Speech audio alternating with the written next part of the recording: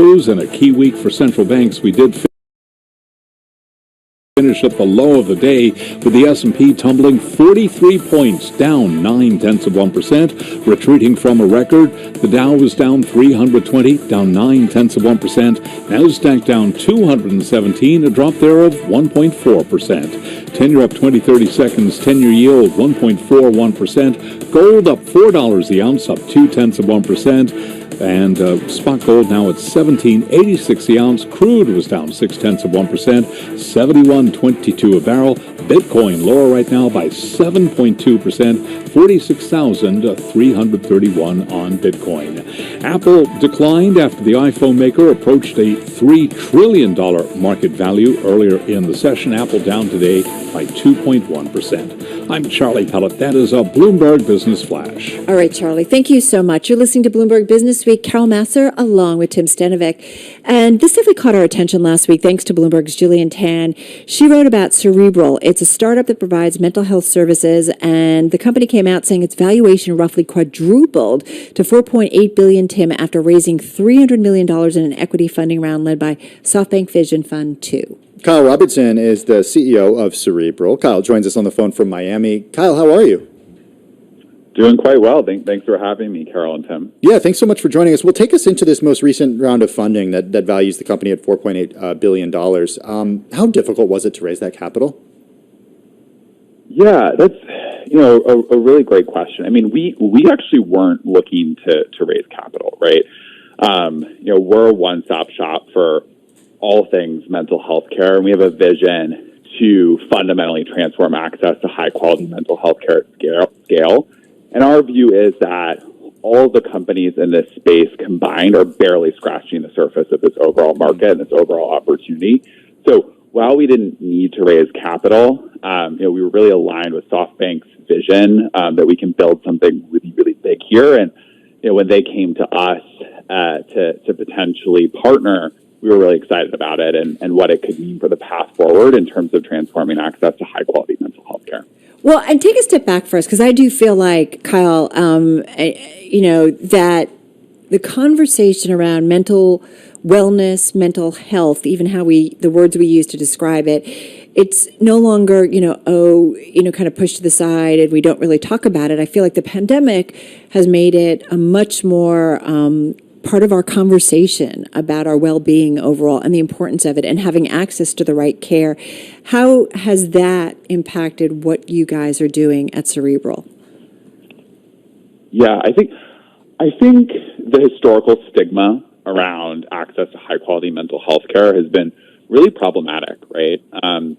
You have millions, really tens of millions of Americans who historically have suffered from mental health challenges, and the vast majority of them haven't gotten the help that they deserved and needed, right? And I think that the pandemic, coupled with a cultural shift and recognition that anyone can face mental health challenges and there shouldn't be a stigma around it, has been really powerful. And so I think, Naomi Osaka, the famous tennis player, as well as Simone Biles, who's now our chief impact officer at Cerebral, coming out and saying, hey, I'm not okay, right? I can't continue doing this. And seeing public figures like that say, hey, it's okay to not be okay and it's okay to get the help you deserve and need has been really, really powerful from a destigmatization perspective. And that's really a big part of our mission at Cerebral is destigmatizing access to high-quality mental health care so that everyone will get the care they deserve and need. Hey, so we're really excited. Go ahead. No, and what I was curious about is, so Kyle, what's your approach?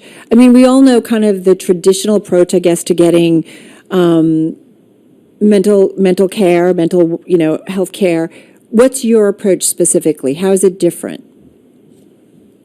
Yeah, so I think for us, it's really about building the one-stop shop for high-quality mental health care. So whether you need, wellness, meditation, clinical care, whether that be medication management, therapy, counseling, being able to access that from home, right, via telemedicine is really what Cerebral is fundamentally about, and unlocking supply of clinicians in lockstep with demand such that we can take wait times from traditional wait times of 2-3 months to quite literally minutes, right? So we have something called instant live visits, where we're able to know exactly how many clinicians we need at a given time, with what licenses, with what specializations, such that a client or consumer of behavioral health care can come onto Cerebral, sign up, and actually be seen by a licensed clinician within 15 minutes. That's really unheard of. And go ahead. And Kyle, it's all telemedicine, right?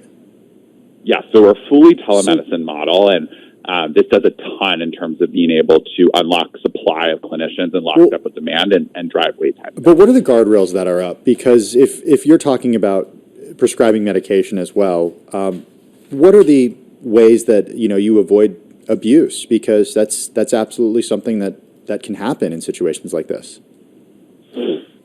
Yeah, I think one important thing to think about, right, is the distinction between telemedicine and in-person care, right? And I think historically there has been a bias against telemedicine, despite the fact that all of the clinical research supports that telemedicine outcomes are equal or actually better.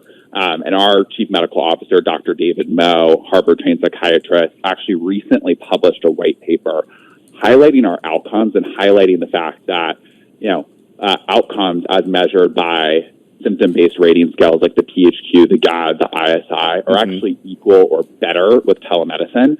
So there absolutely need to be guardrails in place, and there absolutely are for Cerebral and other telemedicine organizations. But I think it's important, this recognition supported by clinical research, that telemedicine actually leads to equal or better outcomes, and most importantly, better access to care. Yeah, you do wonder, and I think this has certainly been one of the conversations that we've been having over the last 18, 19, 20 months about, people who haven't been able to access mental health care, and that by going virtual, it's really opened it up to a lot of people. Hey, Kyle, sit tight. We're going to come back and continue the conversation. We have been talking with Kyle Robertson. He's the founder and CEO of Cerebral, and we'll continue talking about it in their latest fundraise. Because what I do wonder, too, is, what's the plans for growth? Partnerships, obviously, a big part of what they are doing and their growth going forward. I also got to ask about licensing, because this stuff is different on a state-by-state basis. So do you have to match potential patients with providers who are in that same area? It's a good question. But this idea about the guardrails, I think, is really important, because you want to make sure people are being diagnosed correctly, and sometimes that is something that face-to-face can be really crucial. All right, we're going to continue with him in just a moment.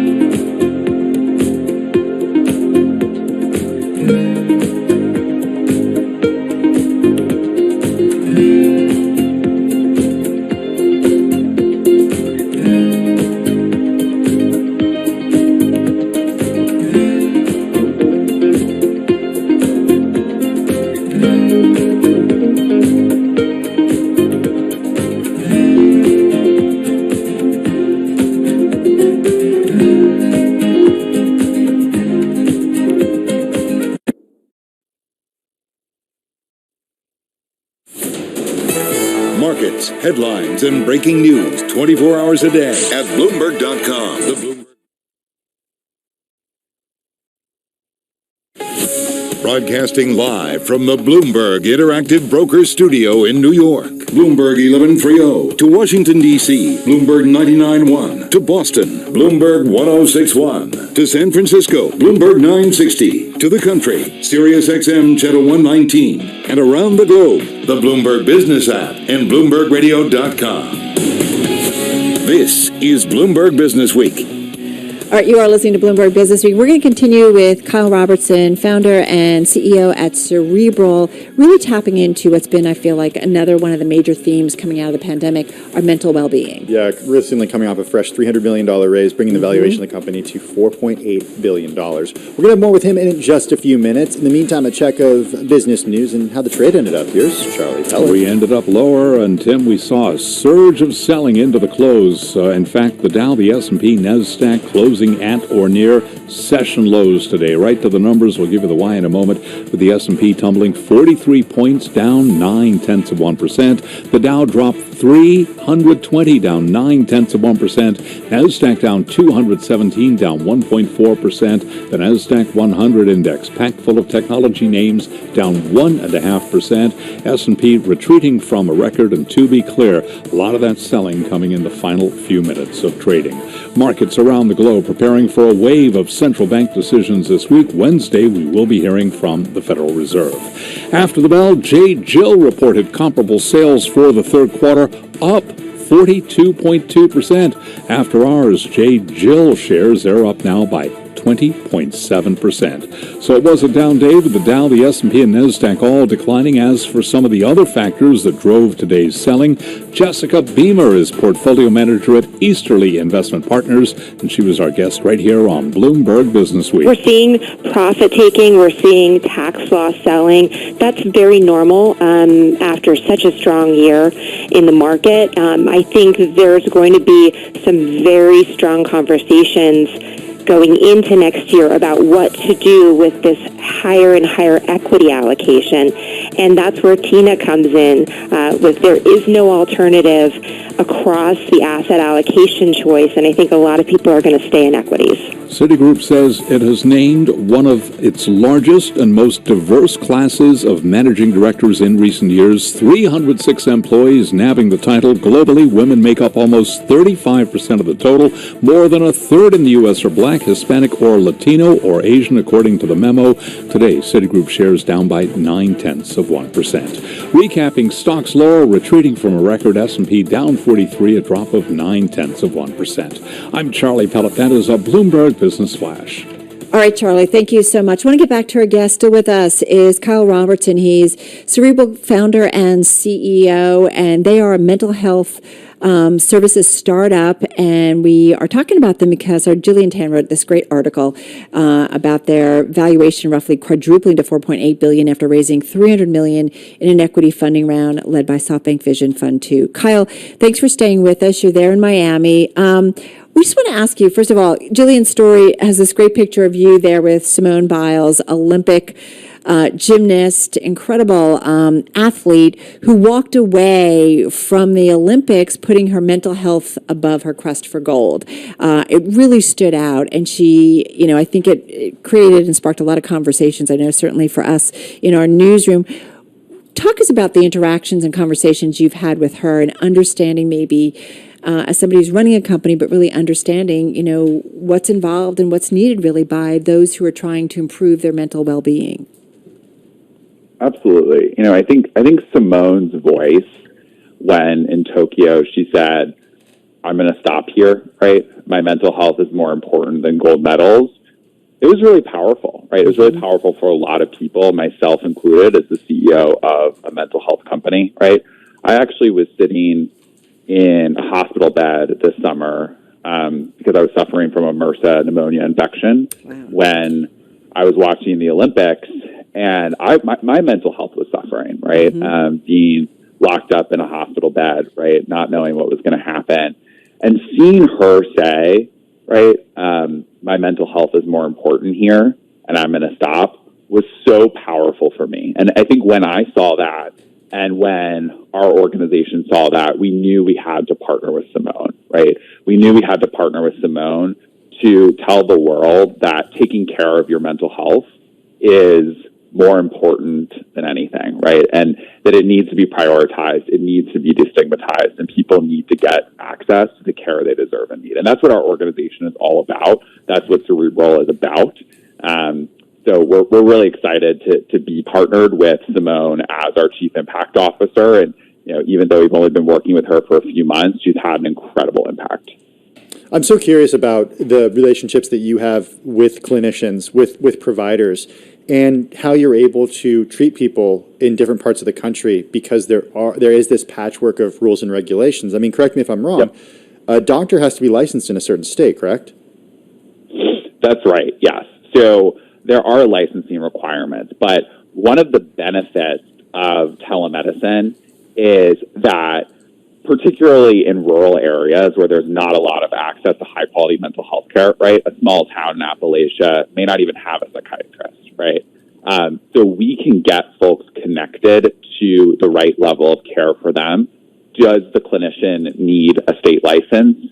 Generally, the answer to that is yes. However, our clinicians are largely cross-licensed across multiple states. So they may not have to sit in the same state that the patient that they're providing care to is sitting in, right? But they do have to be licensed. That said, there isn't a movement today towards universal licensure. Right. And, we believe that it is a positive movement and that it would be good for society, right? Because it is a lot more efficient. And there's no reason that with the proliferation of telemedicine that a clinician who's licensed in California but not licensed in New York or Georgia shouldn't be able to provide care to a patient there, right? So it's definitely something we believe in, but we do take advantage of licensing clinicians up in states that they're not physically domiciled in today. Kyle, you have more than 23 clinicians signed up, according to Jillian's article that she wrote about your fundraise. Are these clinicians working full-time for Cerebral, or are they doing this as kind of a side hustle in addition to seeing patients in person, perhaps, or using other telemedicine platforms? Yeah, so 2,300 clinicians to clarify there, but absolutely our clinicians are a mix. So we have over 2,300 clinicians across the country. They're a mix of full-time and part-time, and that's intentional, right? Because we want to meet the clinician where they're at and to be able to help them fill in their schedules as needed, right? Some clinicians want a part-time situation, right, where they can get supplementary income, where they can work from where they want, when they want. some folks want to work part-time in general, right? Others do want to work full-time via telemedicine. So in short, it's a variety. Our average clinician works over 20 clinical hours a week with us, so it tends to be fairly involved with our clinicians. However, there is a variety of structures. So where do you see it all going ultimately? I know you've got partnering or partnerships with Cigna and Anthem. My understanding, and just reading in for our time with you today, is that you are looking to be an in-network resource for, I think, all insured Americans by the end of 2023. So what exactly do you mean, and how do you get there, and will you get there? Absolutely. So I think that's an incredibly important question. A year ago today, we were not in network with any of the insurance carriers, right? We launched with Cigna in January of 2021. We now are working with Aetna, Cigna, United Health Group, Blue Cross Blue Shield, Medicare, et cetera, right? Mm-hmm. And our vision, to your point, is to be in network with every health plan in every state, such that regardless of your insurance carrier, regardless of your geography, regardless of your income level, regardless of your race, you can come to Cerebral and get the care you deserve and need, and it's affordable, it's fast, it's convenient, and it's high quality, right? That's the vision for Cerebral, and we have the right team in place to get us there, and fortunately, I think regulators, clinicians, patients alike are recognizing the need for high-quality care that enables patients to get the care they deserve and need when they need it, right? So that's what we're focused on as an organization. Yeah, no, it's pretty, and it's really pretty astonishing, everybody that you're hooking up with in terms of the healthcare system. We're talking with Kyle Robertson, Chief Executive Officer at Cerebral, on the phone from Miami, and this is certainly one of the big topics of the year. Hey, Kyle, help us understand what exactly. Do we have time, actually? Yeah, I want to make sure we have time for you, Kyle. Help us understand how you expand here geographically, because I know a big part of this is working in the United States and the patchwork of regulations state by state. But how do you have your eyes on international expansion? Really important question, right? Because mental health challenges don't discriminate by geography or nationality, and unfortunately, access is really challenging across the globe, right? So we are in all 50 states of the United States and working with a variety of different health plans as well as government programs in the U.S., but we recently launched in the United Kingdom, right, and won our first contract with the National Health Service there, right? The idea being that by starting to work with single-payer systems like the NHS, we have a roadmap to grow and expand in Europe, right, where there are a lot of single-payer systems. So in short, what I would say is that mental health access is a huge challenge, not just in the U.S., but globally, and we absolutely have global ambition, which is why, within a year and a half of launching in the U.S., we launched our first international geography being the U.K. So definitely a big priority across Europe, across Asia, across South America, and definitely a focus moving forward. Hey, Kyle, just got about 30 seconds left here. The capital raises, what are you going to use the money for? And is the plan also to go public? Just quickly. Yeah, absolutely important question. For us, it's about building the one-stop shop for high-quality mental health care. So that means all products, all conditions, so expanding into more wellness products like meditation, expanding into new conditions like substance use disorder, like schizophrenia, and really being that one-stop shop for payers, consumers of behavioral health, clinicians alike. That's a big focus for the fundraise, as well as continuing to expand our payer partnerships, expanding globally, and really leveraging data science more and more as we grow. All right, we'll have to get back to you about going public if that's part of it too. Kyle Robertson, Chief Executive Officer, founder of Cerebral, joining us on the phone from Miami. This is Bloomberg.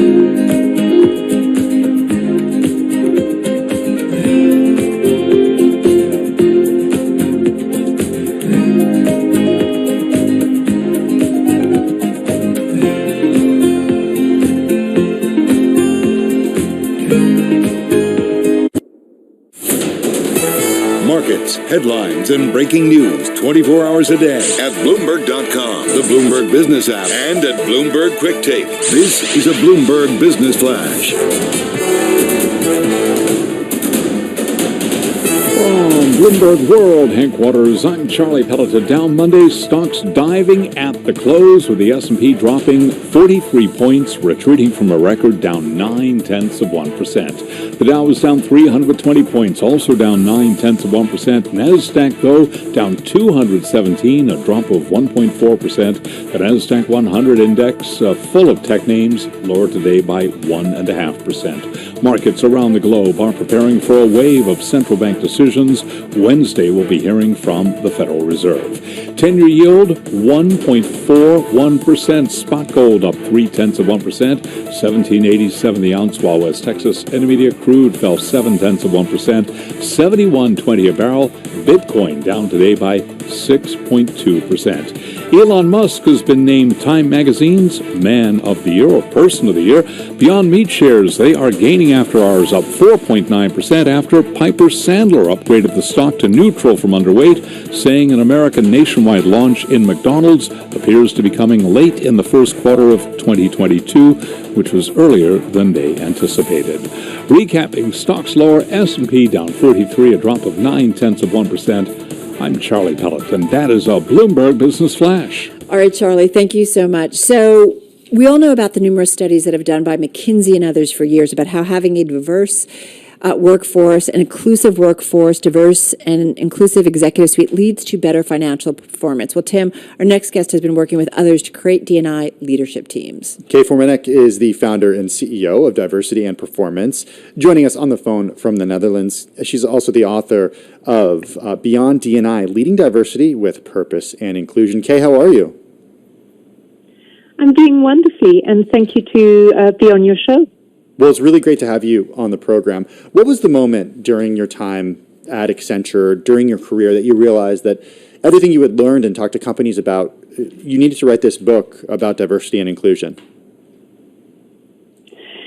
Yes.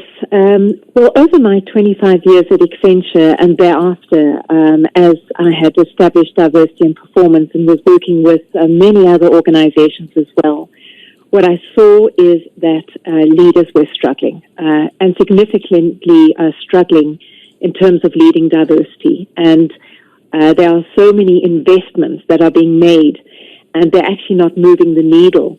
What is occurring is that you're getting people who are feeling quite cynical about diversity, anxious about diversity. And what I saw is that many leaders actually wish to lead diversity, but they're just not confident how. What is the process? What are the things that need to be done? So this book is really inspired to create a way forward and look at diversity not as a soft issue, but really to create an opportunity for leaders to run diversity like a business.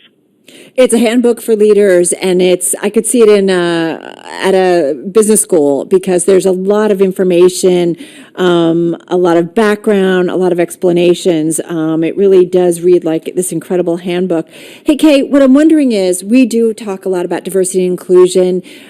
We have a gender index here at Bloomberg. We track a lot of things. What's the wrong conversation that we've been having, maybe not just Bloomberg, but just the world at large about D&I? What's the right conversation to be having? Yes. So what I see, and just building up to your question, is that what I'm trying to do is answer the question, the why, the what, and the how of diversity. So you're very right when you say it's a handbook. And what I find when I actually am working with organizations, and I say to a leader, so why are you pursuing diversity? And the reply is, well, you know. And I said, no, you need to be very specific. And I think where it goes wrong is that very few leaders are really able to articulate why diversity is essential for their mandate as an organization and for their transformational journey that they're on. And if you're not able to articulate why diversity is important for that, then it is difficult to work backwards and say, so what diversity dimensions am I even referring to what is the level of ambition and capability that I need, and what are my gaps currently. So I think the issue is that we are starting to measure things on diversity. Usually that is being measured within the industry, and we're not really connecting it to the strategic narrative. And what the problem that it presents is that you have diversity occurring a little bit in a vacuum. People start taking diversity seriously if a leader is able to say, diversity is critical, and if we do not have it, this is going to be the implication. And because it is so important, it is going to be attached to these type of strategic goals. And as a consequence, these are the investments we're going to be making. This is how I'm going to be evaluating my leadership team in terms of their contribution. And these are the capabilities that we need to build.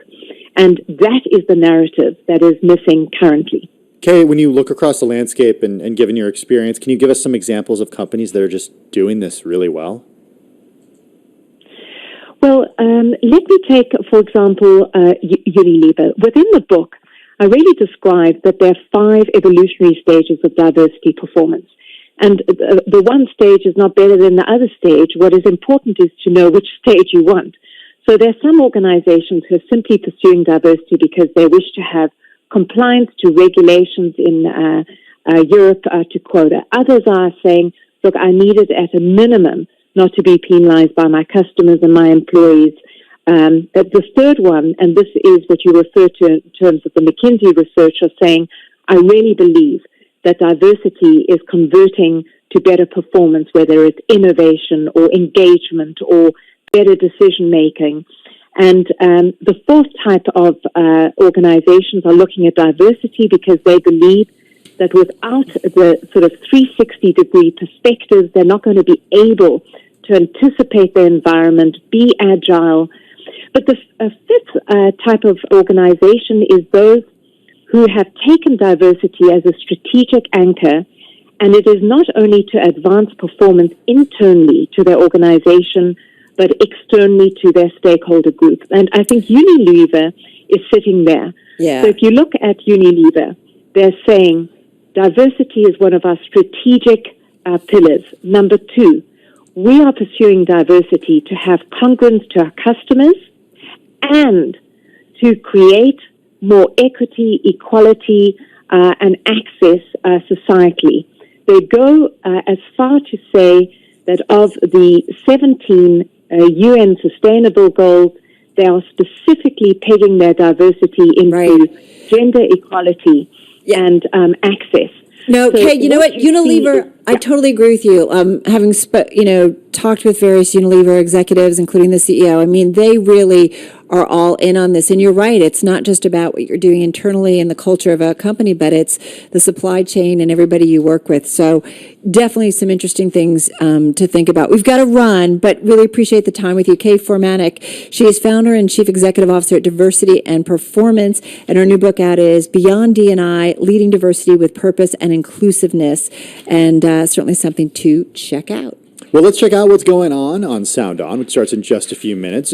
Joe Matthew joins us now from Washington, D.C. Joe, what's on the agenda? I miss you guys. I just got 1 minute in the studio with you, and I think about you all the time. Oh, thanks. What can I say? It was fun to be there. Well, I'll be back. Mutual. I promise you I'll be back. We have so much to talk about today because these are the waning moments of the year in Washington.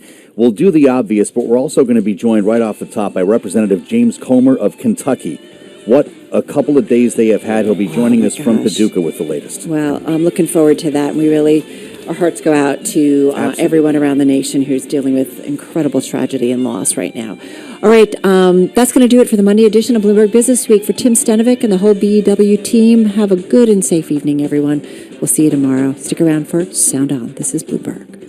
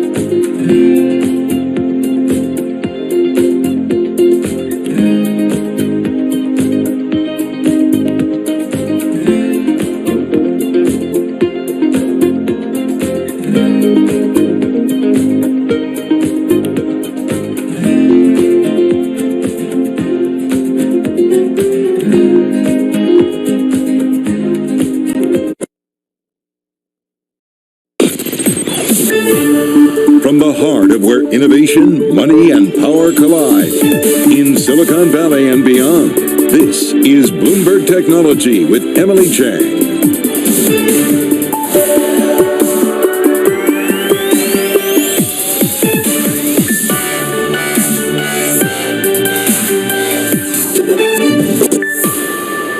I'm Emily Chang in San Francisco, and this is Bloomberg Technology. Coming up in the next hour, a deadly collapse at an Amazon warehouse puts a spotlight on the company's cell phone ban. Now a federal investigation has been launched. We will have all the details. Plus, Apple's biggest one-day decline in 3 weeks. Now that $3 trillion market cap looking a bit farther away. Will we see it in 2021? We'll debate. And just like that, Peloton responds faster than Carrie Bradshaw. How the connected fitness giant is firing back with a Sex and the City spoiler. We'll get to that in a moment, but first let's get a look at the markets. The week starting with tech stocks leading declines and crypto taking a hit. Our Ed Ludlow here with the latest. Ed, take it away. Yeah, I don't want to bring the mood down on a Monday, but we're really in risk aversion mode. You can see all that red on the screen. The NASDAQ 100, that really tech-heavy index, down 1.5%, the most in around 10 days. And really the biggest pressure was on the mega cap tech stocks. You see that reflected in the NYSE FANG Plus index, down 2.7%. Big names like Apple, of course. Apple 3 trillion, not quite on Monday, I'm afraid, Emily. And semiconductors getting in on the act, down 2.5% as well.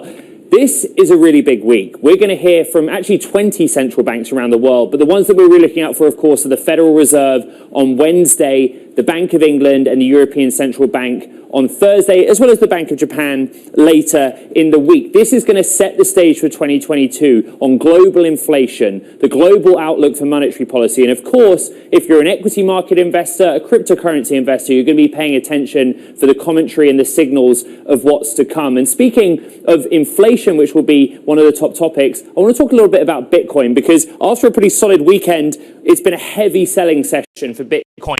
On Monday, we're now down below $47,000, and we're hovering around Bitcoin's 200-day moving average, which is $46,720 per token. We've kind of been monitoring that as a key technical level where we could either see a bounce back or see continued declines. But again, there was this idea that Bitcoin's an inflation hedge. Well, inflation's pretty high globally, and no one's really buying Bitcoin, it seems. Finally, let's look at some of those specific stock movers. Curiously, one mega cap tech stock up big on Monday, Meta, the Facebook parent. Not sure why, but it's having a pretty decent day compared to its peers. You can see Tesla down 5%, Apple nowhere near 3 trillion, not happening on Monday, and Amazon also down 1.5% under pressure as well. Emily. All right, Ed, thanks much.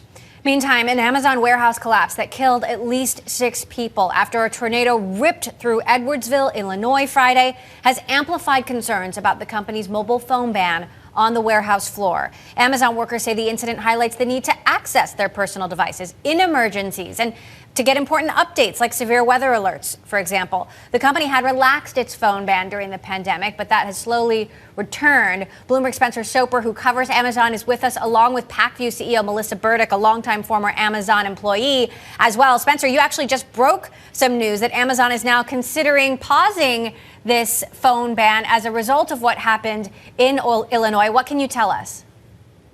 Yeah, so this has been moving really quickly. And what we know is that Amazon's plan was to resume this phone ban in January.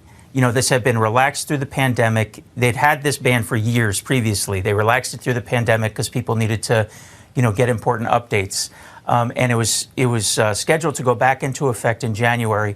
And what we were told is that, you know, from multiple people in different facilities in different states, was that some managers were actually resuming the ban already.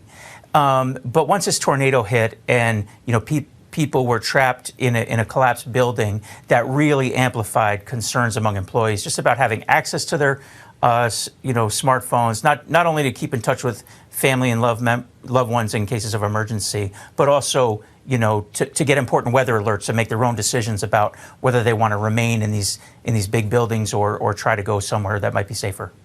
We also know now that OSHA is investigating. They've had investigators on the scene since Saturday. Do we know that in this particular warehouse, whether or not workers could use their cell phones or not, or did they have to check them at security like they have had to in the past? So Amazon's saying that the policy right now today is still that all employees and drivers can have access to their phones, and we don't have anything indicating that workers at this particular facility didn't have their phones. OSHA is investigating, which is to be expected. 6 people died in a workplace, and it could be months before we hear anything back from them. What they're going to be looking for is what kind of training did Amazon do about tornado risk? What kind of shelter area did they provide? These buildings are big and wide open, and so they generally are engineered with some area that's beefed up structurally where people can duck for cover in a tornado, which looks like happened in this case. But I imagine OSHA is going to be checking to see how prepared they were for such an emergency. Melissa, what's your take on this story as someone who worked at Amazon for many years? Obviously, this is a devastating tragedy. It seems to be still unclear, the exact details of what employees had access to on the ground. But what do you make of this? Yeah, I mean, it's first of all just a terrible thing that happened, and in terms of what I make of it, I'm sure that Amazon will restructure policies. They'll take a deep dive into what happened and how they can improve things for go forward. Obviously, they would not have wanted this to happen, and so this might change policies for the better. Spencer, Jeff Bezos did tweet earlier saying the news from Edwardsville is tragic. We're heartbroken over the loss of our teammates there, and our thoughts and prayers are with their families and loved ones. That same day, he's getting criticism. He was celebrating another successful Blue Origin flight. What else is Amazon saying about what happened here and the criticism about what more they possibly could have done? It's still pretty early on that note. I mean, there have been tweets from different executives, the obligatory thoughts and prayers tweets from different executives. Some workers have said that, they obviously had to close the facility. There's another facility across the street that they had to close just to provide access to the parking lot for emergency crews because there was such a big response. There was access to counseling services from some of the employees nearby that I've talked to. And they made this commitment to support. There was actually a press briefing over the weekend with the Illinois governor, and they mentioned that. And there wasn't a lot of clarity around that, but Governor Pritzker in Illinois was just saying we hope that they follow through on that. And you've been talking to workers, Spencer. What are they saying to you about their fears about not being able to use their phones, whether or not it's in an emergency like this or on a regular basis? Well, there's just a lot of distrust. Workers will say, maybe something happened to their kid at school. This is back when the ban was in place, and it could take hours for someone to call that warehouse and get a message to this person. So it's really not designed for people to get critical information from the outside world, which is why the employees, feel like their phones are so valuable, and all this, to them. And all this situation has done is reiterated that, especially with like critical weather alerts and that sort of thing. Workers don't necessarily trust Amazon to keep them informed about the risks outside, and they prefer to, have direct access to that information and make their own decisions for their own safety. All of this happening against the backdrop of some Amazon workers in parts of the country trying to unionize, Melissa, which I assume would give them some more control over issues like this. I mean, do you think that Amazon workers, especially warehouse workers, should be part of unions, that would better help protect their rights? I think that the workers in general just need to make sure that they can be safe and work in a safe environment. Is it unions? Is it Amazon being more responsive? I mean, there's a shortage of workers in general. So if Amazon and other places want to keep people, they're going to have to improve policies to be able to retain and make sure that they're safe. So whatever that mechanism is, that's what's going to need to happen. And right now, workers have a lot of power because there's not enough of them. So hopefully, think policies will change for the better in general for these guys, for these folks. And, in your experience, do you believe that the criticism of Amazon and how it treats its workers is fair? I mean, this is a company that, is focused, it sounds like, they say they're focused, almost exclusively on customer happiness. But what about worker happiness? Do you believe that Amazon focuses on that enough? Melissa? Oh, sorry. Not being on camera, I can't see you. That's a really hard one to say, not being an actual worker, not being in the position of their shoes to understand the day in, day out of, how well people are being treated. But, like I said, I think that times are changing. There's been a lot of information about Amazon increasing people's compensation because it's harder to attract them. But they're also going to have to treat them, make people feel safe and happy in their environment. So, without having walked in their shoes, it's really tough to answer that question. But, that's just through public outcry that we can hear these things. All right. Well, certainly our hearts go out to all of those workers and their families. Melissa Burdick of Packview, former longtime Amazon employee, and Bloomberg Spencer Soper, who covers Amazon for us. Spencer, we're going to continue to watch your reporting. Meantime, Time magazine has named Elon Musk its Person of the Year. The publication wrote that few people have had more influence than Musk on life on Earth and potentially life off Earth as well. The announcement caps a run in which Musk solidified his standing as the world's richest person and turned his one-time electric car startup into a $1 trillion company. Coming up, Apple's run to $3 trillion. Stock market value falling short. Shares down. When will the company hit that historic valuation? Will it? We'll discuss next. This is Bloomberg.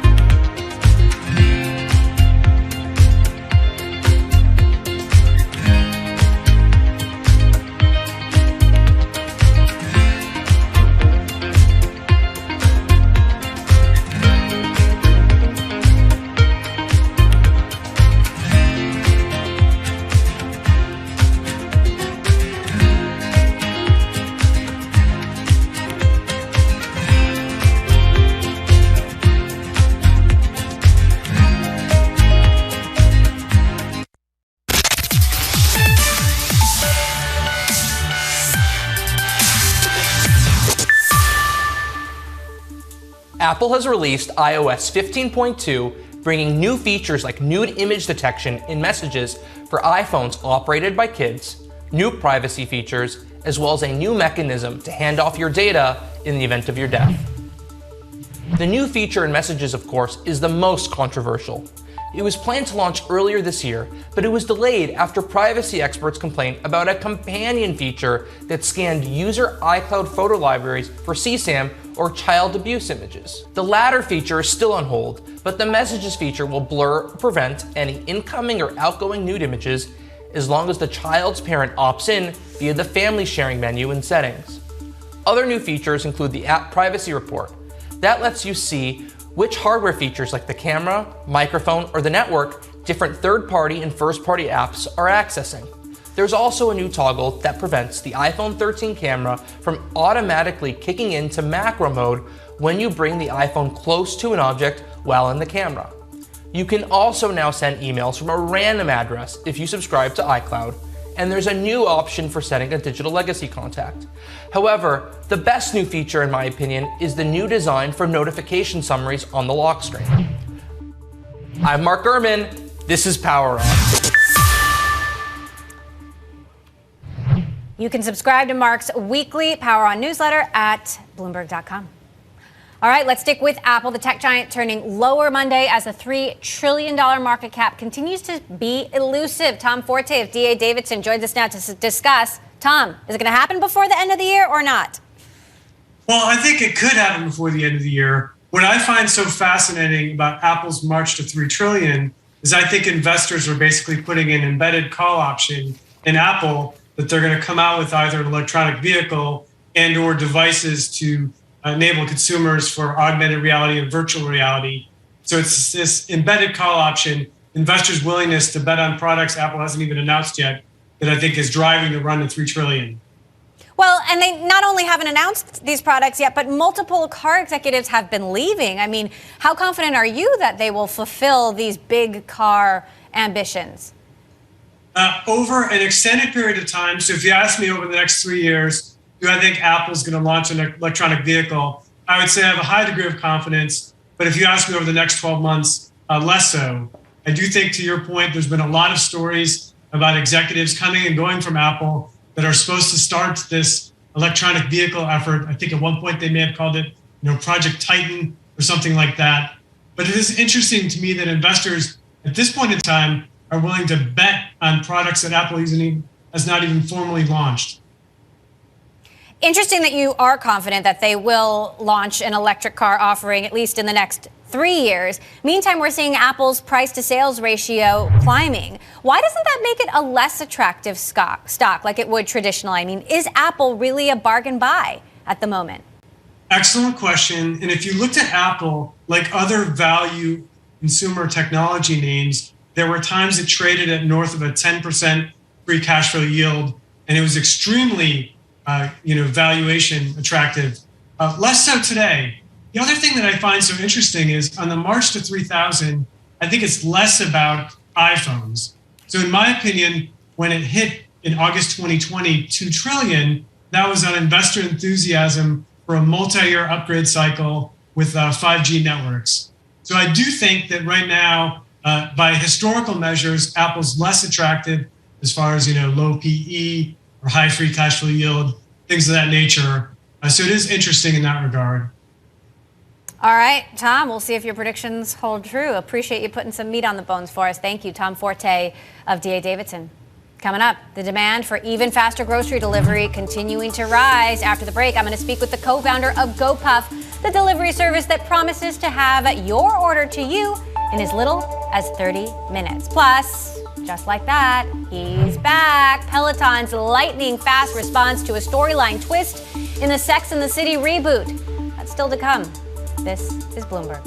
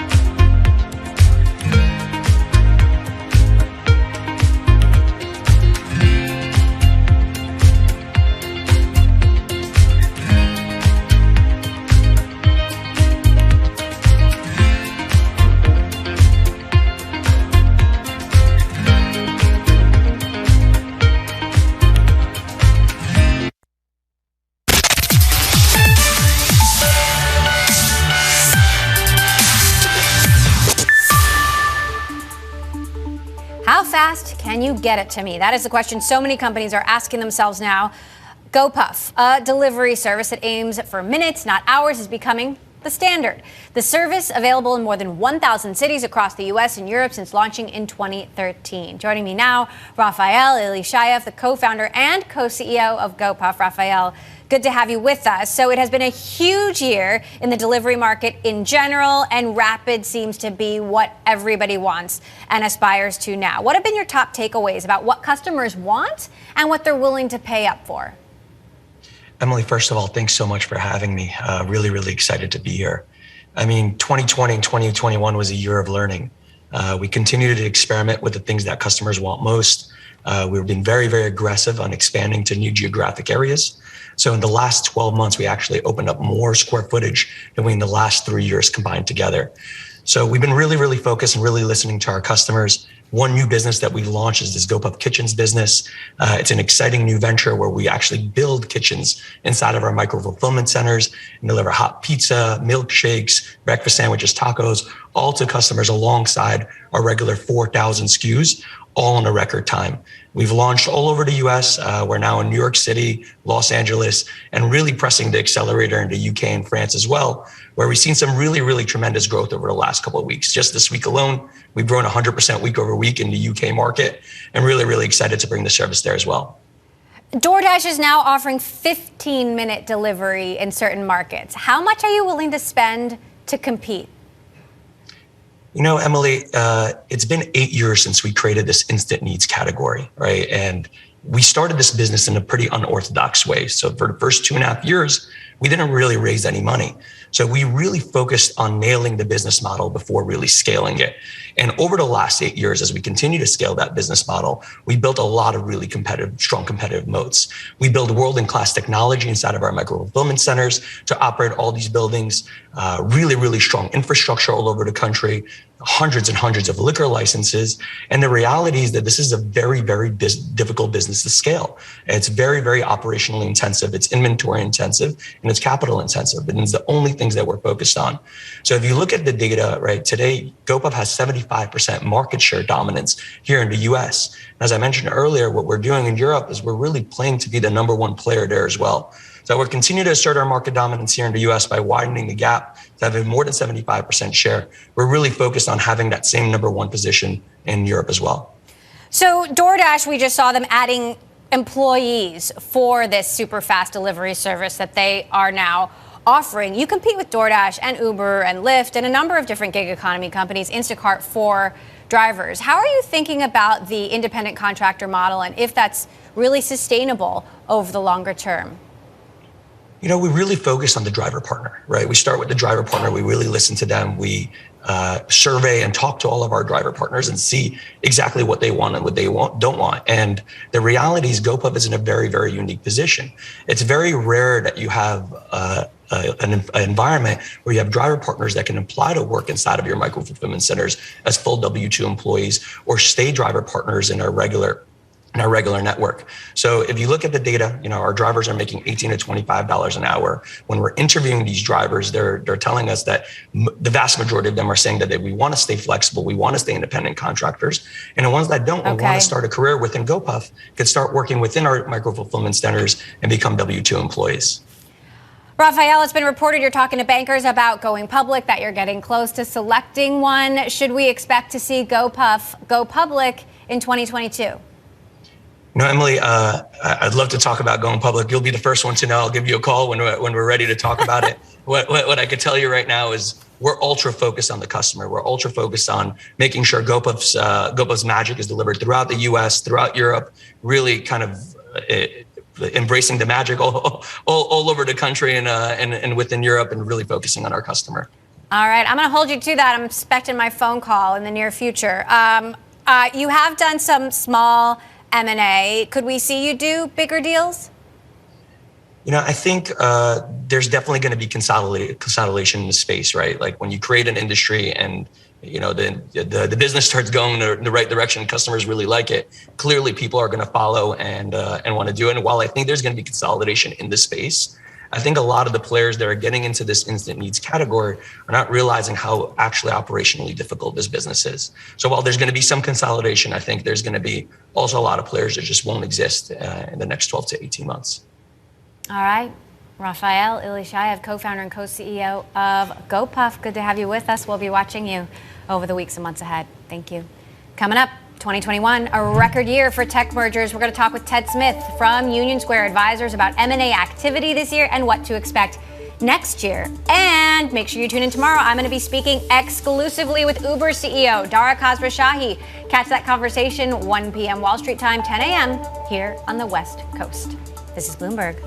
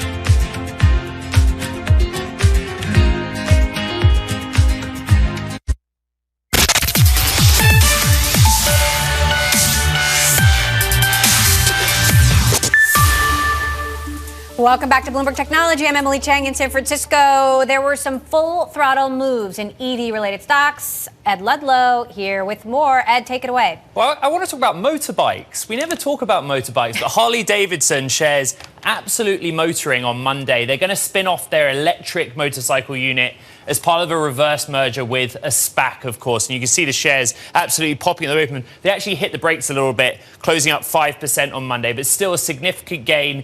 This is Livewire, the electric motorbike unit. and it's going to be with a SPAC called AEA Bridges Impact, valuing the joint entity just below $2 billion, raising $545 million to help those electrification efforts, and Harley-Davidson gets to retain a 74% stake. So really interesting to see that EV first mover advantage in the motorbike space. And speaking of SPACs, I'm also looking at Lucid, up 4% on Monday, on a time where a lot of stocks are selling off, right? A lot of pressure. But in Lucid's case, news on Friday that the stock will be added to the NASDAQ 100 as part of the index's annual reconstitution. Of course, the NASDAQ 100 is made up of the 100 and more most valuable non-financial stocks. And a lot of the time, that means very valuable tech stocks. So it's certainly going to be one that we watch going forward. And at the other end of the spectrum, we have Tesla. Tesla's selling off in a really big way, down 5% on Monday. It's actually down more than 20% since that November 4th high of $1,229.91. So it's in a technical bear market.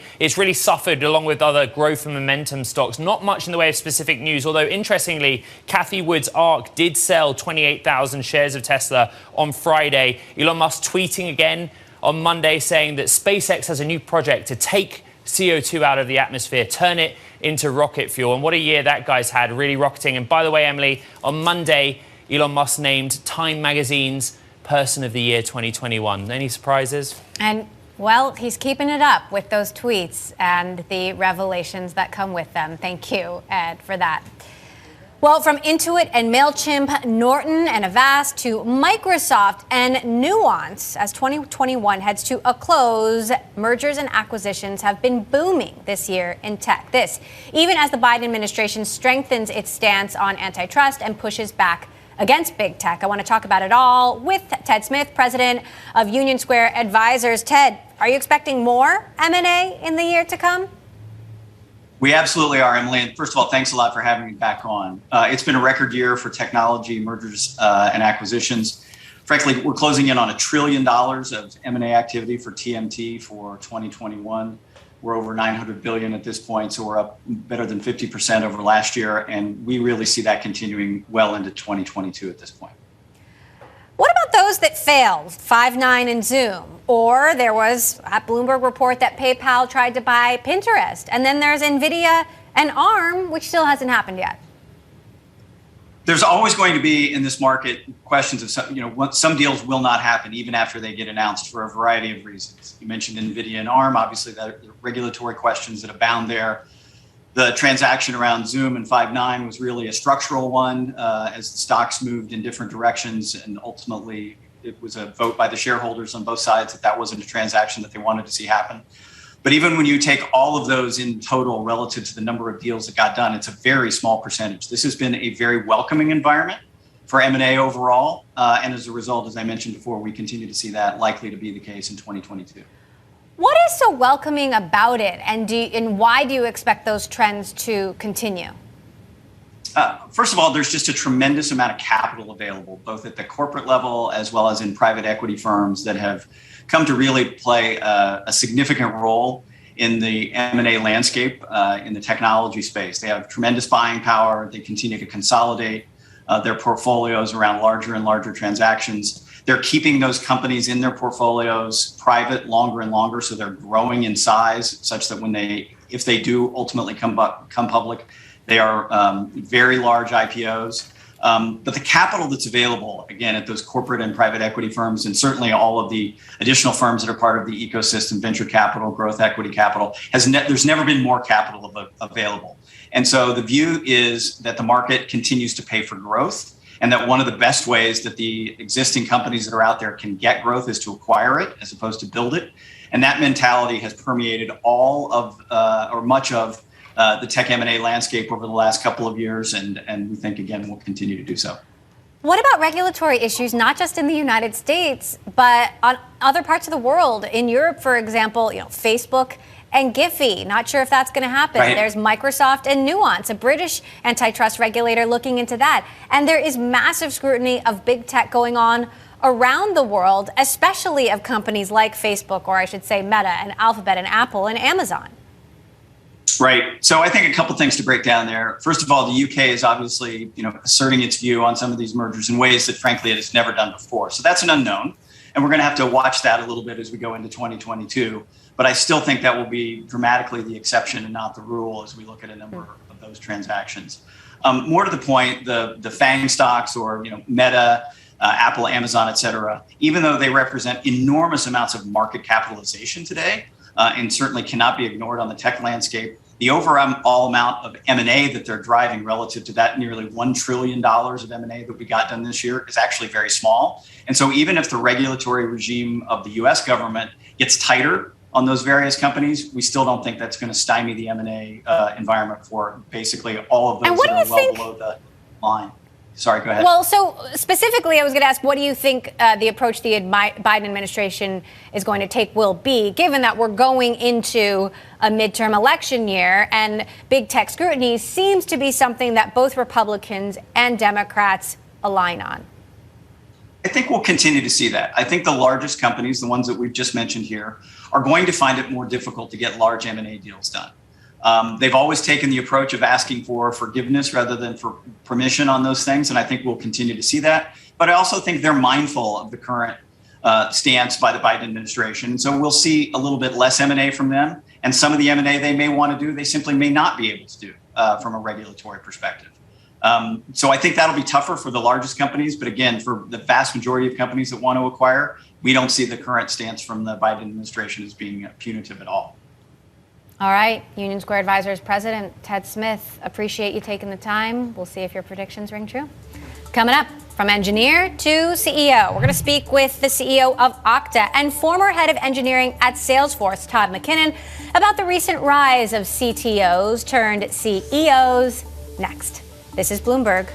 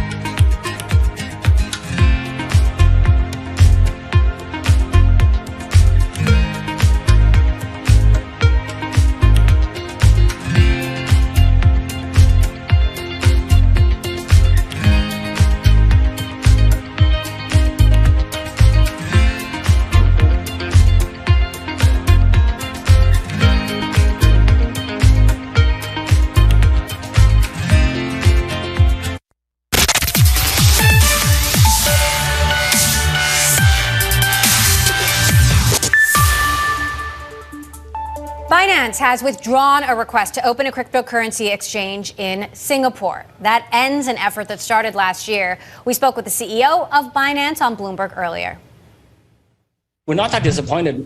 This is the original plan. So we just invested in a local regulated exchange called XG. We usually call it XGX. So this is then we'll have two duplicate things in the run for a small market. So Singapore is a very advanced market and is very pro crypto. We just didn't think we need both applications there, and it's kind of heavy. Binance also will wind down its digital payment token business in Singapore. Meantime, this year has seen a game of executive musical chairs with a wave of newcomers bringing in a technical background. From Salesforce's new co-CEO Brett Taylor, who started out as a software engineer and was, of course, CTO of Facebook, to Jack Dorsey's departure from Twitter with its CTO taking over as CEO. I want to talk about that more with Todd McKinnon, CEO and co-founder of Okta, who worked at Salesforce for many years before co-founding Okta. Todd, great to have you back with us. I'm so curious what you think about this Brett Taylor news. He's now co-CEO with Mark Benioff. Does this make sense to you? It's great to be on Bloomberg Technology, Emily. Thanks for having me. I think it's great for Salesforce, and it's great for Brett, and it's great for Mark. You get a world-class technologist and product person in Brett, and we all know what Mark is. He's legendary in terms of leading the company and vision and evangelizing all the latest, greatest technology. It's a killer combination. And I think as Salesforce thinks about what it's going to do in the decade ahead, as it's going to continue its product evolution and its architecture, it's amazing to have Brett in that seat. Let's not forget, Salesforce had a co-CEO before, Keith Black. It didn't work out. Why do you think chances are better this time? And do you think this paves the way for Benioff to eventually make an exit? I think Mark has said this as well. I can't imagine Salesforce without Mark. He created the company. He's grown it. He'll be there forever. And I wouldn't say it didn't work out with Keith. I mean, they were pretty successful with Keith in that seat. So I think this is just the next evolution of it. When you look at the company, the scale they're operating at, the latest quarter was over $6 billion in revenue. They have a lot of sales to do. They have a lot of marketing. They have a lot of positioning. They have a lot of product and technology to build. And having Brett and Mark in the CEO seats is an amazing combination to do that. Okay, but the Keith Block thing didn't last more than a couple of years. We'll see how long this one lasts. I hear you. We are seeing a wave of departures from MuleSoft. There's a lot of talk about whether MuleSoft can continue to deliver on the numbers that it's seen in past years. What do you make of that? Is that a red flag? I think there's in organizations that are growing and dynamic and companies are coming together, there's always going to be change.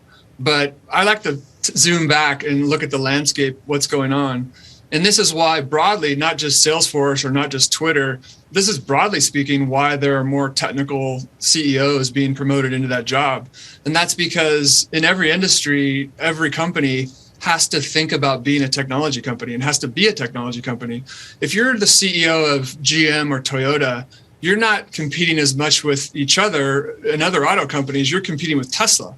If you're the CEO of any e-commerce company or any retail company, you're competing with the e-commerce leaders like Amazon, and those are led by technologists. And I think that as the world moves more into this technology world we're all living through, having a technologist at the helm is a huge asset. We're seeing it not in the companies we're talking about, but in the companies that we serve as customers of Okta. It's a strong trend I see continuing.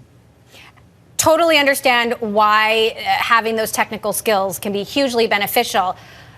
CEOs are also having to deal with major regulatory issues, global regulatory issues. Jack Dorsey is having to decide free speech issues, whether or not to kick the president off the platform. So I wonder if it can be at all a disadvantage not to have that kind of global view of a business.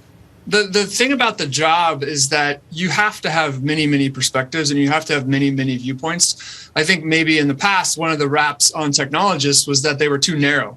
They saw technology only and everything else was at the expense of technology. But all these people we're talking about being promoted into these jobs have a broad perspective on the different challenges and the different opportunities. And they're also good at building teams. Back to Mark and Brett, it's kind of the ultimate team building.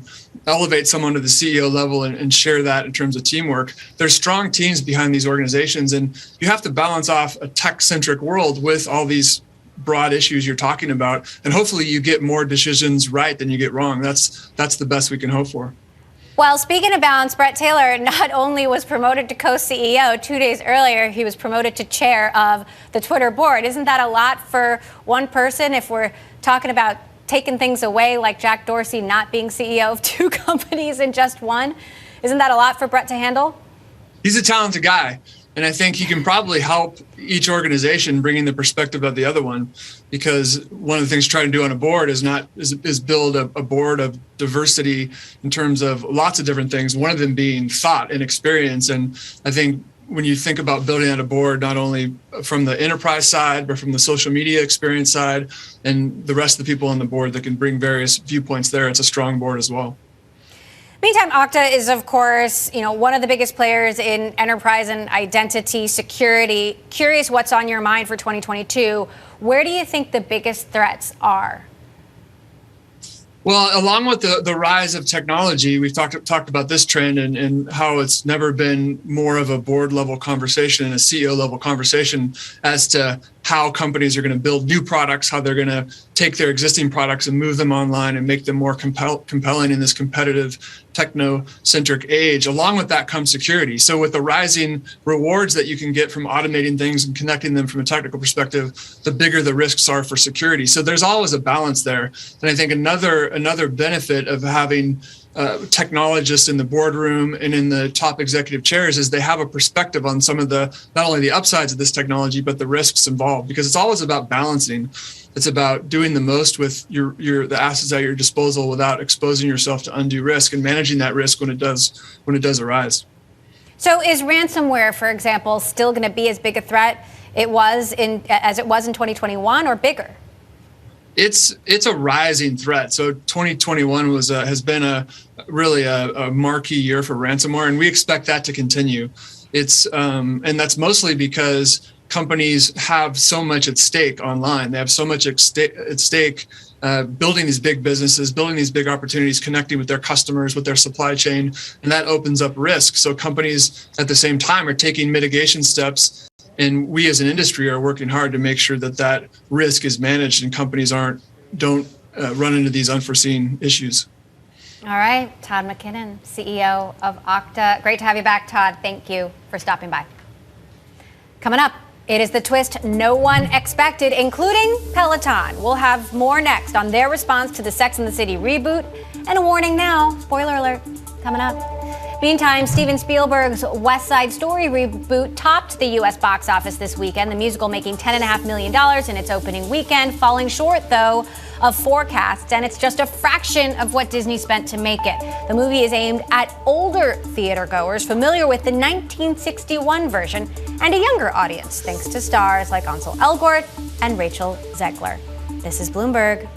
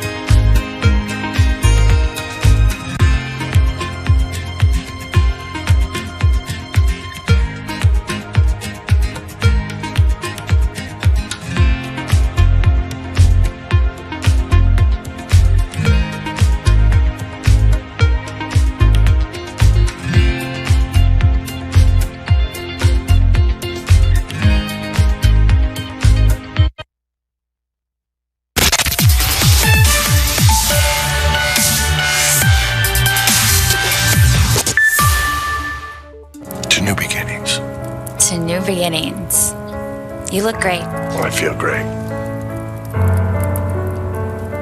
Should we take another ride? Life's too short not to.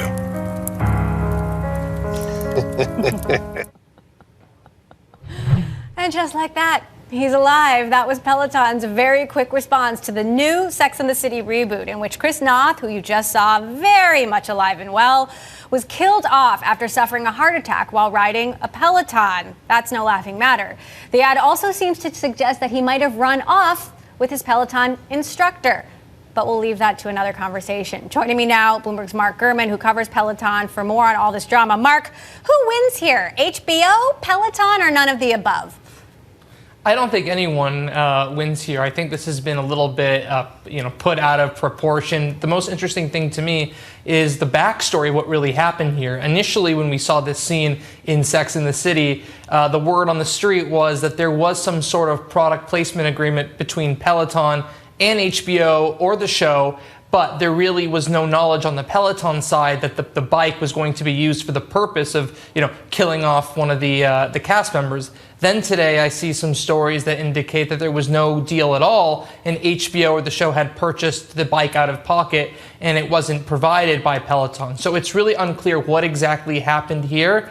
This was, however, I think a good retort from Peloton. I think that anyone who watches TV or entertainment, Hollywood, whatever you want to call it, knows that the person didn't really die in real life. It's just a TV show. So I do think it was blown a little bit out of proportion, but it does show you the potential health hazards for a treadmill. Peloton, though, did, as I understand it, give their instructor permission to appear in the show. And I wonder if that was a mistake on their part, not getting all the details. Yeah, I know. I think that comes down to contracts. What type of employee is this? What were the requirements? Did Peloton do their due diligence or not do their due diligence? Did the instructor know this was going to happen or not know this was going to happen? Why was there no communication between HBO and the show and Peloton afterwards?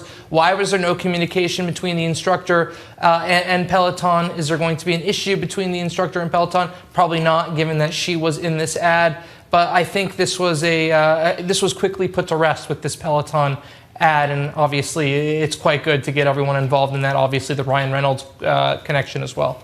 I was thinking maybe Ryan Reynolds or Chris Noth could be the winner here, and then with Chris Noth getting killed off, I'm not sure he really wins if he's not in any of the other episodes. But that said, look, let's talk about how this plays into the bigger Peloton story. Yes, there's a difference between fiction and reality, but as you mentioned, the real potential health risks at a time that Peloton itself is struggling to, maintain those big pandemic forecasts. How does this play into the bigger story? Will this have an impact on the business one way or another? I mean, Chris probably actually is the winner here because he's getting money from both the show and this advertisement. So I agree with you on Chris. In terms of what this means for Peloton, well, this comes several months after we saw health hazards related to their treadmill. Obviously, this situation, I misspoke earlier, this was actually about the bike, but they had the issue where, a child was actually killed. There have been issues with pets and stuff, and young children related to the treadmill. So that still is top of mind for some people, given that the Tread Plus is still not back on sale. And then you have this, show showing, potential issues with the bike as well. I think long term, this is not going to have a negative impact on Peloton because people know or people are aware. And if they're not aware, they should be aware of the risks of any exercise equipment. This obviously has been an issue for years, issues with exercise equipment. So I don't think this is entirely new, and it's just a general part of society and the risk that comes with going to the gym or the risk that comes with using a treadmill or a bike. I also wonder, though, does it hurt HBO? I mean, I watched every single Sex and the City episode. I hadn't gotten to the reboot yet, but now I don't know if I want to. I'm already depressed. Big dies. I don't think it hurts HBO. I saw Succession last night. It was quite good, and I'm looking forward to season 4. I'm not a Sex and the City fan, so I can't speak for that. But they have plenty of good content that I like personally, so I think HBO is still a winner. All right, Mark, thanks for having some fun with this one and us today. Mark Gurman, as always, appreciate it. And that does it for this edition of Bloomberg Technology. Make sure you tune in tomorrow. I'm going to be speaking exclusively with Uber CEO Dara Khosrowshahi. You can catch that conversation 1 p.m. Wall Street time, 10 a.m. here on the West Coast. Then, a bit later on Bloomberg Technology, I'm going to be joined by Kraken CEO Jesse Powell and the CEO and co-founder of Rent the Runway, Jen Hyman, and Initialize Capital.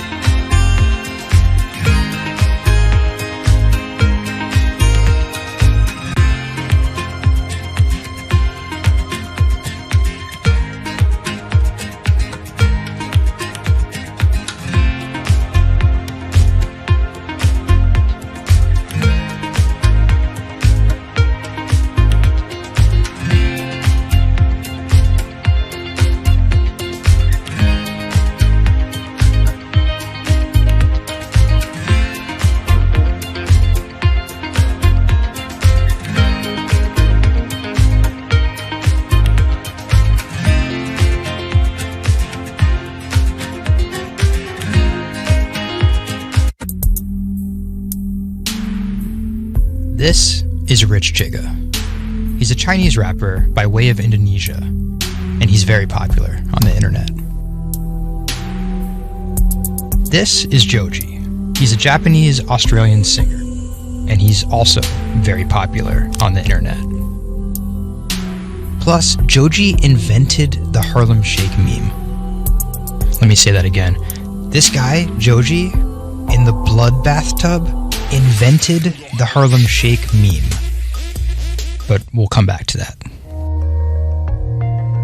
So Rich and Joji are both signed to 88 Rising, an entertainment company hoping to build a lasting global brand that will outlive singular moments of virality. They primarily create content combining Asian culture and hip-hop, a formula that apparently pleases the internet gods greatly.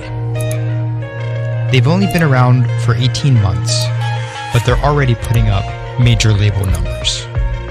I think that we have an unprecedented collective of talent, a group of predominantly Asian artists, really making waves globally, which from an independent point of view as well.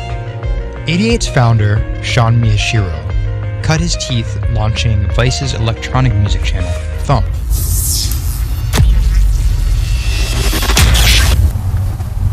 But quickly, Sean became interested in life beyond dance music. I knew that after launching a whole content platform that I have kind of the ability and the know-how to do it again, but for what was the question. So Sean moved to the Bronx to start over and figure it out. He couldn't afford an office space, so he worked out of his car at the top of a grimy parking garage. Everything kind of started here. If you look around, this is my environment. This is my serenity, really. 88 Rising was built here. Built on the grounds of LA Fitness, residence in a parking garage. I was living in the Bronx. I'm just like, damn, where the hell do I go? So I just come up here and I just kind of figure things out every single day. Being like, okay, what the hell is this thing? Coming here was kind of like my own kind of private office, basically. To be honest, I would even go to the bathroom here. I would take pisses here, you know what I mean? It's just too far to go back down there. When I need Wi-Fi, I'd spend a good part of the day at Dunkin' Donuts. Hi, how are you? Can I get a chicken snack wrap? Before 88 Rising officially launched, Sean caught a surprise break in the form of a Twitter friendship with a funny 16-year-old kid from Indonesia named Brian, who taught himself English by watching Rubik's Cube tutorial videos on YouTube. Seriously, that's true.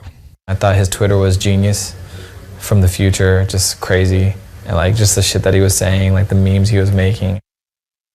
But I didn't know that he rapped or anything like that. I really didn't, and he came up with that stick 2 weeks later. 12 in the morning, pop shells for a living and baby gon' smell blood trail every minute road. Dat Stick was Brian's first ever attempt at making a rap song, and it immediately went viral. Everything was great about it, but the one thing that I noticed is the song was hard as hell. Just everything about it, man. Just it was menacing, bro. Soon after the video dropped, Brian signed with 88 Rising. I'll FaceTime with Rich. Sorry for calling you Rich Shiga on my phone, Rich. Brian, he gets super pissed off that he's saved in my phone as Rich Shiga. He's like, dude, am I not a human to you? What's good, bro? What's good, brother? How you doing? Doing great. I just did a sound check. How was it? It was tight. Hold his thick locks, but you been a bitch, suck a thick cock. So, Brian could definitely rap, but some viewers understandably took offense at a Chinese kid satirizing rap cliches and calling himself Rich Shiga.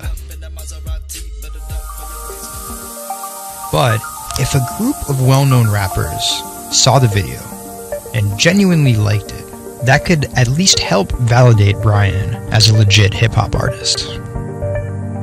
Plus, it could be really funny. It was just kind of an idea that I just had on the spot. Everything that rappers say is better and funnier and smarter and wittier. And it's just more entertaining. We just edited it as tight as possible, put it up, and it really worked. 12 in the morning, pop Yo, this nigga got a pouch on and a Reebok pouch. This is the hardest nigga of all time. You said when you come for a trigger like me. That was dope.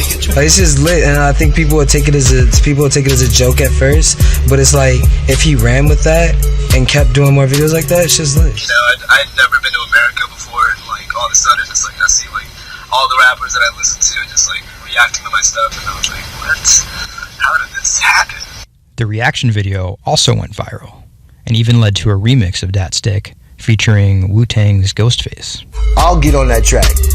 You know what I'm saying? Yeah. Really, on the remix? Yeah. Oh, you know him? And yeah, the remix went viral too. Brian has since acknowledged the misstep in his name and claims he may change it. But for the time being, he's still Rich Chigga to his fans. An ever-growing global audience, hungry for more releases from emerging talent around the world. I didn't know that it was gonna be this impactful and this important to people, and I'm very thankful and blessed that it has.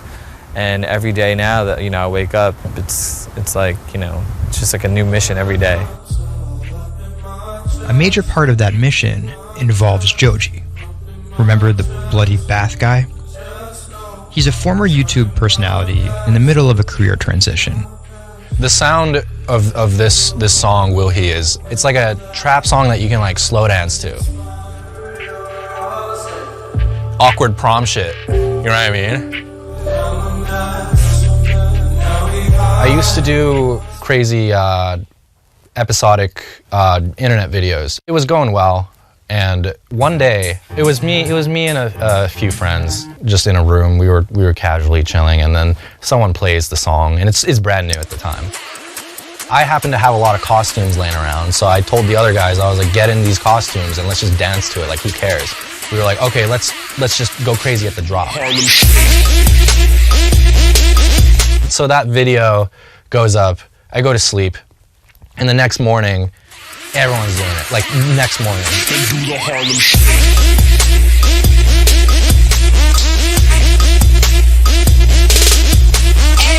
That taught me a lot about the internet, how people want to just be a part of something. And from that point on, something changed, and I was a little better at understanding demographics and people and what they want to see and what they want to hear.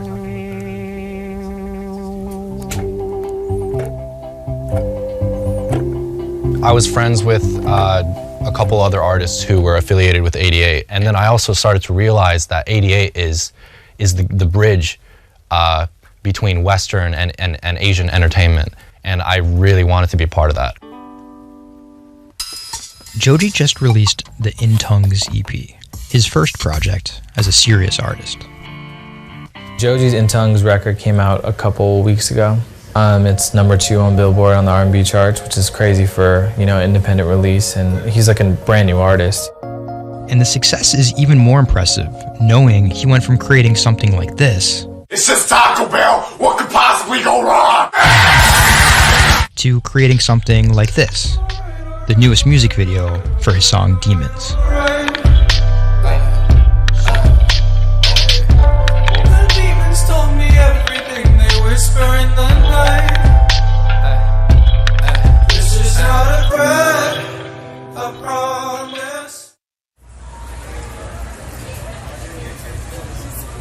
Tonight, Rich Chigga has a show in New York City.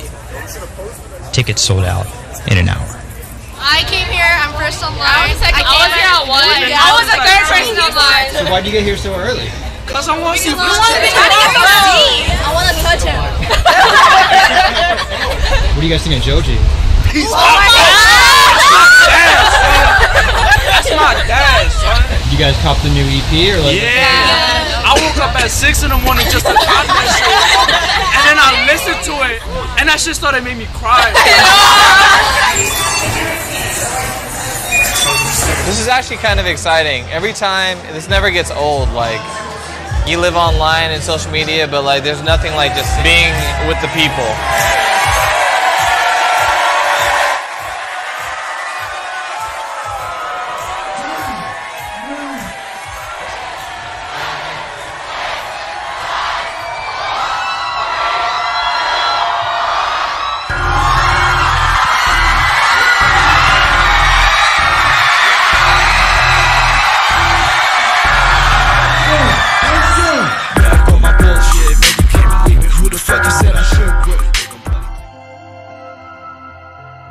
More often than not, viral success happens by accident.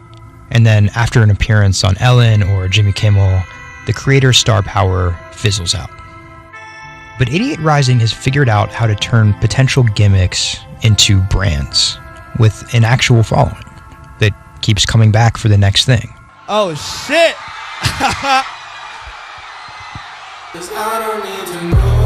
So keep an eye out for 88's next move.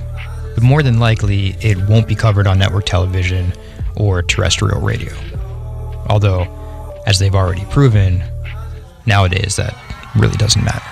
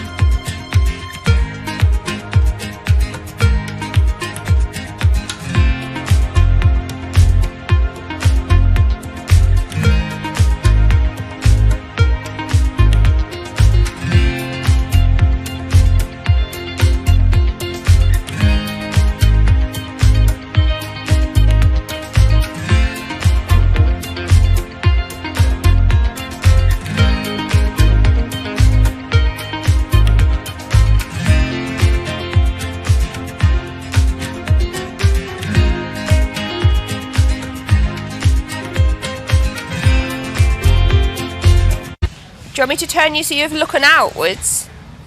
Yes, please. Yes, please? How about there? First time we came out with B, Jade said, it feels like I've been released from prison. Do you want these, missus? Definitely. Definitely. Right. Yeah. And she could say hello to everybody, people she hadn't seen for months. It's Jade. It's Jade. Oh.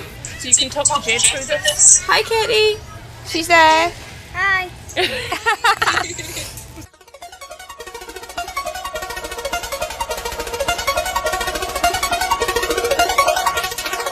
Every time anyone's seen her, they want to know why she's there. And it's kind of the opposite of when you're in a wheelchair and people see you and they kind of go, oh, should I look? I don't know what the right protocol is. When there's a tiny robot with its bright little eyes going around just looking happy everywhere, it really opens you up for conversation. You've got some friends here, look. Hiya. When I saw her for the first time, I remember thinking, this is going to change things. This is one of those points where if this was a book, this would be the cliffhanger.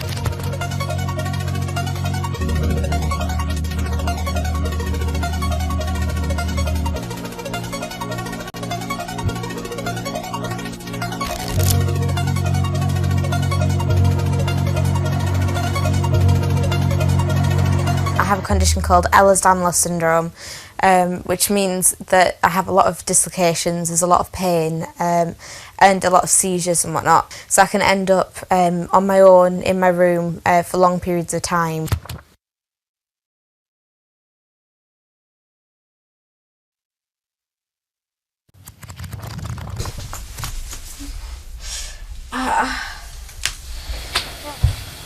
Yeah, my love.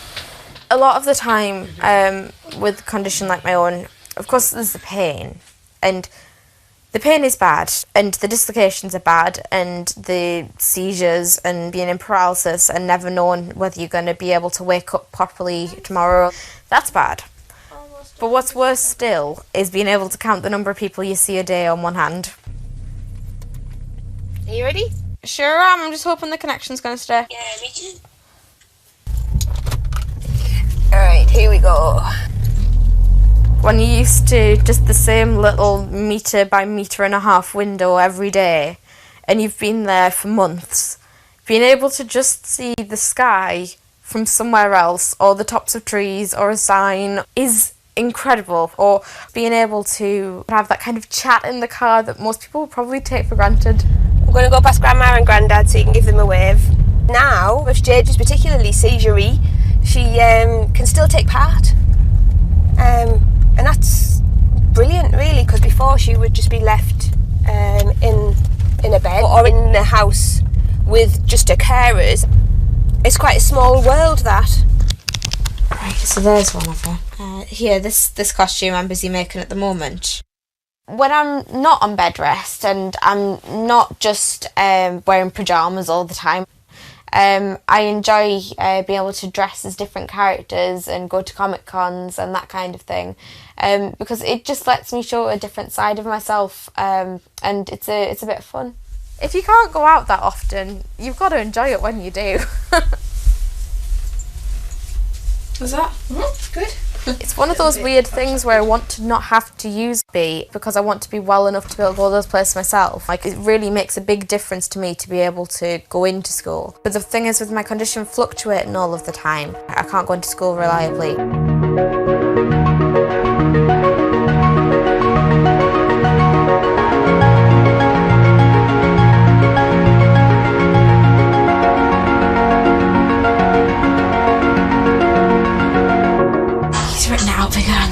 Thank you.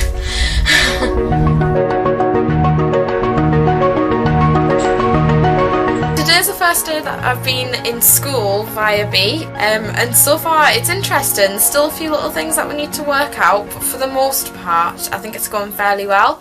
And it's brilliant because I can really tell the difference between today and yesterday. How yesterday I forced myself to go into school when I wasn't very well, and I was really tired afterwards and ended up having loads of seizures, whereas today I've been able to do all of the work. I've been able to keep a clear head and not be ill, which means I'm able to be more focused on my schoolwork. So there is my first step of working, is to simplify root 8. The algebra test is next week. Now I'm trying to make friendships which I'll be able to maintain with B. Before that, I end up letting people down quite often. B gives me hope, yeah. She's just always there. And if I can't do something, she can. And if I need sort of assistance to be able to make commitments, then she's there, and she means that I feel like a more valuable person because I'm more reliable.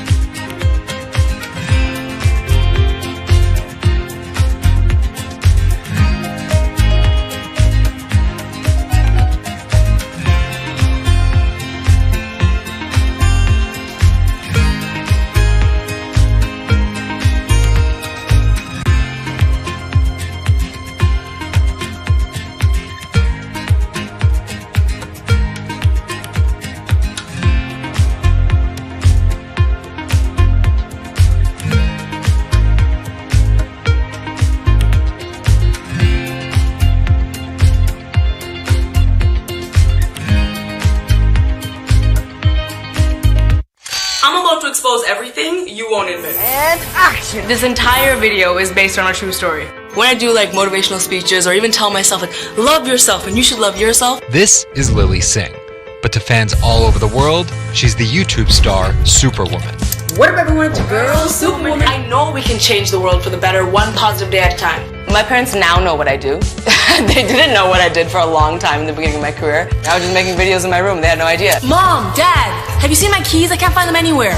Because you're always on phone. Until someone called them, like a family member from another part of Canada was like, Canada, is your daughter making videos? And the mom was like, I don't know, Lily, are you making videos? Just making videos grew into an entire career. Today, Lily's YouTube channel has some 12 million subscribers, over 2 billion views, and guest stars like Michelle Obama, Dwayne "The Rock" Johnson, and Seth Rogen. I think a lot of young girls are raised to believe that you're gonna go to school and then graduate and then get married and then get a job and then have kids. And Lily was on that path, all the way through a psychology degree at York University in Toronto. But when she started thinking about a career, I started to immensely panic and think something was wrong with me because I tried to figure out my life and it wasn't working in that straight line. It was 2010 and YouTube was only 5 years old.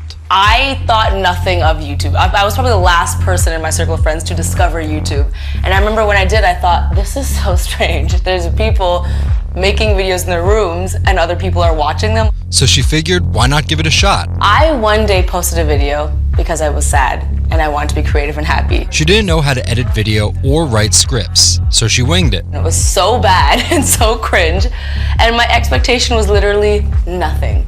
I was like, I'm gonna put this video up, a couple of my friends are gonna watch it, probably make fun of me, and that's gonna be the end of this. The second and third video came from, wait, 70 people watched my first one, can I get 80 to watch the next one? She kept creating, she kept posting, and the viewers kept coming. Lily had found an audience. A lot of the comments were, oh my god, there's a brown girl on YouTube. More specifically, Indian. Lily's parents immigrated to Canada from India, and Lily was born and raised in Scarborough, near Toronto. My home life was awesome. My parents, even though I portrayed them to be quite strict in my videos. Oi Lily, where the rest of your skirt, huh? I teach you like this, to walk around like this, showing everything to everyone? They actually aren't like that at all. They're pretty modern and pretty cool. Your dress is short. Don't know what for. And were pretty lenient with me. I mean, I got away with a lot of things. I was a brat. I was a brat. She had a different idea of what she wanted out of life than other kids. In a grade school graduation slideshow, her classmates said they wanted to be lawyers and doctors. And then I came up and I was like, rapper. Making out with your friends, man. But then you say that you hate hoes. I could just feel my parents being like, why? Because that's just not something women really did in the Singh family. I know there was a ton of people that weren't happy about my birth being a female, so I think, and that's some real-ish, but it's a real thing. The best thing I could have done to prove to so many people that didn't want my mom to have a daughter was to become Superwoman. What up everyone, it's your girl, Superwoman. It was the name of Lily's favorite hip-hop song by Lil Mo featuring Fabulous. I love the song so much because it was one of the only songs at the time that was an empowering female song, where Lil Mo's going on about like, I will save guys with my superpowers, and I will save girls with my superpowers, and I am the Superwoman. I thought, this name that I've had for so long that empowered me when I was younger, I'm gonna make this my screen name. Maybe there should be a new series. Superwoman didn't just burst onto the scene overnight with a viral video. It was a steady climb fueled by hard work. The moment that I thought this is going somewhere and this could be a career was the first time I performed internationally. It was in India. And it was the first time where I was truly across the world and people knew my videos. Singh has transformed herself from a bratty kid to an internet personality to a media mogul. She starred in a feature film, A Trip to Unicorn Island, in 2016. And her book, How to Be a Boss, hit the New York Times bestseller list in 2017 while she was on a 30-city international tour. Lily started out with the goal of getting millions of subscribers and financial security. Hurry the hell up! But after surpassing those goals, success has new meaning. I've really come to terms with the fact that my definition of success is what's the best legacy I can leave behind. And it's not the number of views, the number of subscribers, it is the number of people that can say, this girl changed my life or changed something in my life positively.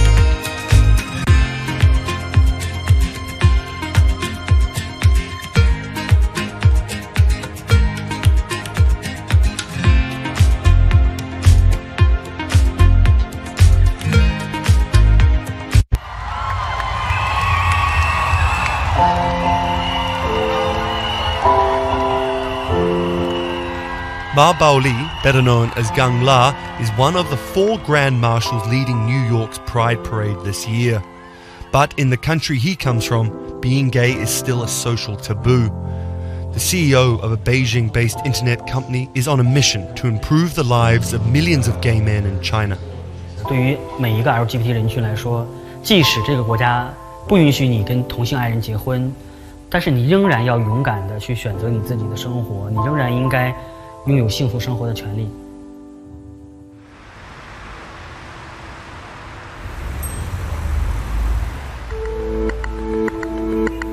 Ma's company Blue City runs an app and a website specifically for gay men.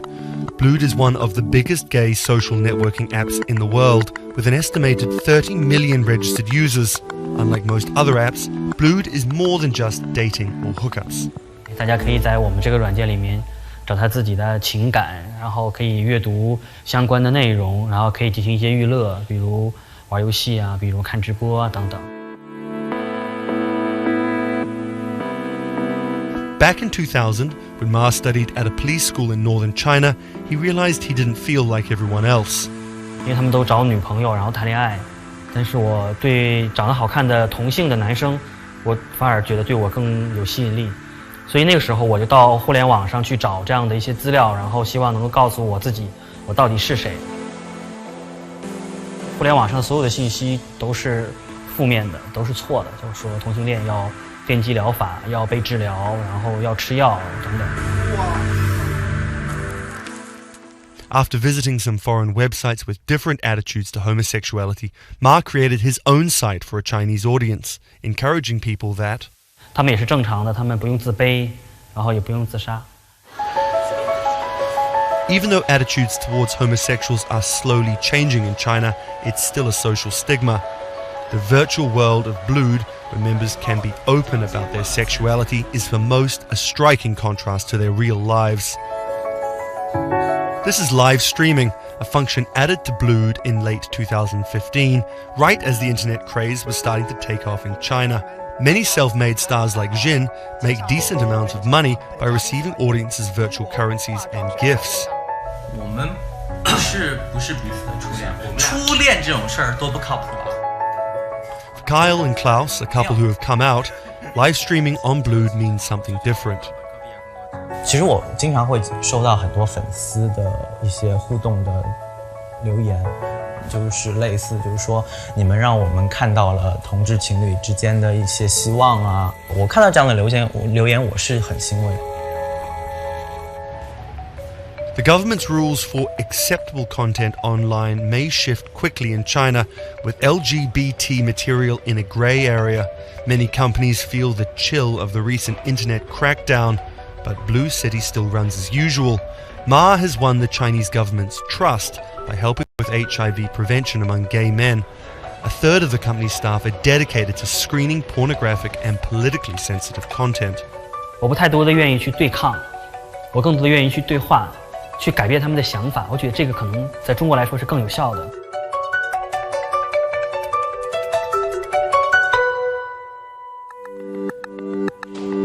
In the past 5 years, Blue City has grown from a team of 7 people to a promising business with about 250 staff. Ma said the company earned over $15 million last year, mainly through advertising and selling virtual currencies to live streaming audiences. Now the company is expanding overseas. 我希望吧，通过我们的努力，Blue能够成为全球第一家在美国纳斯达克或者是纽交所上市的这样的同志互联网公司。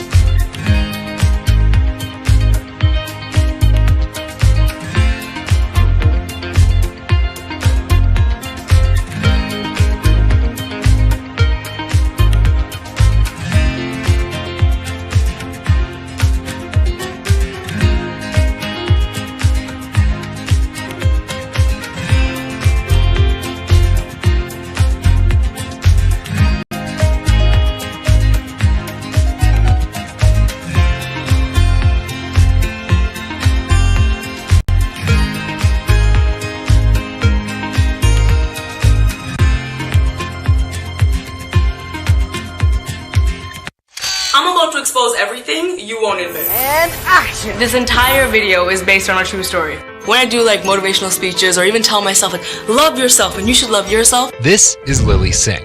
But to fans all over the world, she's the YouTube star Superwoman. What about everyone's girl, Superwoman? I know we can change the world for the better, one positive day at a time. My parents now know what I do. They didn't know what I did for a long time in the beginning of my career. I was just making videos in my room. They had no idea. Mom, Dad, have you seen my keys? I can't find them anywhere.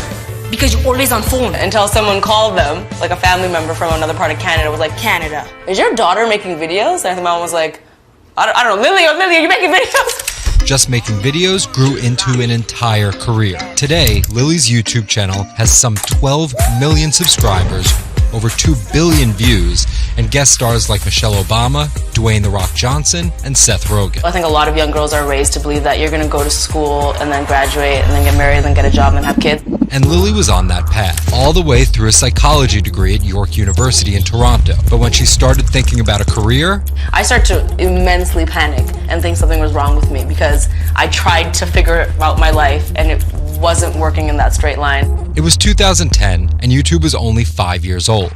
I thought nothing of YouTube. I was probably the last person in my circle of friends to discover YouTube.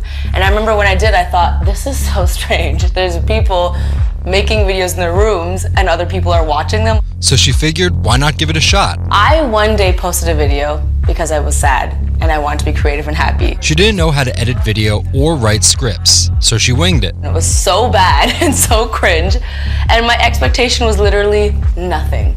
I was like, I'm gonna put this video up, a couple of my friends are gonna watch it, probably make fun of me, and that's gonna be the end of this. The second and third video came from, wait, 70 people watched my first one, can I get 80 to watch the next one? She kept creating, she kept posting, and the viewers kept coming. Lily had found an audience. A lot of the comments were, oh my god, there's a brown girl on YouTube. More specifically, Indian.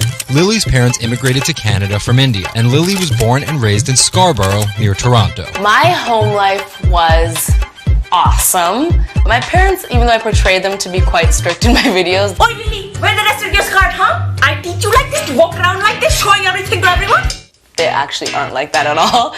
They're pretty modern and pretty cool. Your dress is short, don't know what for. And were pretty lenient with me. I mean, I got away with a lot of things. I was a brat.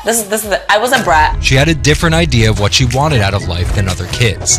In a grade school graduation slideshow, her classmates said they wanted to be lawyers and doctors. And then I came up and I was like, rapper. Making out with your friends, man, but then you say that you hate hoes. I could just feel my parents being like, why?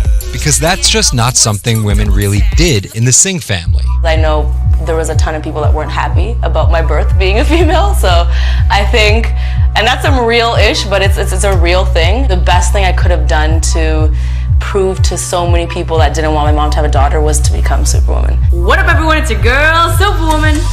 It was the name of Lily's favorite hip-hop song by Lil Mo featuring Fabulous. I love the song so much because it was one of the only songs at the time that was an empowering female song, where Lil Mo's going on about like, I will save guys with my superpowers and I will save girls with my superpowers and I am the Superwoman. I thought, this name that I've had for so long that empowered me when I was younger, I'm gonna make this my screen name. Maybe there should be a new series. Superwoman didn't just burst onto the scene overnight with a viral video. It was a steady climb fueled by hard work. The moment that I thought this is going somewhere and this could be a career was the first time I performed internationally. It was in India. And it was the first time where I was truly across the world and people knew my videos. Singh has transformed herself from a bratty kid to an internet personality to a media mogul. She started a feature film, A Trip to Unicorn Island, in 2016, and her book, How to Be a Boss, hit the New York Times bestseller list in 2017 while she was on a 30-city international tour. Lily started out with the goal of getting millions of subscribers and financial security. Hurry the hell up! But after surpassing those goals, success has new meaning. I've really come to terms with the fact that my definition of success is what's the best legacy I can leave behind. And it's not the number of views and the number of subscribers. It is the number of people that can say, this girl changed my life or changed something in my life positively.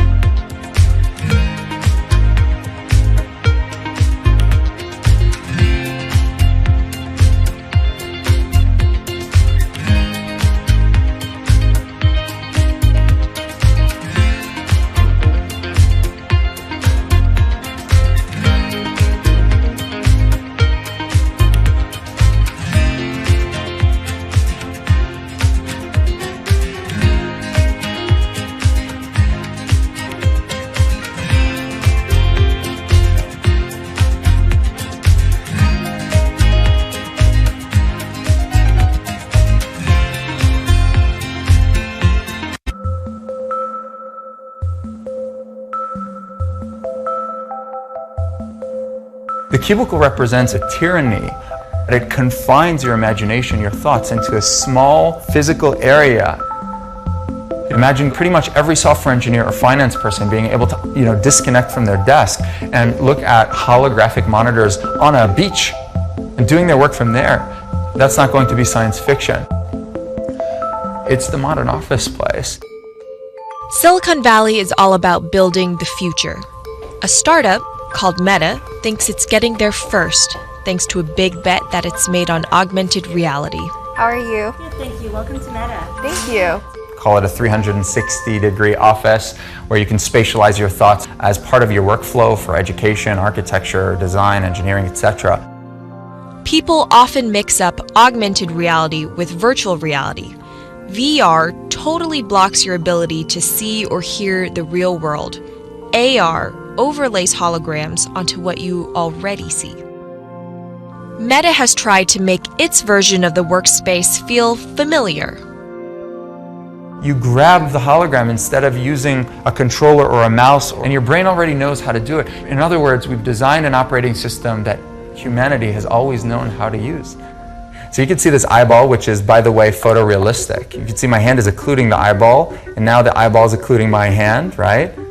You see those two circles? They get small, and then they turn into this glowing white ball, and then I can move my hand around supernaturally. I can do this with two hands and rotate the thing. I can stretch it. I can throw it back right into the shelving system, and that's all you have to learn to become a modern worker.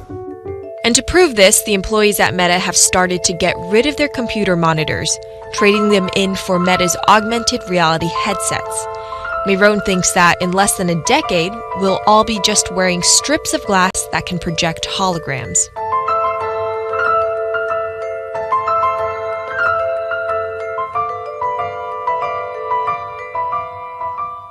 In the early 80s, everybody had computers on their desktop, but no one was using them because they had a lot of work to do. So they were still using typewriters. And at some point, the CEO took all the typewriters away and everybody was forced to use their computers. So it's very exciting to see a new generation of technology, a new paradigm. I consider us like pioneers in the holographic wild. I'm pulling up my browser with my hands and sending out emails to colleagues and just kind of really acclimating to the new environment.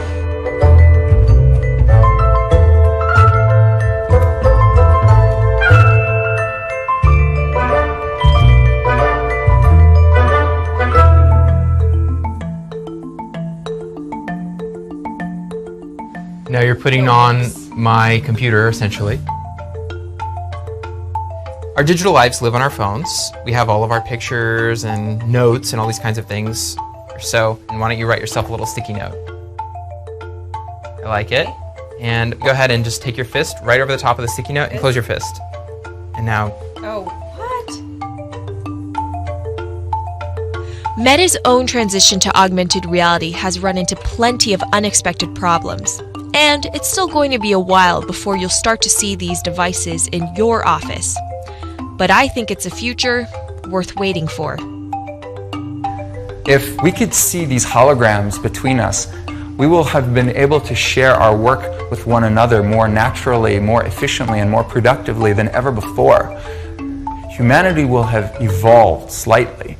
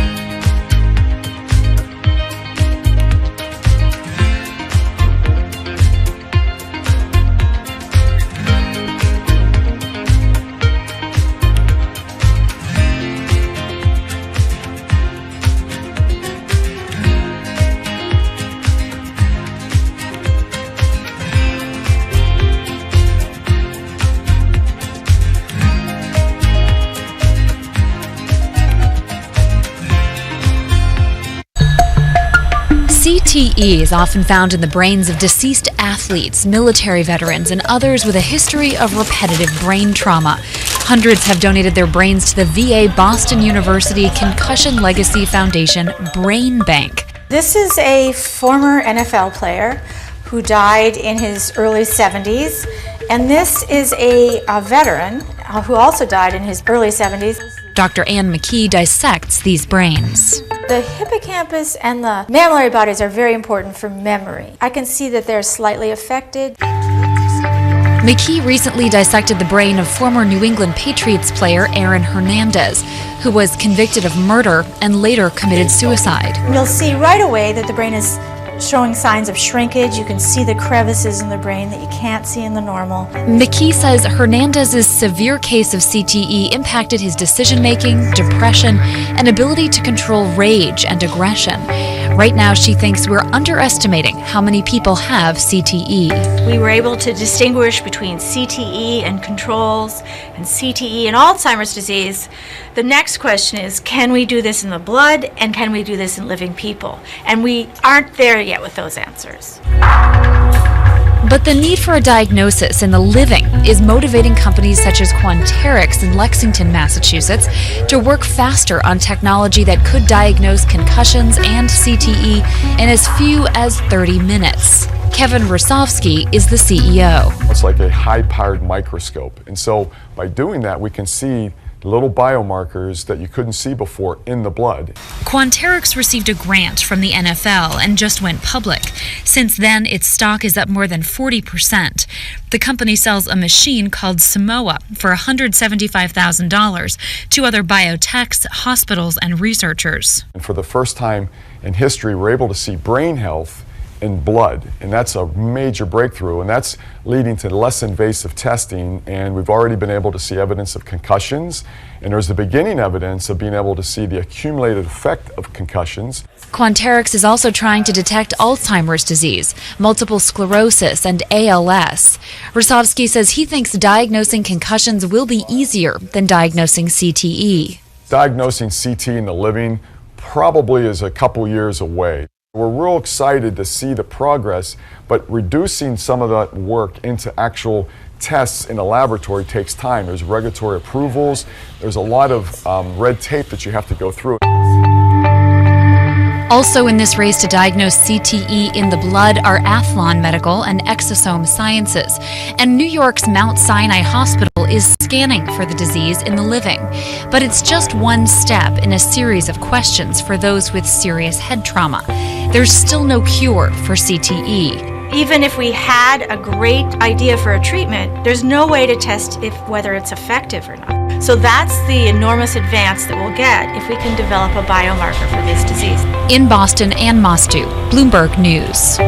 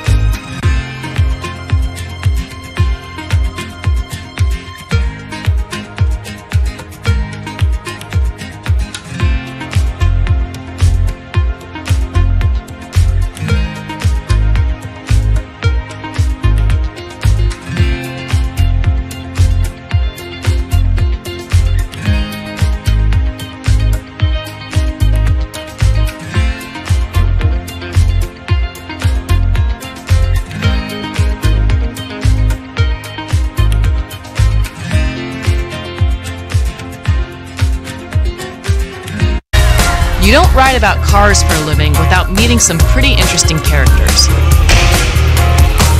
So I'm circling back and getting cozy with some of my favorite automotive aficionados. We'll talk shop, luxury, and passion in a new series I call Crossing Lanes. Well, good to see you again. What's it been, a couple of years, right? I think a couple of years, yeah. Thanks for having me back. Yeah, there's a few new things. I brought something I think which could not be more Americana. This is a 1958 Imperial. Just the epitome of American optimism that post-war, we won World War II, now we started a space program, all cars had fins and the Jetsons was coming on TV. How many feet is this car? I don't know. People lose count after a certain number. 20 feet. Yeah. They're sort of like dinosaurs from another era. This would sort of be the demographic car that I think the average TV viewer would remember. I mean, look how much room there is in this car. Just hilarious. I love how huge the gauges are. They're like giant pie plates. This was considered safety. This Padded with leather. Yeah, no great hurry to be safe. And the way you start is you turn the key and then you hit the neutral button. Everything is push button. Yeah. People think that's a new car thing, but actually, No. old car. If you can type, you can drive. Press the button and you pull away. How many cars can you cross your legs in the front seat? I mean, none, except for this. And I'm tall, too. Comfortable car, isn't it? You don't get all wind blown. You can have a conversation, even though we're so far apart. You wonder how many 16-year-olds took their driver's tests in these big stupid I things. mean, what about the parallel parking section? Don't that even would think be an about issue. parallel parking. So, what cars did you grow up idolizing when you were a young kid? You know, when you grow up in a little town in New England, anything with less than 4 doors might as well have been a Ferrari. Nobody had cool cars. I was 9, 10 years old. I was riding my bicycle up a hill and I saw an old man polishing a 1951 Jaguar XJ120 and I was fixated. He said, "Come on over, you want to sit in it?" It was unbelievable. I'd never seen anything like that. You have to remember, back in 59, 60, most car magazines were black and white. You didn't really get the sense of speed or excitement or anything from it. Who taught you how to drive? So many houses had abandoned cars in fields. And there was a 2CV in a field near my friend's house. And when we were kids, we'd go over there and work on it. And we got it running. And we were just driving around the fields all day. And our moms, you know, would sit at the kitchen window and watch us. Okay, I did all right. Once you finally started making some real money, what did you finally buy as a special car purchase? Well, the first car I bought when I came to California was my 55 Buick Roadmaster, which I still have. I got off the plane, I had no place to live, and in California, you need a car before you need a place to live. So I bought the 55 Buick for $350, and I lived in that, I slept in it, I met my wife in it, I got married in that car, drove the car to my first Tonight Show, and I still have it. That was a special car. How would you define a luxury car? Nobody does luxury like the French. The French put a premium on comfort while driving. The cars don't appear to be ostentatious or flashy, but they're exceptionally nice to drive and very, very comfortable.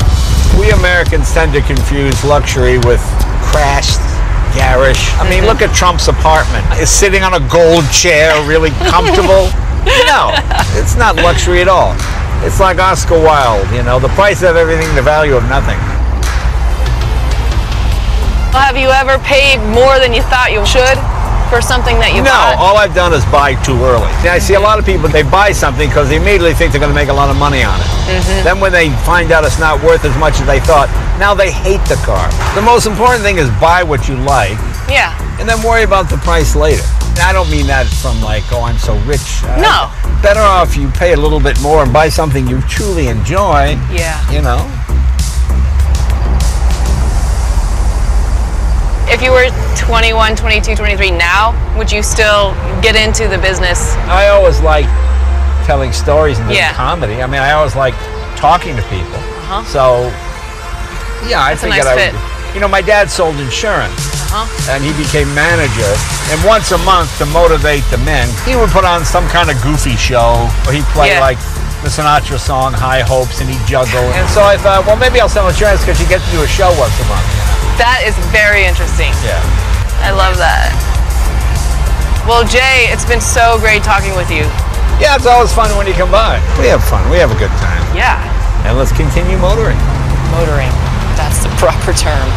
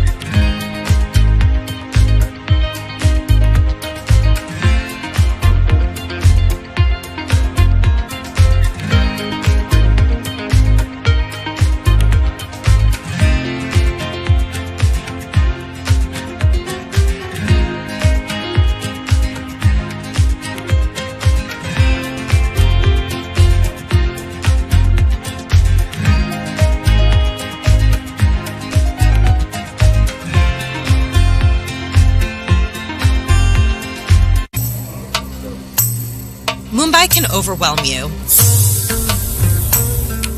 For Indians, it's both New York and LA, Hollywood and Wall Street. It offers the sensory overload of the world's second largest country and intricate traditions crafted over millennia.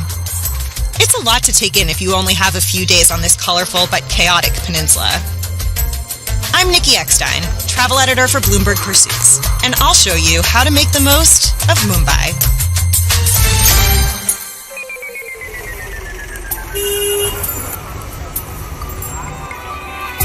India is outpacing a slew of Western destinations to become the world's 6th largest business travel market. And the Oberoi, a sleek oasis in the middle of all the action, is perfect for business travelers. Good afternoon, welcome to Oberoi Mumbai. Nice to meet you. Thank you. The staff is extremely thoughtful and detail-oriented. Hi. Ma'am, welcome to the Oberoi. It's very refreshing in a weather like this one to have a sip. Nowhere else have I been greeted with personally embroidered napkins and customized suites. Plus, the rooms are spacious, with comfortable beds and large work desks. Across the peninsula, you'll find the Gateway of India, Mumbai's most iconic monument. Though the city name was officially changed in 1995, most locals still call it Bombay. And just behind the Gateway is the Taj Mahal Palace, the city's most impressive hotel. If the Oberoi is all brains, the Taj is all beauty. As you wander the halls, you can feel the weight of Indian history, from the colonial styling to the modern-day masterpieces lining the hall. All the traffic and bustling markets in Mumbai can be dizzying, so yoga near the stunning pool offers a welcome respite. Experience the luxury of this morning, so you can experience the complete vitality throughout the day. When it comes to business dinners, head straight to the table, around the corner from the Taj. It's classy without being pretentious, and quiet enough for deal-making. That may be why the locals are obsessed with this spot. The menu is more trendy than traditional, with knockouts like sweet and sour Brussels sprouts and yellowfin tuna tataki. Plan to eat dinner late. 9 p.m. is standard. If you have a day off, escape the clamor of the city by hopping a ferry to Elephanta Island. Eventually the city fades, and a sort of inner calm sets in. You'll be surrounded by sweet Indian children who toss snacks to flocks of seagulls that trail the boat. You can also hire a speedboat for about $500 to cut the journey from an hour to 25 minutes, but you'll miss the local color. On the island, you'll find a path with about 1,000 stairs and a handful of feisty monkeys. It leads to a series of amazing 5th century caves, lined with relief sculptures dedicated to the Hindu god of Shiva. If you can't make it across the water, you can stay right in the middle of Mumbai where there's plenty to see. Stop by a street-side coconut vendor. They're everywhere. And if you're still jet-lagged, the electrolytes will help. One of my favorite hole-in-the-walls in all of Mumbai is Shri Thakur Bhojanalaya. There's just one choice here: bright and flavorful Gujarati thalis, which are like all-you-can-eat sampler platters. The restaurant was passed down from father to son, and the son is very enthusiastic about his locally sourced cuisine. Since India has gone cashless, ask to add a 10% tip before settling the bill. You can also charge tips for bellhops and housekeeping back at the hotel. After lunch, hit the streets and find the perfect piece of India to take back home. D. Popley & Sons is a family affair where the owner keeps the real jewels hidden in the back room. The owner's son designs many of the pieces himself and sources the rest from Jaipur. Antiques are huge in India, but you can't take anything that's more than 100 years old out of the country. You can, however, pick up carved elephants and crystal drawer pulls salvaged from Maharaja palaces at Essages, just next door. Nearby at Phillips, I also found beautiful folk art figurines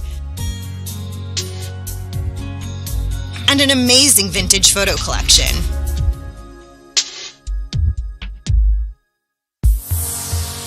For clothing, there's a great spot called Bungalow 8, hidden under the bleachers of Mumbai's biggest cricket stadium.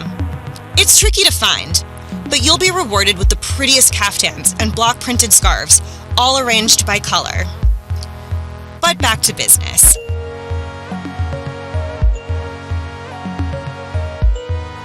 If you have one last deal to close, head to Bombay Canteen. The menu is an ode to India's regional recipes and native ingredients, like red snapper ceviche in a kokum broth or Kashmiri lamb. And don't miss a drink at Air, the rooftop bar at the Four Seasons. Guest bartenders shake up some of the city's best sundowners. Go to make one last impression with colleagues. Or let Bombay make one last impression on you.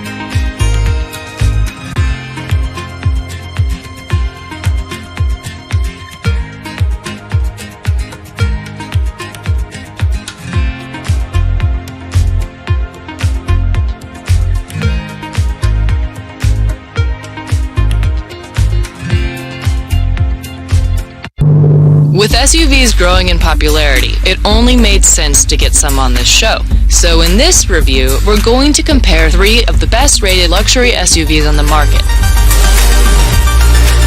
This isn't going to be easy. We've got our hands on an Audi Q5, a Porsche Cayenne GTS, and a BMW X5. I've decided to spend a day in the Hamptons with each of them to get an in-depth look. Now this is the Q5, it's Audi's mid-size SUV, and it starts at about $41,000, which is way more affordable than the other 2 cars that we're looking at. This is kind of like the iPhone of luxury SUVs. It's designed so well, but it's also affordable within the segment. This is a 4-cylinder, all-wheel drive, 7-speed automatic with paddle shifters, 252 horsepower, and there's no lag. Immediate power, immediate response. The minute you step on the gas, you're there. Q5 has by far the most futuristic interior of the 3 cars. It's minimal, it's clean. The sunroof spans the entire width of the ceiling. It's really cool. There's plenty of room for 5 adults, lots of headroom, but this is the smallest car of the ones that we're testing. The trunk is 29 cubic feet, which is in the middle of our range. A family on a trip might have trouble fitting everything in. There are other cars that are more powerful, that look more distinct, but it's also really affordable, and Audi has really kind of hit a sweet spot.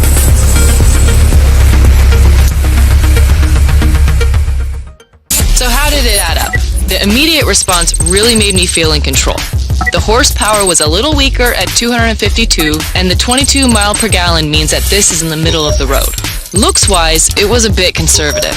It's the smallest of our 3, but with a sleek interior. And the pricing is the best at $41,000.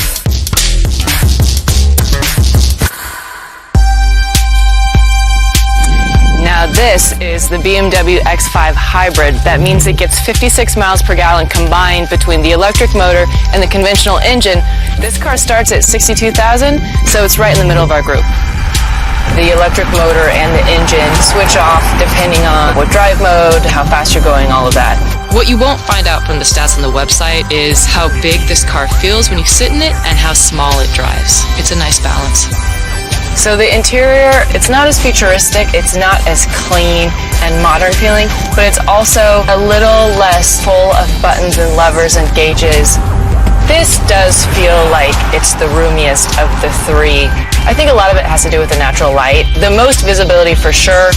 And with the seats in use, the trunk still comes up with nearly 36 cubic feet, which is massive.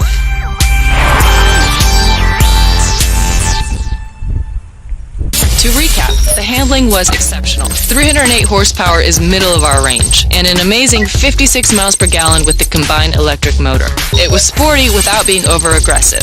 The roomiest, but with a toned-down interior. And at $62,000, it's mid-range for our selection.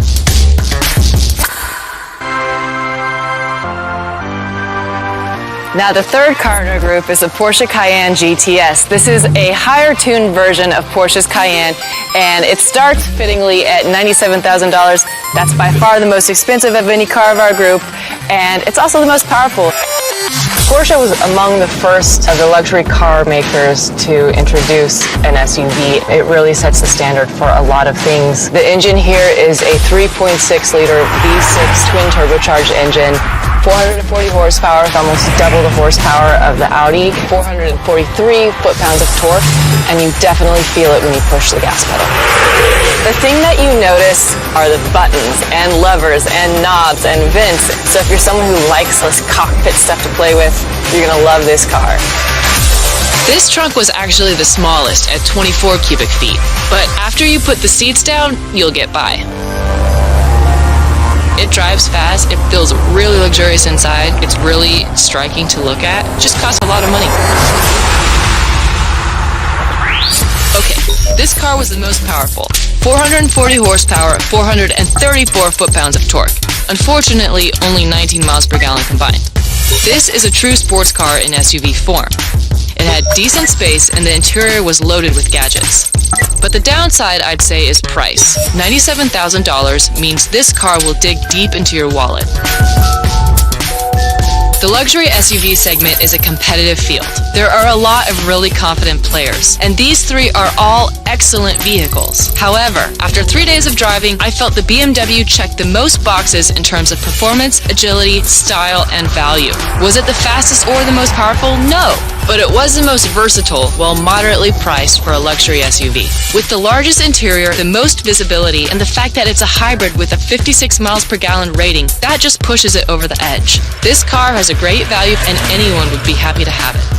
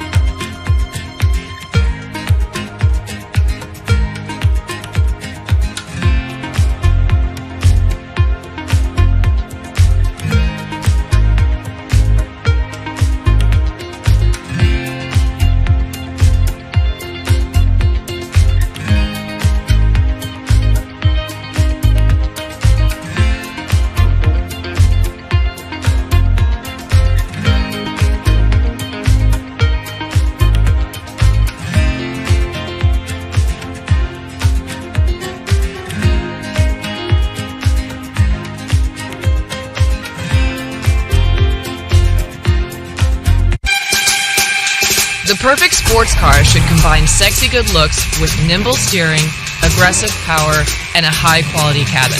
It'll be expensive, but not so pricey that it's out of reach for everyone. Porsche, Mercedes, and Jaguar have 3 of the top sports cars on offer today, but which is the best for you? Let's get the numbers out of the way. All 3 cars have impressive stats. The Porsches come just slightly behind the Benz and the Jag, but each is a thrill to drive in its own way. This is the 2017 Porsche 911 Carrera Cabriolet. The engine in this is a 420 horsepower, 6-cylinder boxer engine mounted in the rear. This is Porsche's famous engine. It's difficult to describe the feeling when you get behind the wheel. This is where that mystical Porsche X factor comes in. The rear-wheel drive on 20-inch Carrera S wheels and Porsche torque vectoring grip the road better than any other model in our group. The AMG GTS is faster and more fun to drive than any other Mercedes. I think it feels like a rocket ship. This car has a lot to offer. It has that amazing V8 engine, it has the horsepower, it has the torque. Of course, if you're not careful, the rear-wheel drive AMG will fishtail forward with a mind of its own. That said, it's amazing in a straight line. This is the two-door coupe Jaguar debuted in 2015 as a way to get back in the game. And the company did it with flying colors. The handling is great. I mean, this car is so perfectly balanced. It's really a treat to drive, especially on windy roads.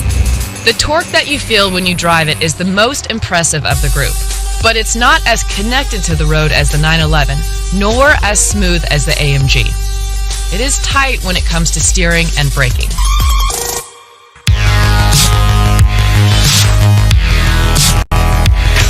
The 911 is eminently recognizable, yet after all these years, it still impresses. The front end is flirtatious, the rear is muscly, and the headlights are friendly. This is Mercedes' bad boy halo car meant to recall the glorious Gullwing SL that Mercedes made in the 1960s. The idea is that its sexy allure will attract young new fans to the brand. This is the car you want to get to make a really loud statement. The Jag is all muscles and roar, punched up at the seams like a football player. If you kind of like a hunky mass of metal and gears under your foot, this one is the car for you. Porsche was the first sporting brand to introduce the PDK paddle shift technology, which is quicker and better for city driving than the manual. There is also a back seat in this option, something the other two don't have. Now, I don't know if you'd put anybody in that backseat except for maybe your dog or someone you don't like, but it is back there and you can use it in a pinch. Inside, I loved how the Mercedes looks.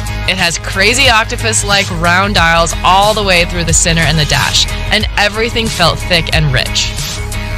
There is plenty to see inside the Jaguar. Lots of loud blue stitching, performance seats, and even a handle for the front passenger to hold onto for dear life. This is the least well done of our three when it comes to interior quality and design, but it's still pretty great. The bottom line? You can't go wrong with any of these incredible machines. But if you want the whole package at the best value, the 911 is the clear winner. Sure, it's not as aggressive looking as the AMG, and it has less power than the Jag. But its incredible connection to the ground, its cozy perfect German handling, its superior suspension, and its minimal but quality interior mean the 911 Carrera S Cabriolet more than stands its ground.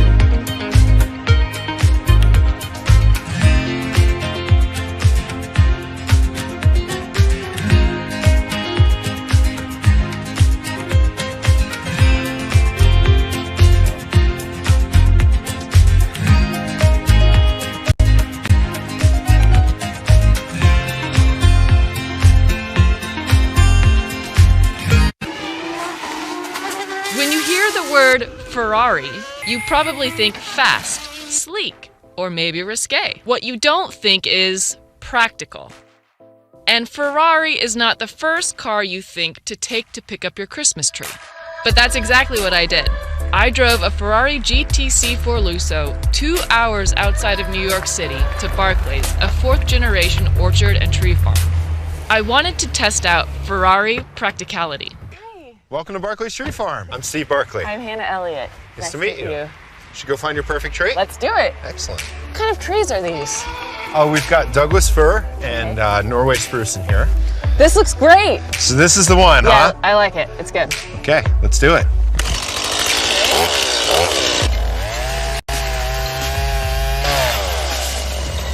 There's not exactly enough room in the back for a tree, but the Lusso has all you need for this errand. It's a 4-seat hatchback that Ferrari debuted last year. Plus, the Lusso has something really helpful, practical even. It's higher off the ground than a standard Ferrari. Getting in and out wasn't the usual awkward struggle I often have with low sports cars.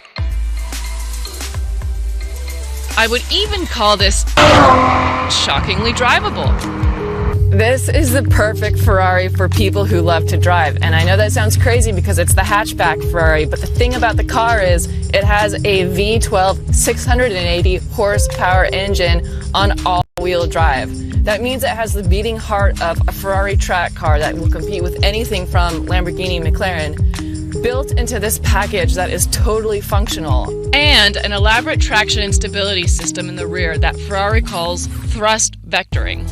Basically, it smooths out the car's response to unstable conditions like snow, ice, or bumpy roads. I mean, I had this buying holiday decorations at Target. We had the tree on the top.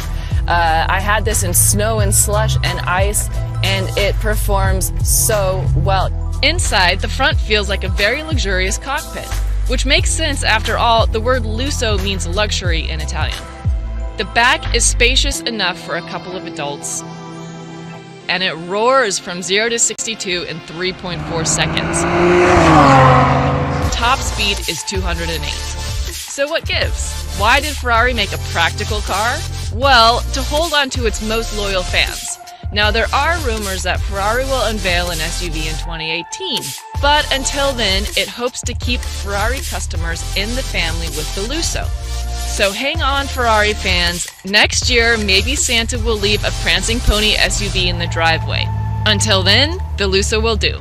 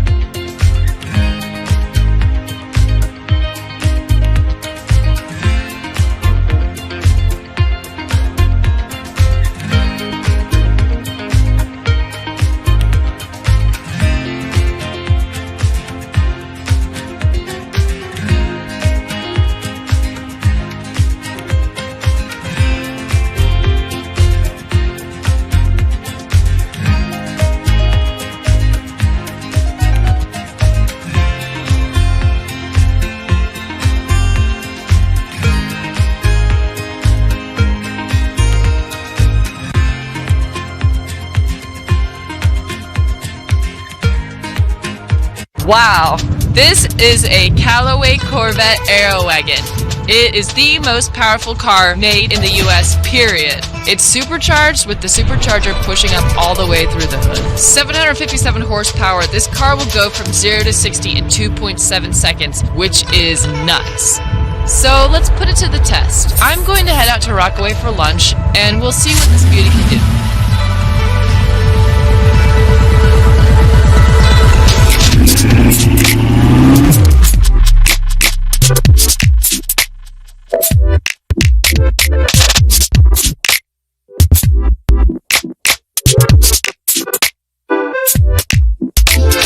So, Callaway, the very same name that engineers golf clubs, modifies these Corvettes. And in this Aerowagon, the main upgrade is the supercharged engine, and it's so fast. The fuel efficiency is 27 miles per gallon at speed on the highway. That's like prime optimum conditions. But it's still pretty incredible considering most cars with 757 horsepower get like 12 to 13 miles per gallon. So the Aerowagon part of the Callaway Corvette is totally new this year. It's a huge departure from what a typical Corvette looks like, and that's by design. The trunk is enormous, and that's what you're really getting by choosing to have this option. The interior is just like the regular Corvette that you'd buy directly from GM. It's very much like a cockpit. So the Belt Parkway isn't exactly the Autobahn, but I was able to get a feel for the strength of the supercharger, and I made it down to Rockaway Beach in no time flat. Hannah! The starting price is about $130,000. The money goes toward the engineering that makes this car so powerful and fast. But still, that is so much cheaper than what you might find at Ferrari or McLaren or Lamborghini. This can keep up with all of those cars, and it's far less expensive.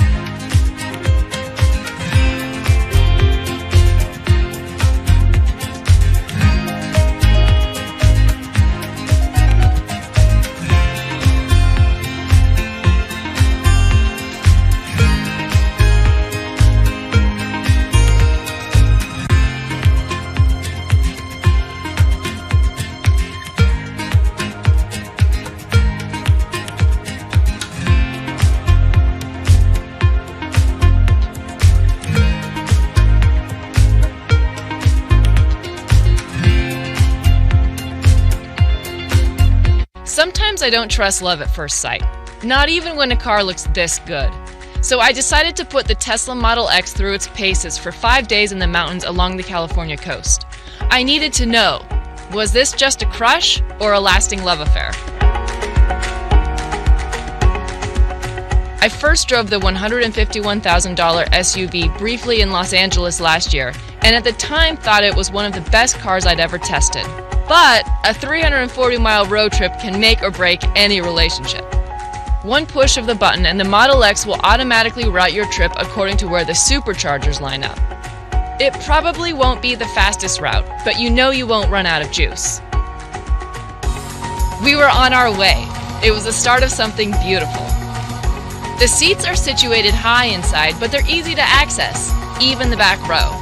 And the interior cabin is so quiet I could hear crickets chirping outside as I drove, with the windows up. The car has almost no body roll around corners, and it handled beautifully on the sandy beach. I will say that the battery gauge can be deceiving. It doesn't decrease at a stable rate, so you can jump down in range a lot quicker than you expect.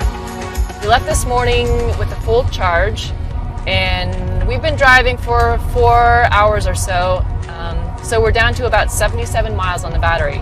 So I asked the car to find us the closest supercharger, and we're driving there now, and we should get there in about 12 minutes.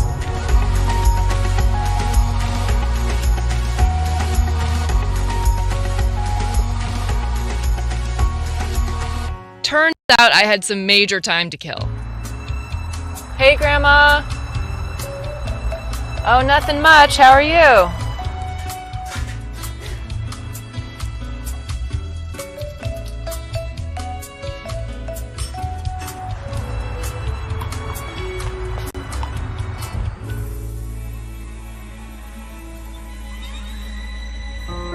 Back on the road, I could focus on the feel of the all-wheel drive, test the 3.2-second 0 to 60 mile per hour sprint time, and the 762 equivalent horsepower.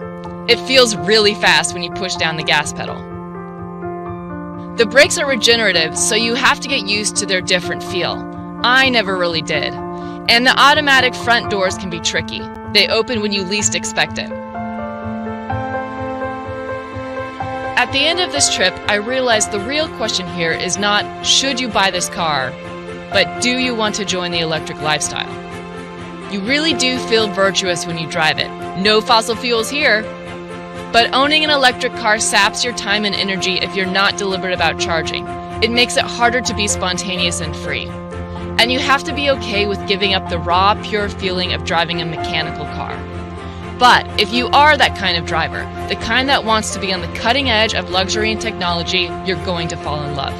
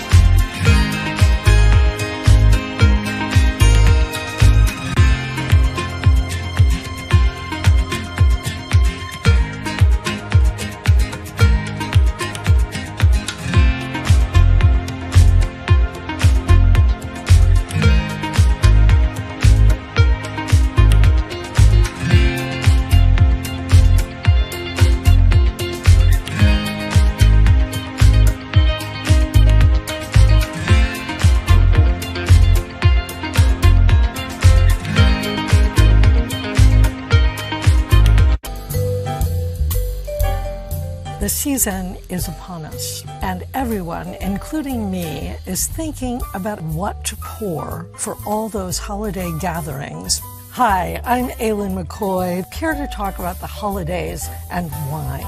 I've picked 3 under $30. Yes, $30. The first wine is a white. It's the 2016 Abbazia di Novicella Kerner, and it costs only $20.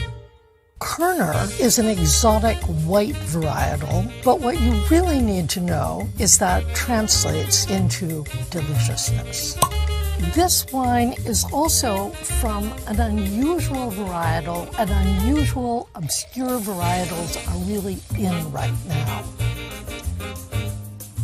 It has fantastic aroma. It has lovely zingy fruit flavors, which are very bright and crisp, so that you feel the wine is bigger, richer, and will go with something that is really quite serious in terms of food. Now we're ready for the red. It's the 2014 Chateau Cartier from Saint-Emilion in Bordeaux, and it costs $27. Classic Bordeaux's do not all cost $100 and up and have to be aged for decades. This is made from 100% Merlot. It's ready to drink right now. Let's taste. It has lovely plum and cassis aromas, just the way a Bordeaux is supposed to, and charming fruit that's really delicious, along with silky tannins. Because it's so fruity and easy to drink, it will go with everything from roast turkey with dressing to a juicy prime rib, and it's perfect for white wine snobs to sip at a cocktail party. Now for the best, the sparkling wine. This is the Schramsberg Mirabelle Brut from California, and it's only $25. It's a blend of Chardonnay and Pinot Noir, and it was aged in 19th century caves on Diamond Mountain. Now let's pop the cork. Bubbles are essential for the holidays and look festive in a glass. The smell of this wine is like just baked brioche, and the flavors are lemony tart and so refreshing. Keep a few bottles in the fridge for when friends stop by or when you need to perk yourself up while you're cooking. Cheers.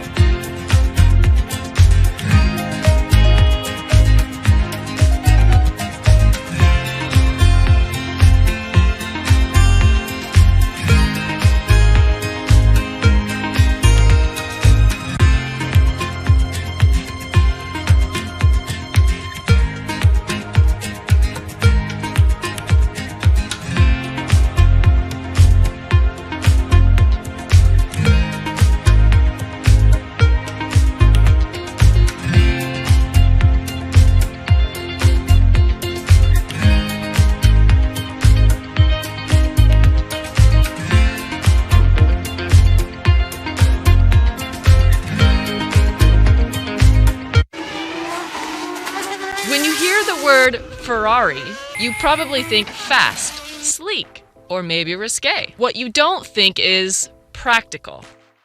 And Ferrari is not the first car you think to take to pick up your Christmas tree. But that's exactly what I did. I drove a Ferrari GTC4 Lusso 2 hours outside of New York City to Barclays, a fourth-generation orchard and tree farm. I wanted to test out Ferrari practicality. Welcome to Barclays Tree Farm. I'm Steve Barclay. I'm Hannah Elliott. Nice to meet you. Should go find your perfect tree? Let's do it. Excellent. What kind of trees are these? Oh, we've got Douglas fir and Norway spruce in here. This looks great. So this is the one, yeah, huh? I like it. It's good. Okay, let's do it.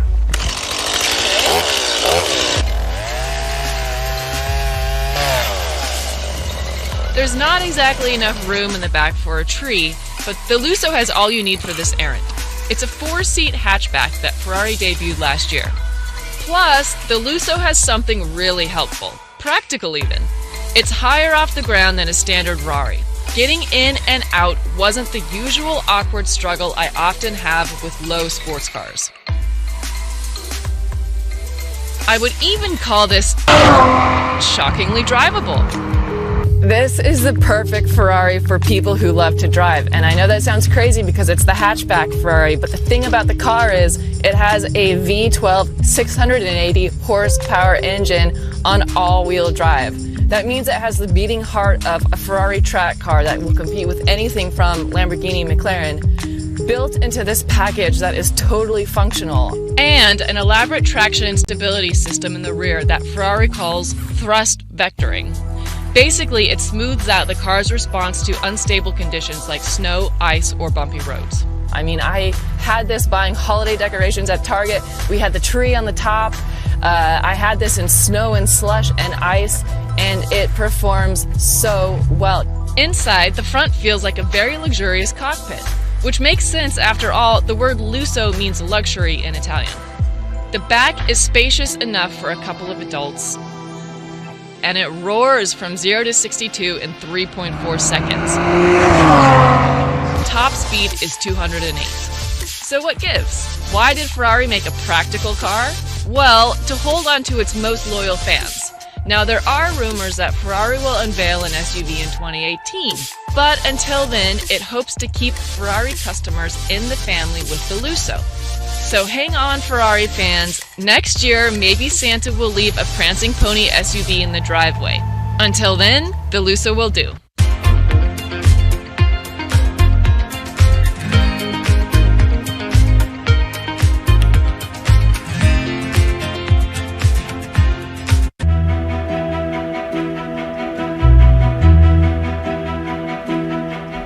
The design of this soy sauce bottle goes back to 1945 in Japan. A teenager named Kenji Ekwan had witnessed the aftermath of the atomic bomb falling on his hometown Hiroshima and was mourning the loss of his sister and father. After seeing the devastation, Ekwan's path changed. He first enrolled as a Buddhist monk, following in the footsteps of his father, but instead he decided to become a creator of things and bring happiness to people. As a young designer, Ekwan got a contract to design a tabletop soy sauce bottle for food company Kikkoman. Soy sauce is a must for Japanese meals, but it was originally sold in big bottles that were hard to hold. It took Ekwan 3 years and about 100 prototypes to complete the design in 1961. The result is a small glass bottle with a narrow neck, a shape reminiscent of traditional Japanese sake flasks. It allows you to see how much sauce is left. It's stable on surfaces and comfortable to hold. The inward angle of the tip of the spout is also perfect at preventing drips and controlling flow. The design of the little soy sauce bottle was just the start of Ekwan's great journey. He also went on to create other icons of Japanese design. In Japan, Ekwan has become almost as recognizable as his bottle, and 50 years later still appeared in commercials for the soy sauce. Today, the bottle can be found on the tables of homes and restaurants in more than 100 countries. And in 2015, the bottle was even exhibited at the Museum of Modern Art in New York. Simple but elegant, this is the design made to create a small moment of happiness. without you even knowing it.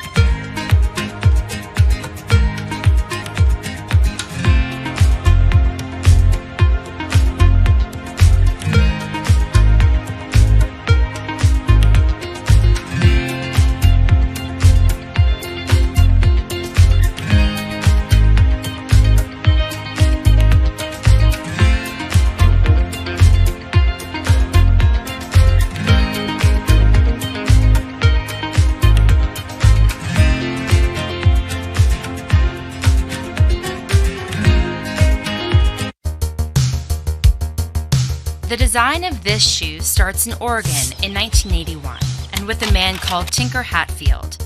He was an architect for Nike, hired to draw up offices and showrooms on the company's campus. After making a statement on the outside of the buildings, he was asked to join the designers on the inside. In a race to develop sneakers, a former NASA engineer had recently introduced the idea of sealing air bubbles in the soles for extra comfort and performance. But competition was fierce, and Nike still needed an edge. Hatfield headed to Paris in search of inspiration. While he was there, he visited the Pompidou Center, a radical building famous for its inside-out design, which exposed the building's components, like escalators and heating pipes, for everyone to see. Hatfield decided to apply the same principle to his own design, revealing the inner workings of his shoe by making the air cushioning system visible. The marketing team thought the air bubble would seem like a weakness, but the Nike Air Max 1 was an instant hit when it launched in 1987.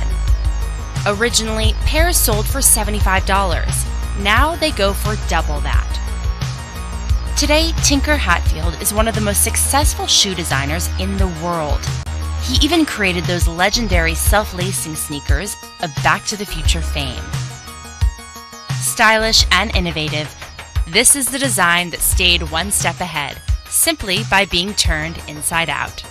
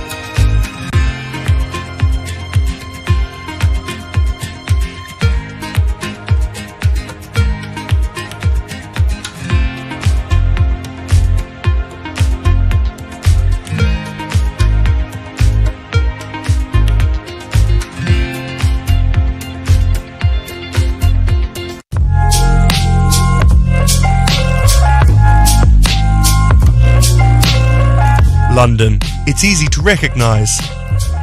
But look closely at a map. In the very centre, there's a 1 square mile cutout. This is the City of London, which lives in a city named London.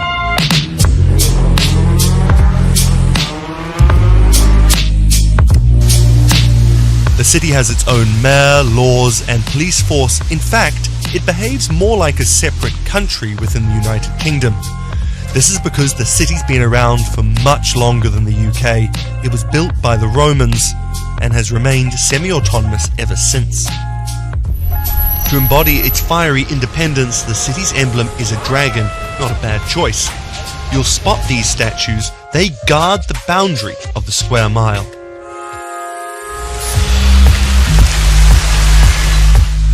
Nowadays, the city's arguably the financial capital of the world. And London is the world's biggest foreign exchange market. But the city has a tiny residential population. Every weekday, workers flood into the banks, law firms and offices which fill the square mile.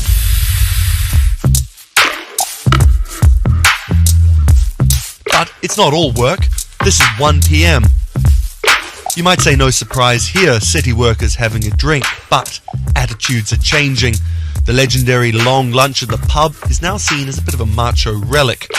In 2017, Lloyd's of London, the legendary insurance market, told its employees the party's over, no more drinks during office hours. But as you can see, not everyone got the memo.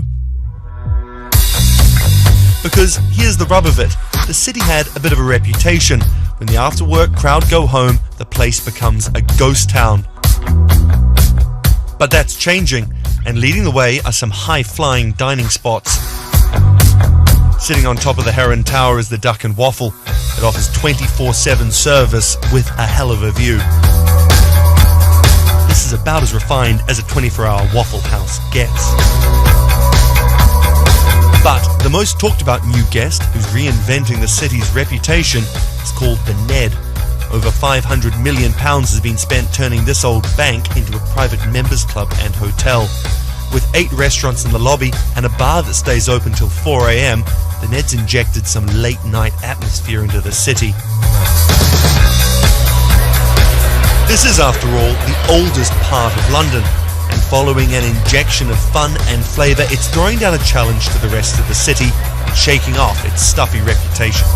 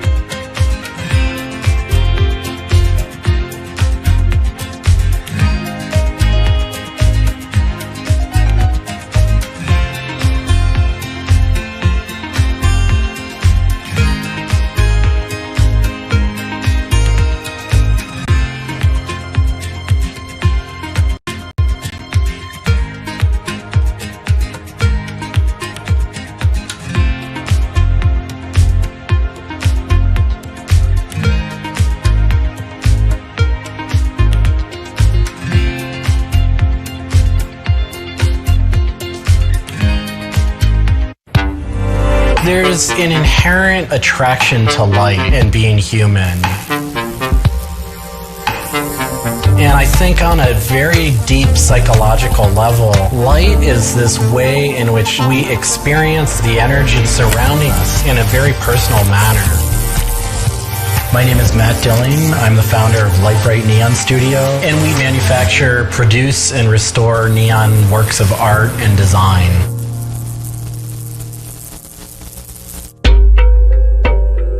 Origins of the creative content of a lot of the work at Light Bright comes from a variety of sources. Sometimes people come with a napkin sketch, some people come with an Adobe Illustrator file, and we have a whole design team who then we kind of work together to help create layouts of what it might look like.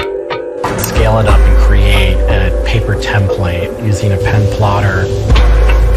And that paper template actually becomes our guide for what we're going to bend the neon to. We take from the office into the glass shop. We pick out the right size tubing with the right color for the right size project. From there, we heat up the glass tubing. The torches heat the glass well in excess of 1,000 degrees in order for it to get into its molten state. We heat up and bend the glass tubing to match the template. One of our chandeliers has over 100 different bends in it. So each one of those bends has to be marked for a heated up bend. We also have to allow the glass to cool between the bends so that the next area can be worked on and heated up in its own unique fashion. It turns into spaghetti, and then we have to make sure that that spaghetti lines back up and cools to the template. We use a blow hose to connect our mouth to the tube, create a volume that's closed, and we can control the pressure in there with our mouth. There's just a variety of challenges that come up inherently in working with glass. Glass can crack due to stress, and sometimes you'll just have a batch that all it wants to do when it gets near a torch is crack.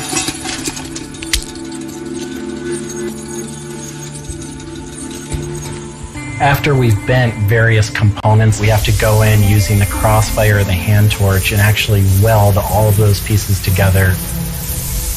The last step on that is then to weld on electrodes onto either end. Each one of those steps is very, very specific. I draw inspiration from so many different experiences. It's hard to come up with one thing that's particular, but one of the ways that I really am able to connect with the creative is to float.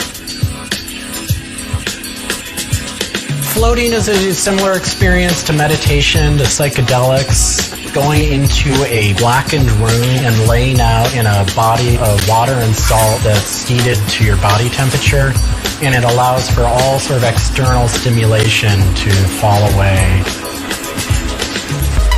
And your internal world really begins to bubble up and manifest. You really get to experience a different relationship to your mind.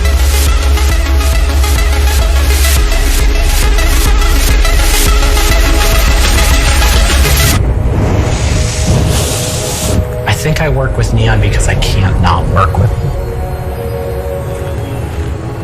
It's so challenging and so rewarding. And those things are so intertwined that there's no way of separating it out. I've learned so much and continue to learn so much by working with it. I find so much inspiration in working with it, and I just continue to experience new and different things through the medium. It's that close to me at this point.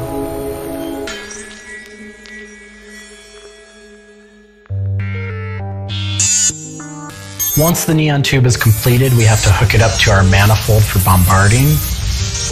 The manifold is opened, a vacuum is drawn. We check the tube for leaks with our Tesla coil. We close the tube back off, and we heat it up using a very large and powerful transformer. As the tube is heated up, it releases anything that's not inert inside the tube, and we evacuate that out. We introduce the gas into it. And we seal the tube off. sealing into that tube whatever gas we introduced into it. I think my favorite part of making a neon light is when you see it lit up for the first time.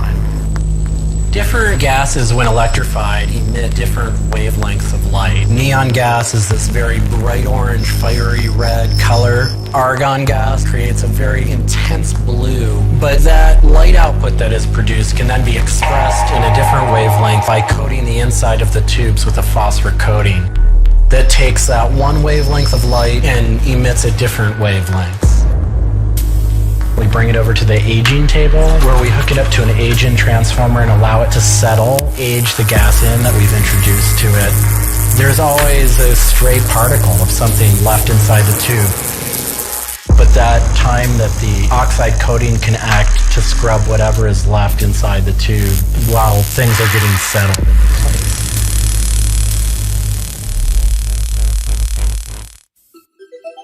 Once the tubes are aged in, we move on to our process of assembling two halves of the fixture together in a jig, gluing up the center of the fixture to its spindle.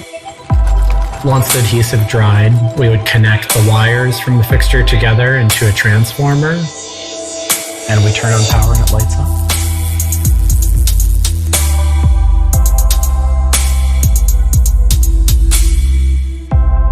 Part of what we love about what we do here is that we try and put out into the world the kind of things that we'd like to see. I still am surprised when it lights up. I'm still excited when I get to see it illuminated. There's an ineffable quality to it. To me, it is this insight into the inner workings of the universe. It literally is. It's a way of looking at what is surrounding us in the cosmos in a new light.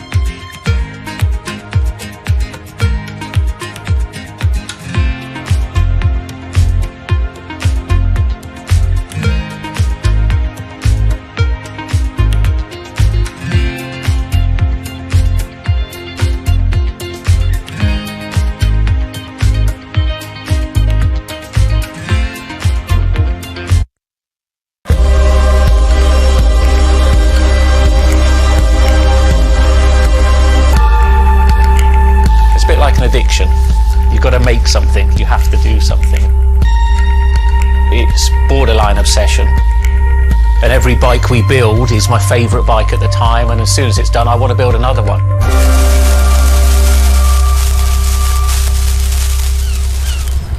Sven Cycles is something I've been thinking about ever since I started cycling in my late teens. We want bikes that ultimately you'll really enjoy riding. There's never a bike that's the same. There's always a slight change, and as we build them individually as well, they have the marks of a bike that's built by hand.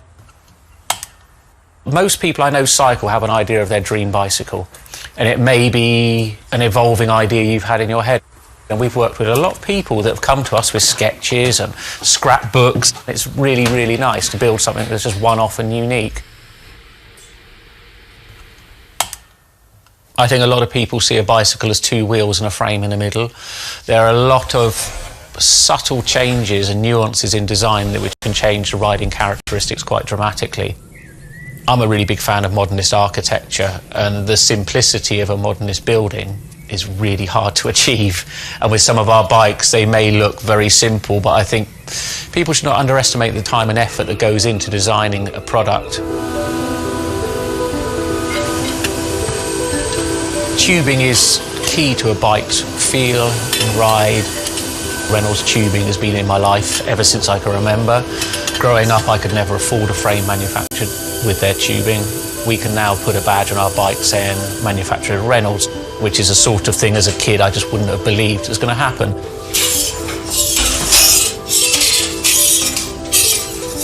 Every part of the bike has a specific tube. It's not universal.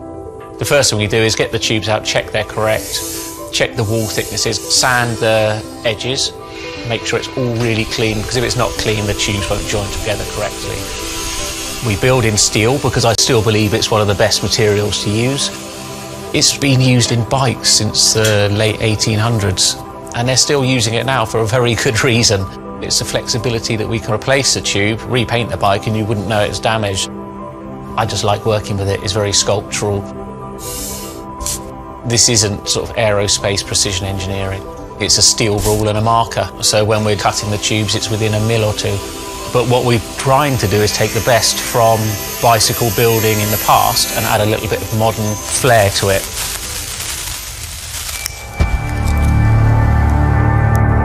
There's various techniques for building bicycles. We do a thing called fillet brazing, where you connect a pipe together. We use a bronze rod and a flame. We heat the tubes up to the same temperature and we fill the joint with bronze. And it gives a very, very sort of fluid, lovely, sort of quite sculptural feel. You've got to practice, you've got to be able to judge material temperatures, you've got to just look at it and you just get a feel for it. It's the stage where your tubes start to look a bit like a bicycle. My father's a jeweller. He'd make sort of very pretty things, which are lovely, but for me, they don't really have any function.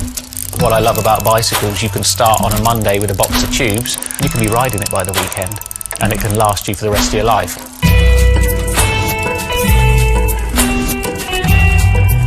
Outside of the frame and forks, the other most important part is the wheels and tyres. When you build the wheels, you have to lace them, so there's little holes going all the way around the rim. You poke the spoke through. We do build all our wheels by hand here because a machine can't get 30 years worth of wheel building experience. Colour is very, very personal. With any of our bikes, you can have them painted whatever colour you want. We've matched one to a teapot, so we can get that scanned and we can match that, or someone's favourite item of clothing. I like to let the bike sit for 4 or 5 days minimum, just so the paint can have time to cure a little bit, and then we assemble it. We get out all the new components, and it's a case of putting them together. Some bikes you can assemble in 3 hours, some will take 3 days. And we've built bikes that cost in the £10,000 plus mark. Some people, they're saving up and this is their bike and they're going to own it for the rest of their lives, so we just want to make sure they get the right thing.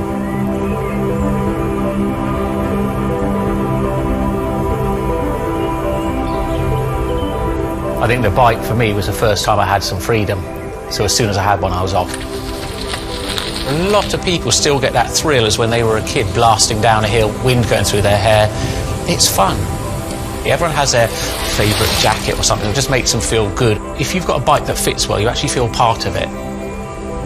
Building bicycles as a creative outlet is fantastic. It's not something you do because you're going to get a big paycheck at the end of the day. You do it something you have a passion for it.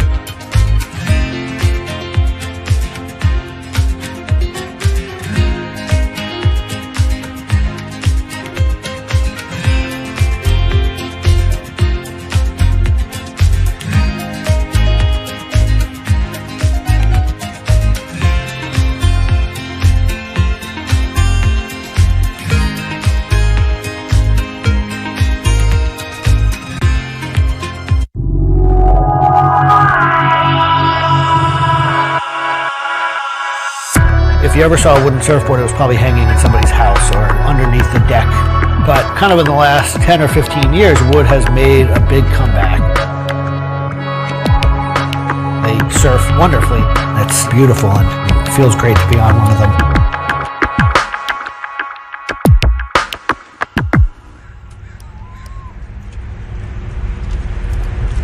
I always had a love for wood and kind of passionate about things that went in the water. I've kind of been around wooden boats most of my life. There's just so much character. The way they're built, the stories that come with them, a lot of that has translated over to why we build surfboards the way we do. When we first started thinking about building surfboards, wood was the natural material we chose. They have a very high strength to weight ratio. Wooden surfboards have the longest history of use in the surf world. People have been surfing wooden surfboards since kind of the first documented history of people riding waves. The board starts in CAD, where we take a 3D model, break down the shape, and kind of create frames and templates and all the inner parts of the board that we get cut on a CNC machine. We take those frames and we just pop them out, assemble the frame into kind of a skeleton. go out to our lumber shed, pick a bunch of cedar, and bring them into our mill shop, put glue along the edges, clamp it all together into a panel. Everything's book matched. You have symmetry in the colors and texture of the wood. Cut your outline. Take our assembled frame, gently put it down right on top of the plank.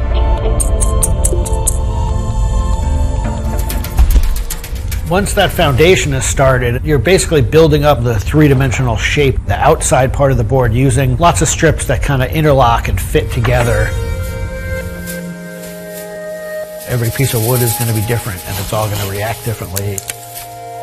There are frustrations with it, but I think that's one of the things that keeps it challenging. You learn to read the kind of what the grain lines are doing and what the color of the wood is telling you.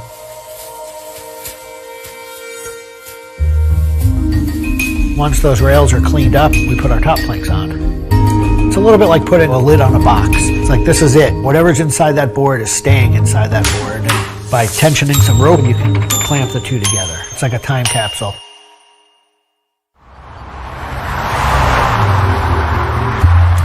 What makes our boards unique are they are built right here in York.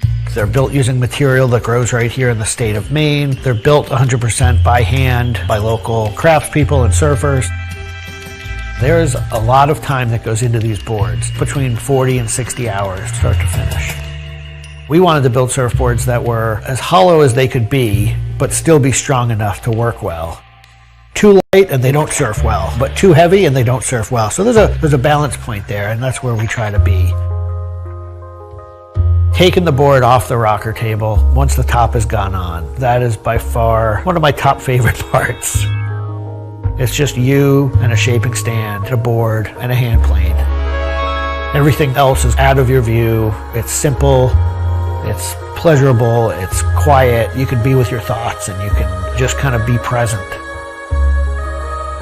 There's something about taking a nice sharp edge tool to a beautiful piece of wood and feeling the curls coming off and knowing that every pass that you're making, you're kind of getting it closer and closer to what you have in mind.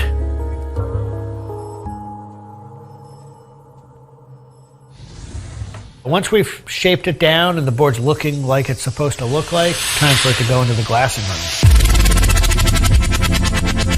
4-ounce fiberglass, laying it over the board, draping it over the edges, cutting it, applying epoxy, and on the board.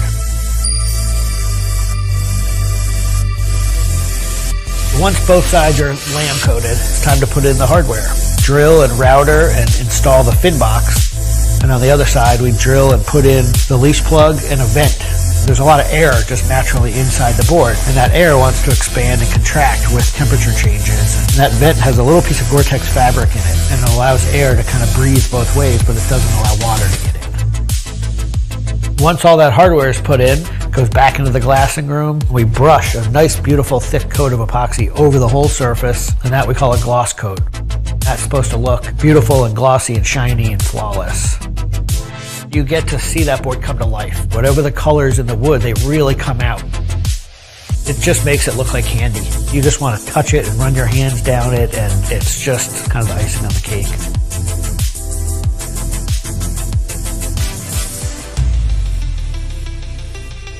Once everything is hard, we put it into what we call the oven. Get that epoxy to cure, really kind of bake it, and just get it to harden.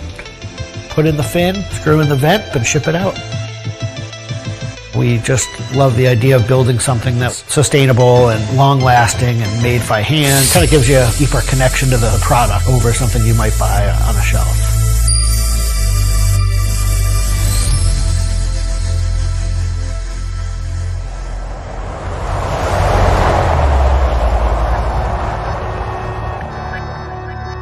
When a customer gets the board, they feel it. They 100% feel the amount of work and the amount of passion that went into the board. So I'm not really looking at hours and efficiency. We're looking at like doing it right and enjoying it as we go.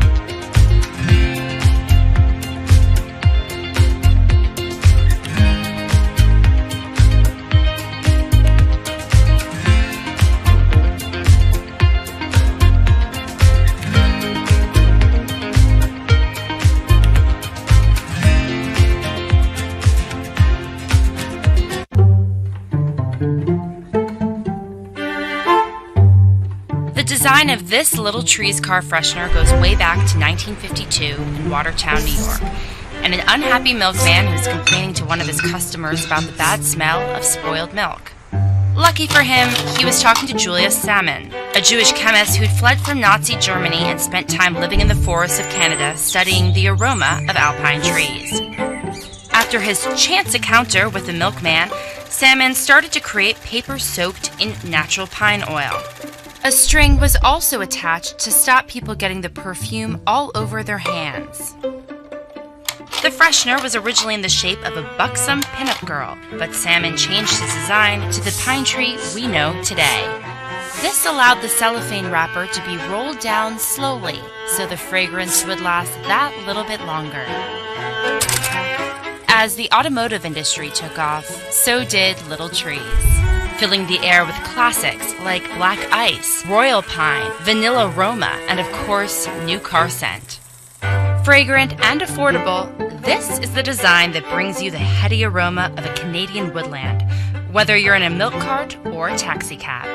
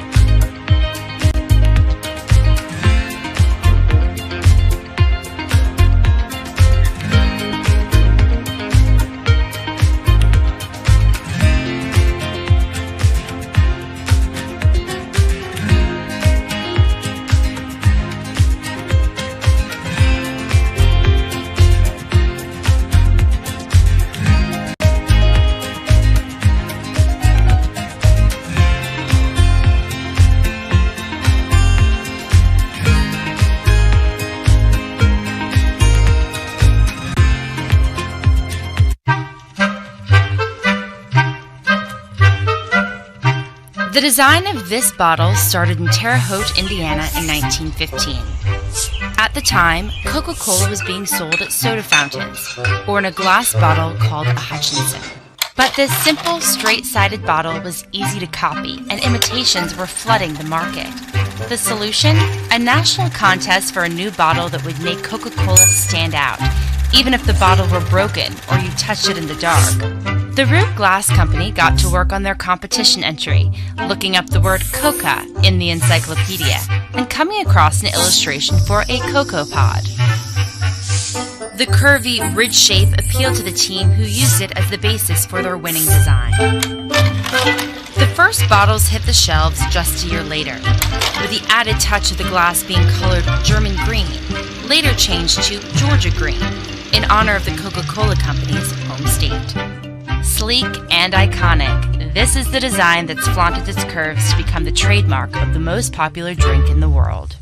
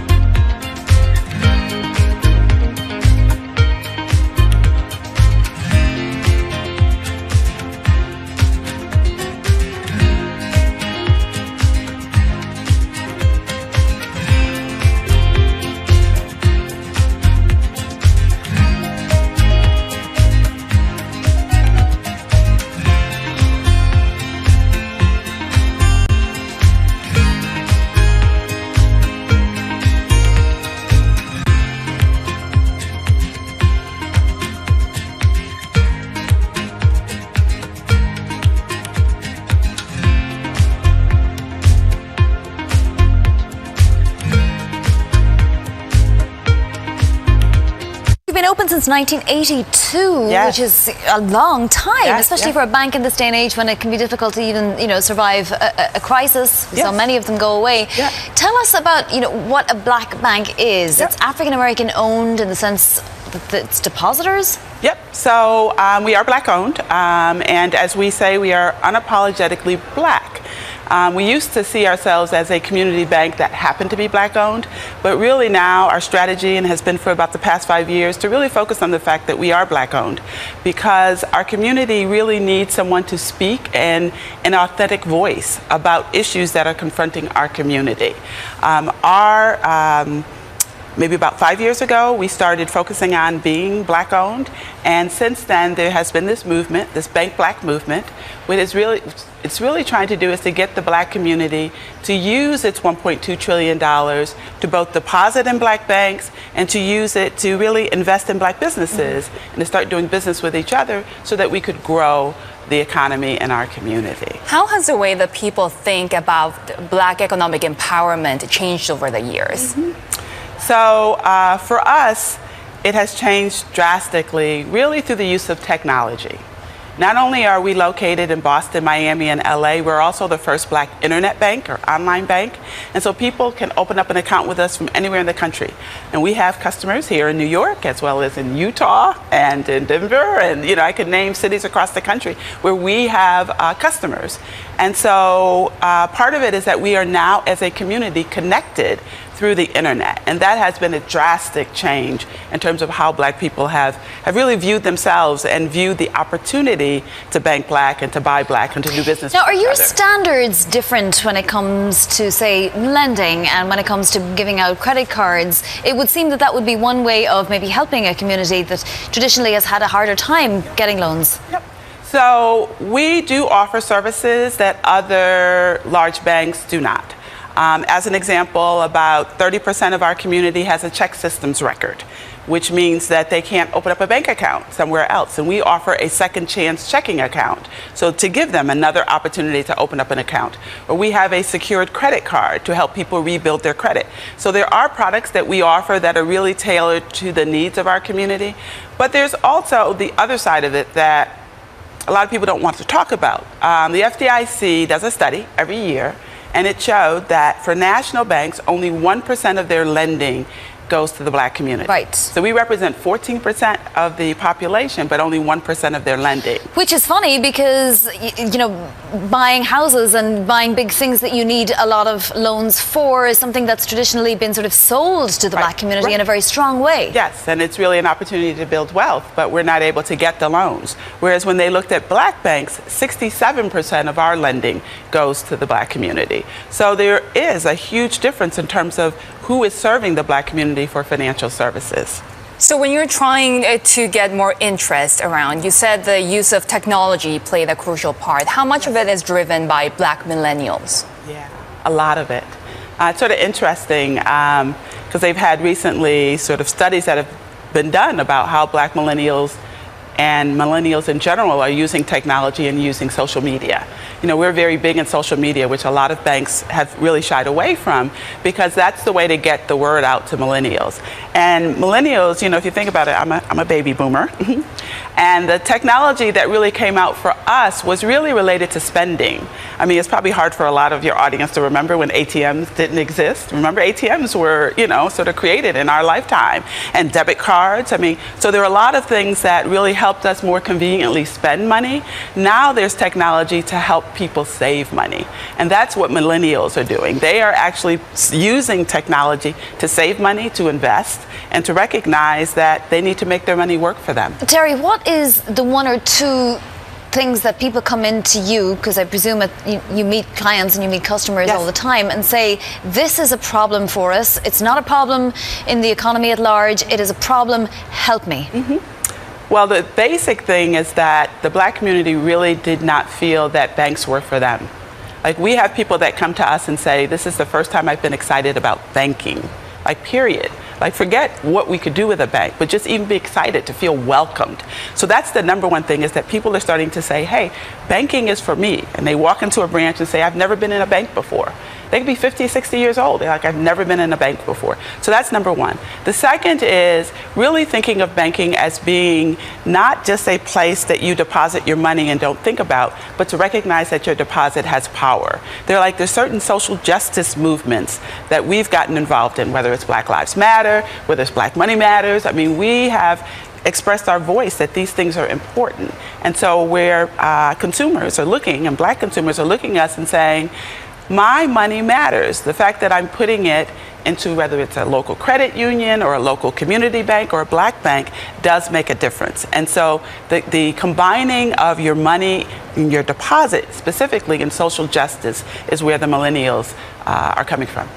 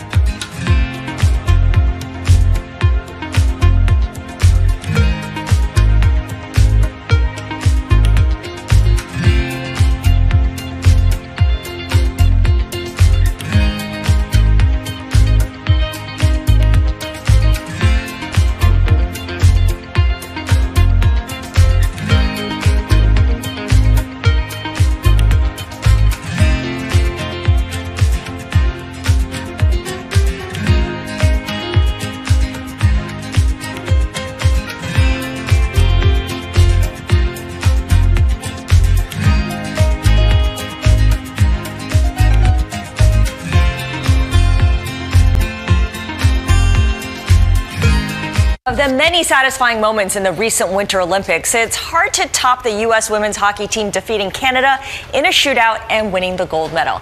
That victory is helping the National Women's Hockey League, the first paid women's pro hockey league, shine a light on the sport and inspire the next generation of female athletes. In today's Walk the Talk, Bloomberg's ongoing conversation about diversity in the workforce, I sat down with Danny Ryland, founder and commissioner of the NWHL. And I began by asking Danny about increased demand for women's hockey following the historic win by Team USA.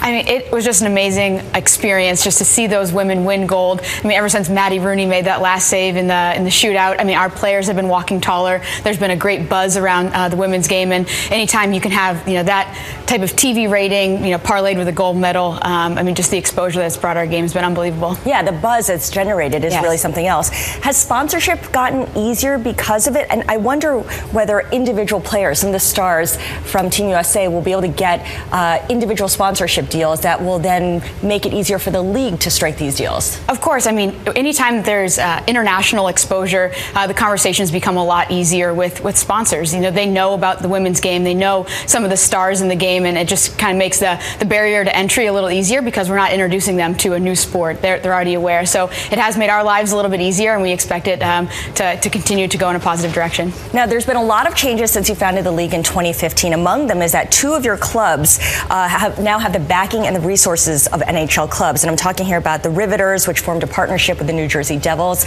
and the Buffalo Sabres owner bought the Buttes in Buffalo as well. Does that create imbalance with the other two teams that don't have that backing? No, I think it actually helps us raise the bar across the league. Obviously we want our teams in the hands of the best owners and operators, and the NHL clubs do it best. So I think it's a rally cry to the other clubs to say, like, all right, let's get another deal done. So we've definitely hit our stride.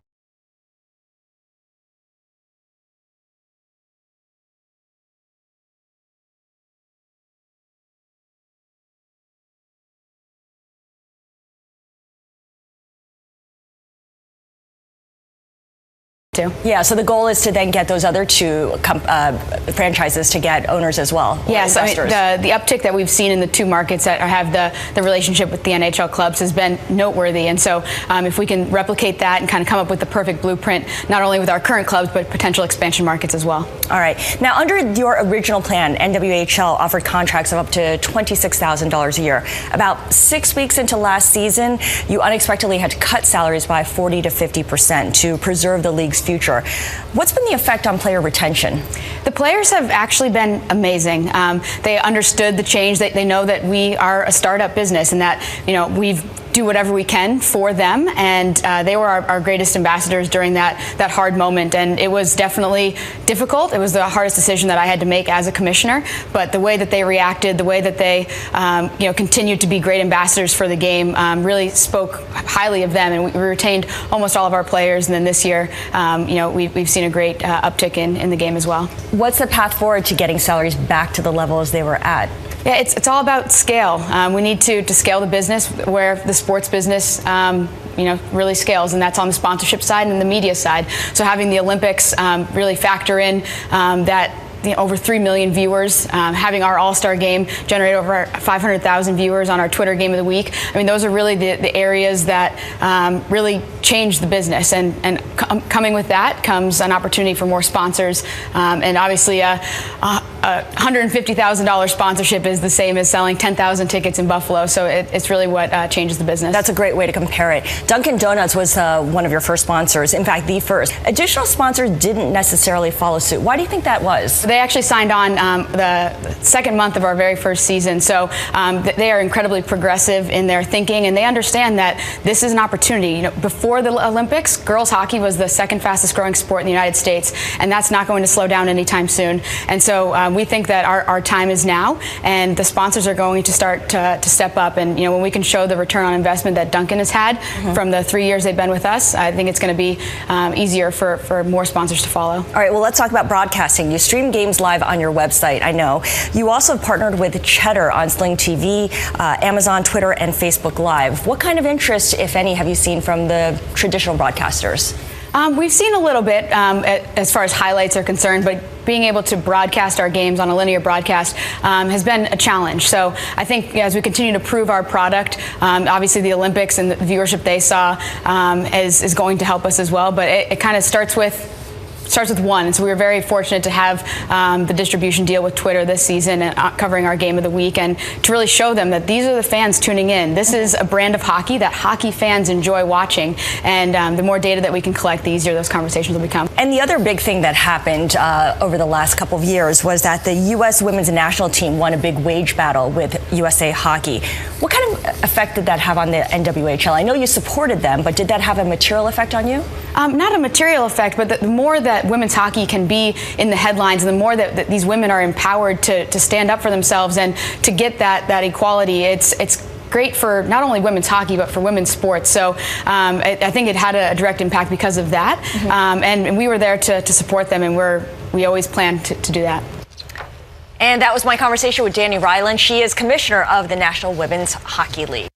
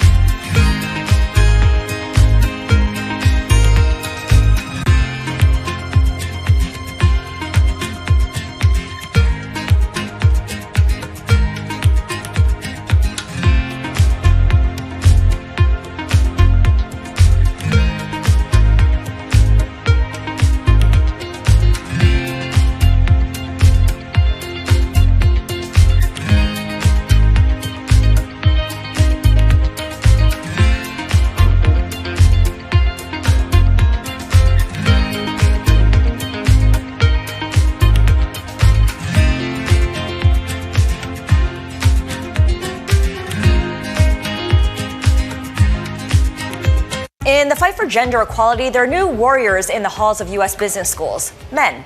The nonprofit group Forte Foundation has been training male business students to become part of its Men as Allies program.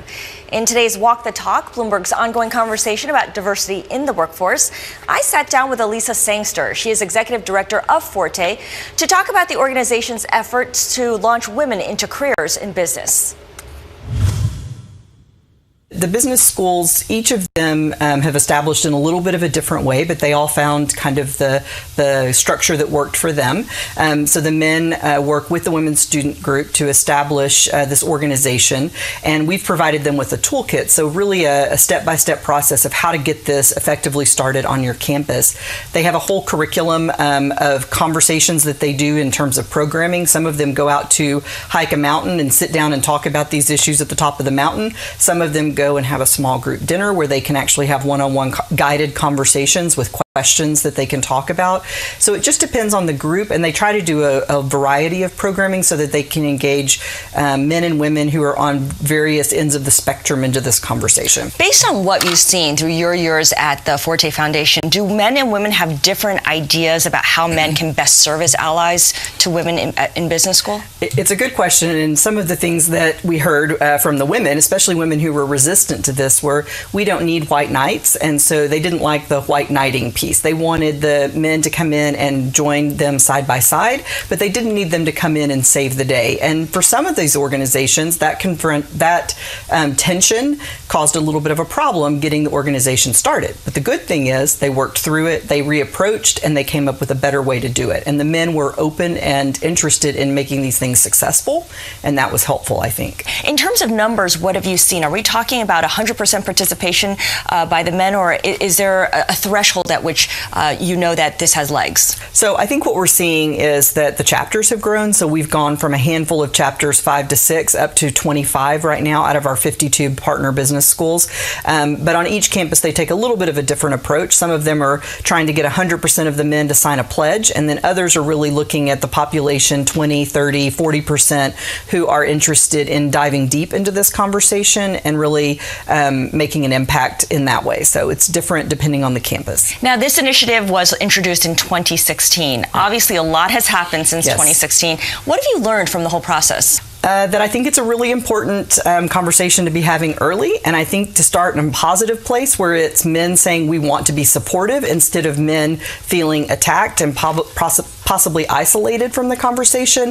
I think what Male Allies does is give them the entree into the conversation that they need, and we do see across that spectrum that men are often interested in supporting but unsure where to start and what kind of things they should be saying and doing to be those male allies. And so that's why I think it's important to train them as early as possible. This sounds very much like a product of its time. It can only happen at this period of time with this group of people, the millennials. To what extent do you see the same level of enthusiasm from people who are from a different demographic, an older generation, for instance? Right. I think that they're sensitive and interested in it, and especially because many of those people are in leadership. They're hearing about it. How can we as an organization address this? How can we develop something to share within our entire corporation? But I think what's different about this is that these are young leaders who are moving into an organization, and they're saying very actively, we want a voice in this, and we have something to say, and we want you to listen. So top down is good, but it's not good enough. We want to also see bottom up and side to side conversations. They see themselves as agents of this process. Absolutely, absolutely. What is the next step then? Because eventually these business school men and women will graduate, they will go into jobs or start their own companies. How do you maintain your influence from that point on? Well, it's interesting because we have seen 3 or 4 years of graduates, and they are starting to reach back to us, and they've said, hey, I'm experiencing X, Y, and Z in the workplace, and I really think what we did in business school could easily apply in the corporate world. So over the last year, we've been collecting data from them, kind of their own experiences. We've done additional research, and we've also been talking to companies, especially if they have some kind of grassroots movement. And I do think that business school, this program is unique to business school, and I don't think you're seeing it as pervasively within a company or in the corporate structure. So these students are still taking the grassroots approach, and they're saying we think that this is the most effective way to do it. Training is important, and definitely we want our leaders to be bought in, but we think that having that conversation early is what prepares you to be the best business leader. What kinds of companies are participants, are willing participants here? It's companies from a lot of different industries. We've seen companies in tech, in consumer packaged goods, in finance, all across the board. There are companies involved in this. Again, it's more the men who are reaching out to us in those industries. It's not necessarily the company saying, sign us up. That was my conversation with Elisa Sangster. She's Executive Director of the Forte Foundation.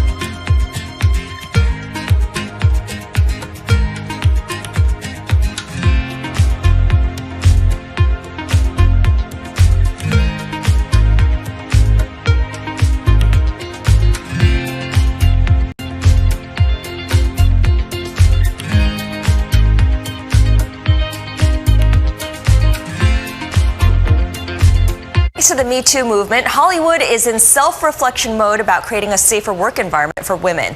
There's now a website aggregating reviews from exclusively female critics. Cherry Picks is taking on male-dominated opinion sites like Rotten Tomatoes.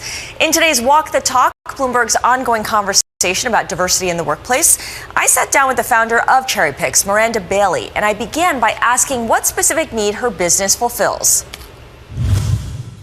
We're kind of cherry picking the female critical voice out of film, television, video games, basically anywhere where there's art criticism and media criticism, so we can have a platform to see what women think about it. In terms of women, it's very complicated because there's not that many of them on Rotten Tomatoes compared to the men. I mean, it's less than a quarter. So in order for us to us being females, to have a voice and know what females think about something, it's really hard when there's an overwhelmingly male, voice shouting at you or saying, this is how it should be. What are the financial consequences of that gender imbalance among film critics? How does it make its way through the industry? Well, I don't really know about financial, situation. For me, it's about the consumer. I mean, in Hollywood, we've been talking about we need more women behind the camera. We need more women's stories, more women writers, more women actors, everything like that. And I'm a film producer and actor and director, and it's really easy to say we need it, and it's a lot harder to make it happen because at the end of the day, Hollywood follows the consumers.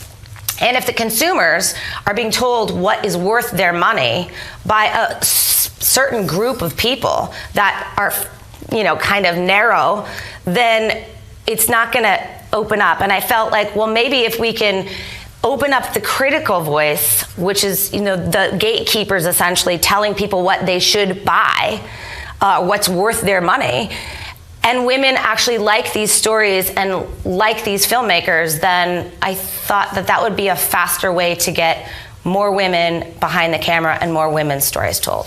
How are you funding this website? You mentioned it's going to be an aggregator of reviews, but are you going to be advertising supported, subscription driven in any way? Yes, I mean, we're funded for the next, 3 years about right now by my production company. And, we will be finding partners once we kind of, get our our voice and our full creative image out there. But yes, I mean, we plan on doing advertising. We plan on doing partnerships with film theaters so that we can, link to buy tickets online. So like if you read a review about The Zookeeper's Wife, for instance, and you really like it, you can go right there and buy it. It's an interesting time to be launching this because of the Me Too movement across Hollywood, across media overall. How do you intend for this site to help change the culture in movie making? Oh, well, I mean, the Me Too movement and the Time's Up are two very different movements. I mean, they're both female-centric, but, at the end of the day, we're about, being recognized and respected. And so I'm grateful for those movements. I think it's kind of wonderful that that's happening right now. We've been saying this for a very long time, that we deserve to be paid equally, and not to be, sexually harassed. And not everyone is sexually harassed, but most all women are definitely underrepresented, underpaid, and disrespected. You are an independent film producer. As you mentioned, you're an actor, you're a director. What kind of feedback have you gotten from peers in your industry when you told them about Cherry Picks? I have had overwhelming support from female journalists specifically, which is very exciting for me because this is kind of a new door that I'm opening and learning about. And obviously the female filmmakers that are out there are really excited by it. We're all banding together right now and supporting each other, which I think is great. I think one thing that's awesome about the Time's Up movement is that all of the women who are directing right now are not competing with each other. We're all rooting for each other. And I think that that's a big change. And I think this Cherry Picks is part of that, is us also lifting each other up and opening it up to journalism and the consumers and what the buyers, the exhibitors, the distributors, the producers, the directors, we're all together in this and we can all make a difference.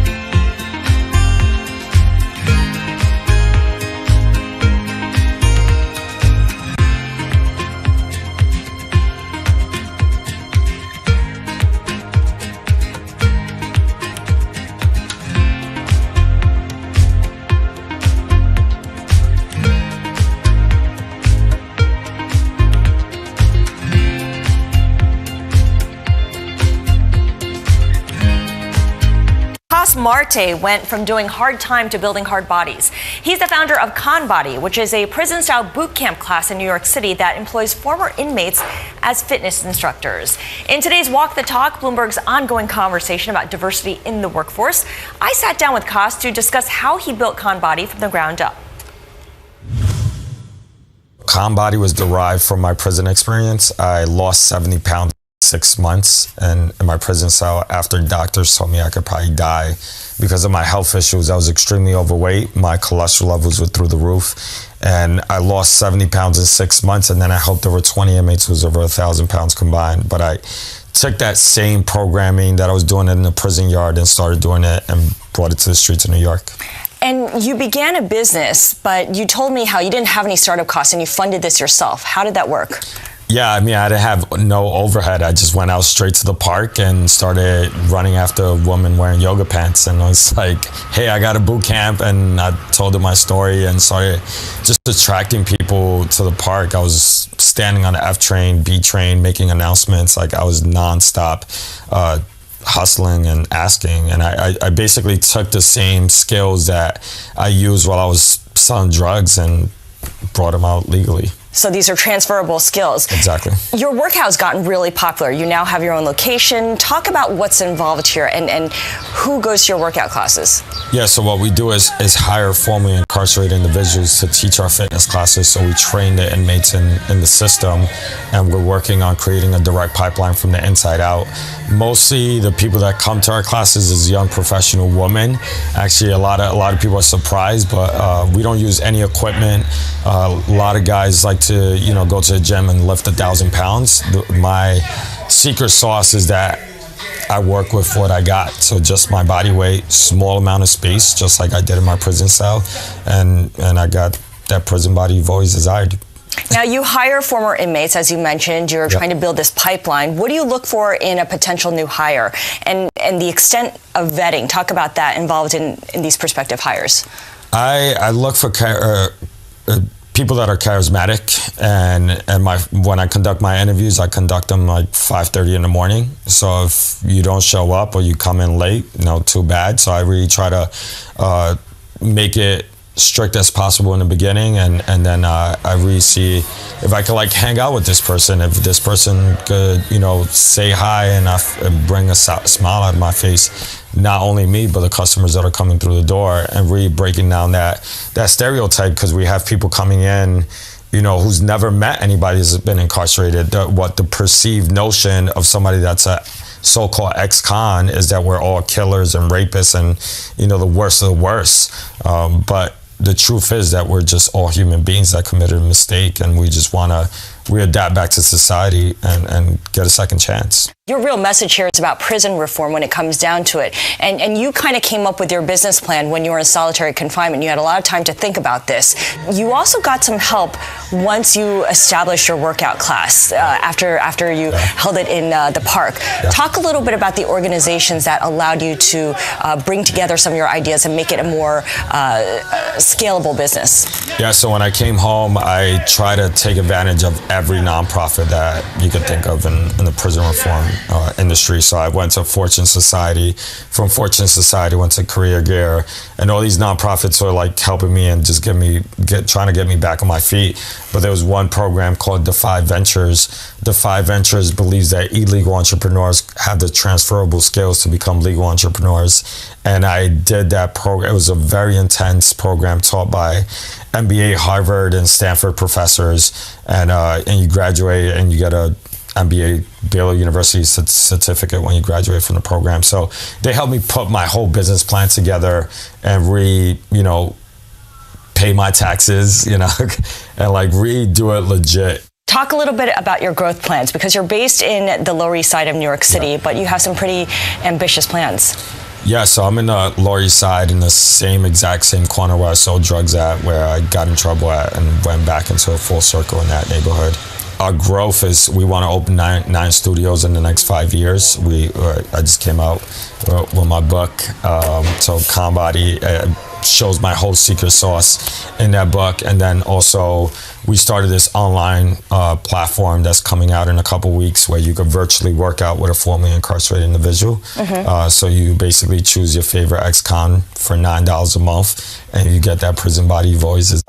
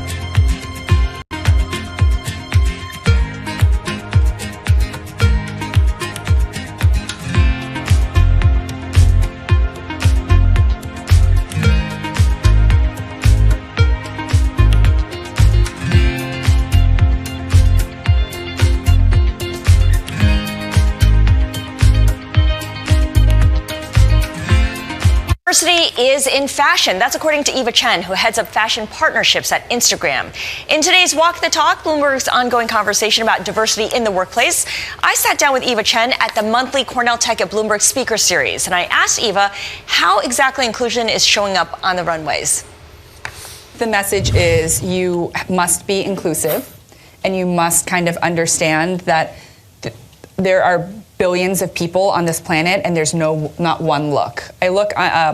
I think about Instagram and some of the accounts that have done so well on Instagram, and some of the models that are coming out of it, like Ashley Graham or Paloma Escolar or Halima. Like, these are women who represent beauty for a lot of different people, and that kind of cookie cutter look. There's not just one standard of beauty, it's 800 million standards of beauty. So I think that's kind of the voice. And now, you think about it, if a fashion show were to cast just one type of model or one type of woman in their runway, and it was every single model looked the same, you would hear about it on Instagram. Like, people will not take that. And I think it's amazing. I think it's powerful. I think everyone can feel represented. And for me, growing up, I remember not seeing anyone who looked like me or looked like us. It just didn't exist. And I think now, if you are a 15-year-old bookworm who, loves to read, this is like, I'm describing myself, like a bookworm who loves to read young adult fiction and drink like lemon ginger tea,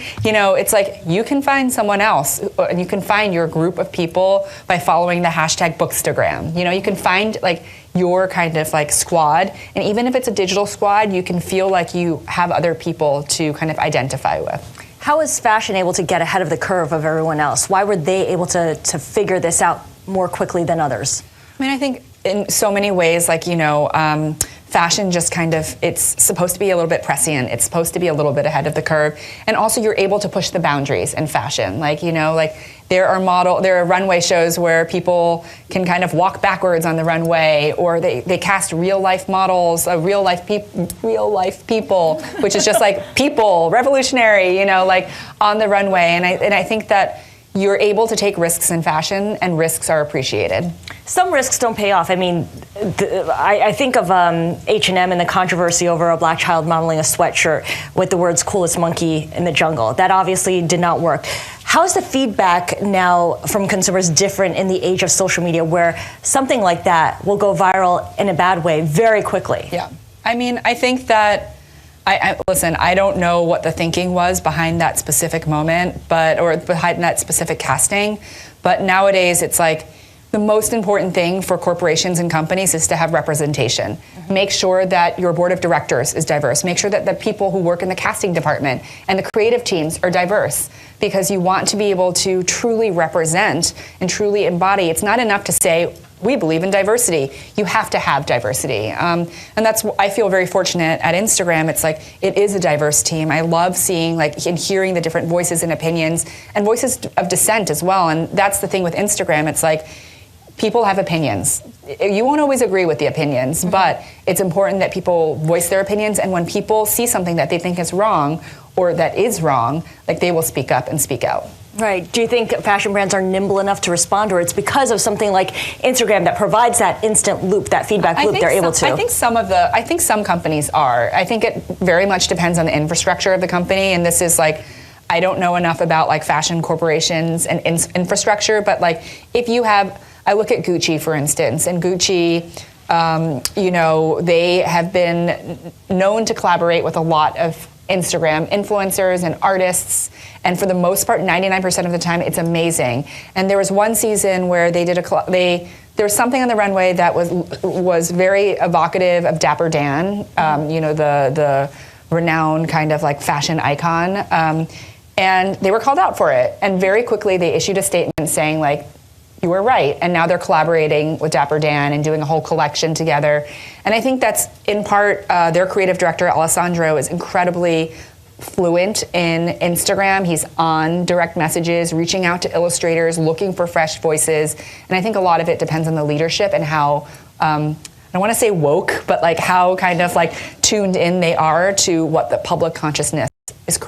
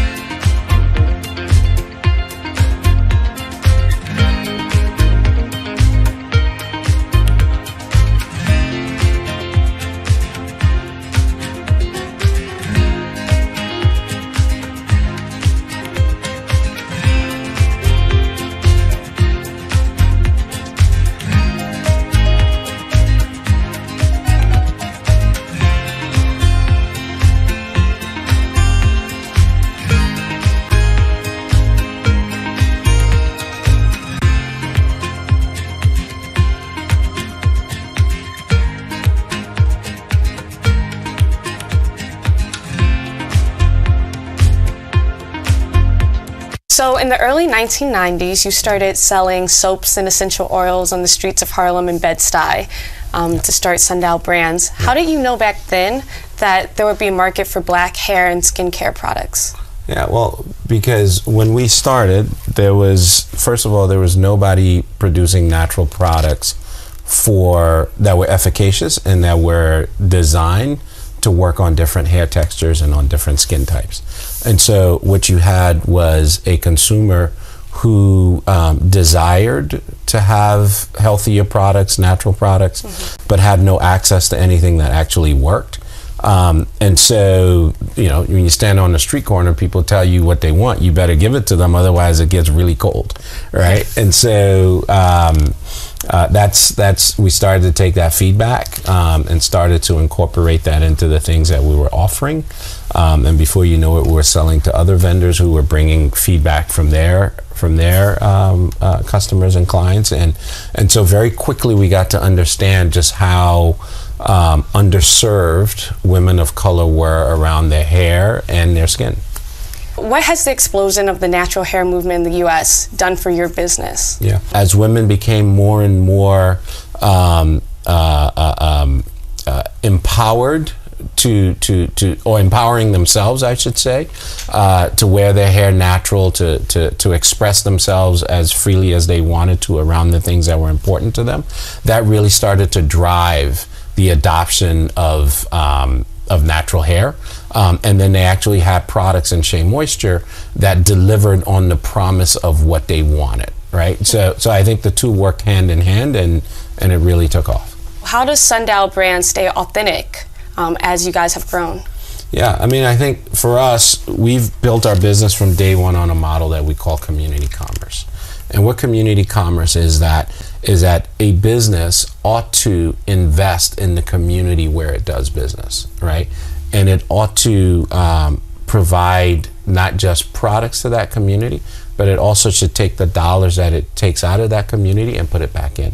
And so for us, that meant that the products that we produced from our supply chain in Ghana, of which there are 16,000 women that now supply Shea Moisture, who have now risen above the poverty line because of this model, also get to share in 10% of the revenue of the products that their ingredients go into, right?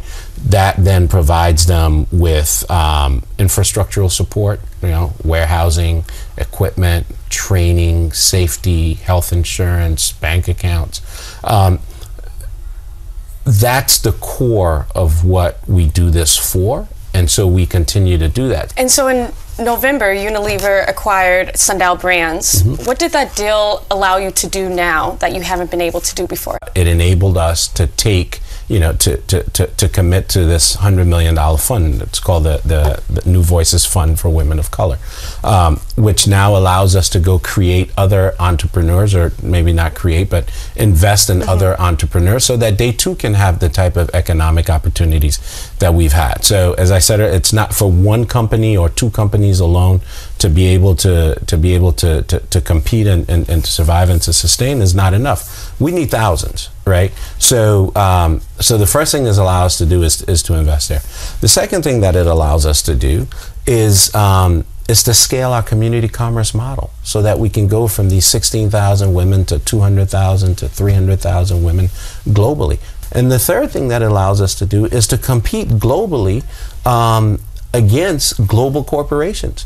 We can't compete for shelf space the same way because we don't have the same resources. We can't buy the same amount of advertising on TV or in magazines or in social media. So we end up shrinking and shrinking and shrinking as more companies come in to serve us as consumers. So what we've got to do is we've got to provide capital to each other in our communities in order to compete. We've got to find ways to scale our business. Now, the way that I've done it may not be the way for everybody else, but at least it shows a path, right? And it shows that it can be done, and it shows that you can do it and be highly successful at doing it. And it also shows that once you do it, you've got to be committed to putting it back in.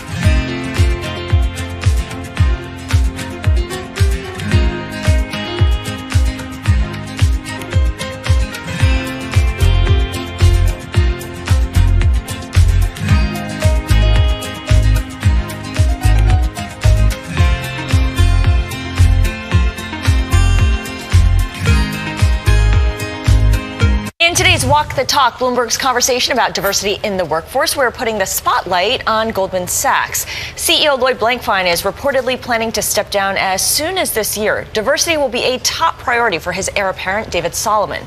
Solomon recently told the Women in Corporate Leadership Initiative, quote, "You make progress, but the progress as you're looking at it day to day feels slow. And it feels slow because you're a big organization. But you know over time that will change. It's our job to change it." Joining us now to explore this topic is Bloomberg's Jordan Holman. Jordan, we know that Solomon has been pretty active on the diversity front. He did propose a number of ideas to the board not so long ago. Why aren't we seeing an increase of female representatives or executives at the senior level? Because it's not there yet. Right. No woman has run a major Wall Street bank before. And if David Solomon does become the next CEO, that pattern will continue. So at Goldman, they are looking at increasing the number of women who come into those entry-level positions. But we're not seeing the women come out on the other side of the pipeline on those executive teams. So there is a retention issue, and they are looking at that through mentorship and sponsorship initiatives.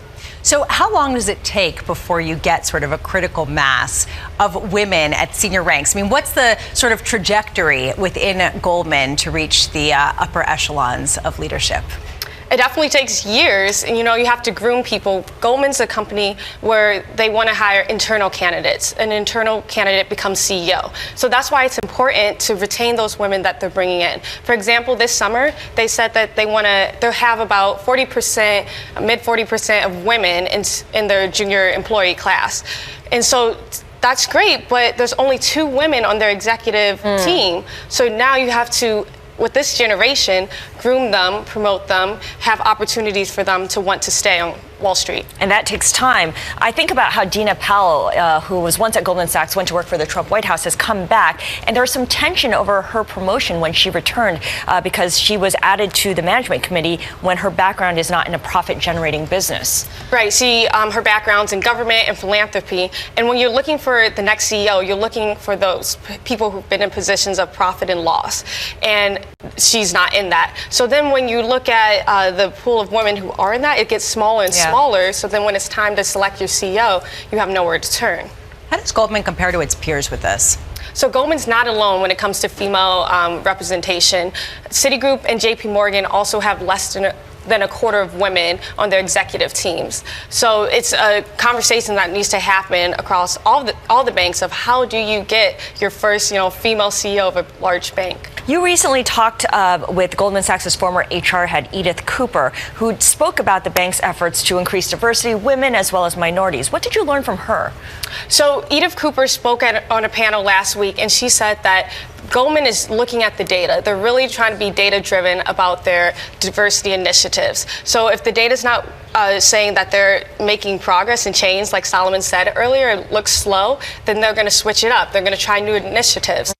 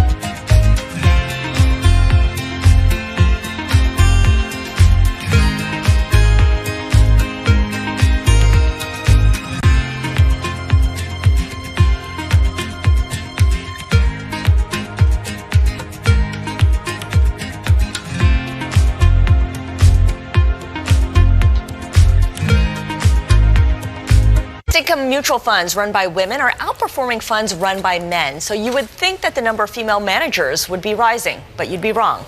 In today's Walk the Talk, Bloomberg's ongoing conversation about diversity in the workplace, I want to bring in Bloomberg's Liz McCormick, who's been crunching the numbers, and the numbers are kind of troubling here. Going back 15 years, Morningstar has found that women-run fixed income funds outperform by a meaningful amount. Right. I mean, it's very interesting. They said, let's run the numbers and see, is there a performance reason why women are only 10% of the whole business? And they found no. I mean, on fixed income, women slightly outperformed. Even mixed gender teams did better. And on equities, it was fairly close. Women slightly underperformed. So the numbers didn't back it up. They said there's no performance reason why women shouldn't be rising as the number of fund managers. And in fact, the number of women-run fixed income funds in the U.S. has dropped precipitously. It's now, 14 in 2017? Right. Those exclusively run by women. There's only 14. As of September 2017, that's all there was. In 2004, it was 47. Yeah, so it was a big drop, so it doesn't kind of make sense, So you talk to different people. What do they blame it on, or what do they attribute it to, rather? Yeah, it's interesting. I spoke to a lot of the leading fund managers who broke through and said, how'd you do it? What are the problems? A lot of them said, number one, it's very tough, because we weren't always welcomed in the beginning, and you don't start as a fund manager. You have to rise to that level, so it's a long haul. And some say by the time you've fought for 30 years or so, some are like leaving and they're had enough. And others are saying young women don't know enough about it. So that's why these organizations like Girls Who Invest are trying to, educate college women. Hey, this is a great field for you, and you can perform. Absolutely. Misconceptions also abound here, and I know this is something that Girls Who Invest is trying to fight as well. The idea that you have to be super quantity to run a fund.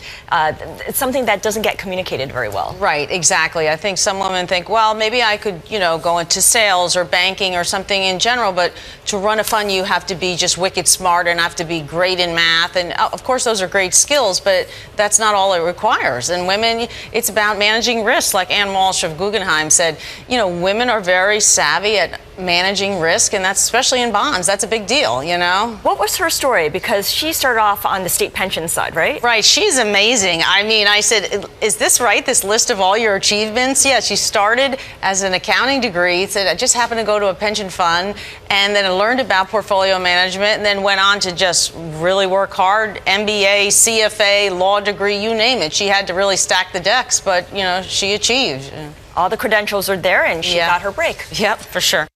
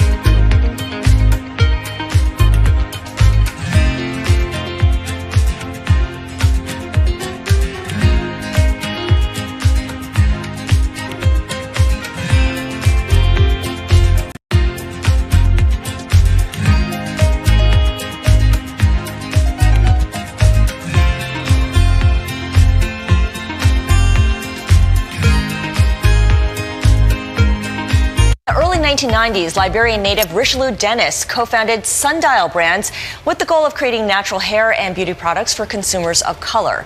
In today's Walk the Talk, Bloomberg's ongoing conversation about diversity in the workforce, Jordan Holman sat down with Richelieu to talk about the rise of Sundial. When we started, first of all, there was nobody producing natural products that were efficacious and that were designed to work on different hair textures and on different skin types. And so what you had was a consumer who desired to have healthier products, natural products, but had no access to anything that actually worked.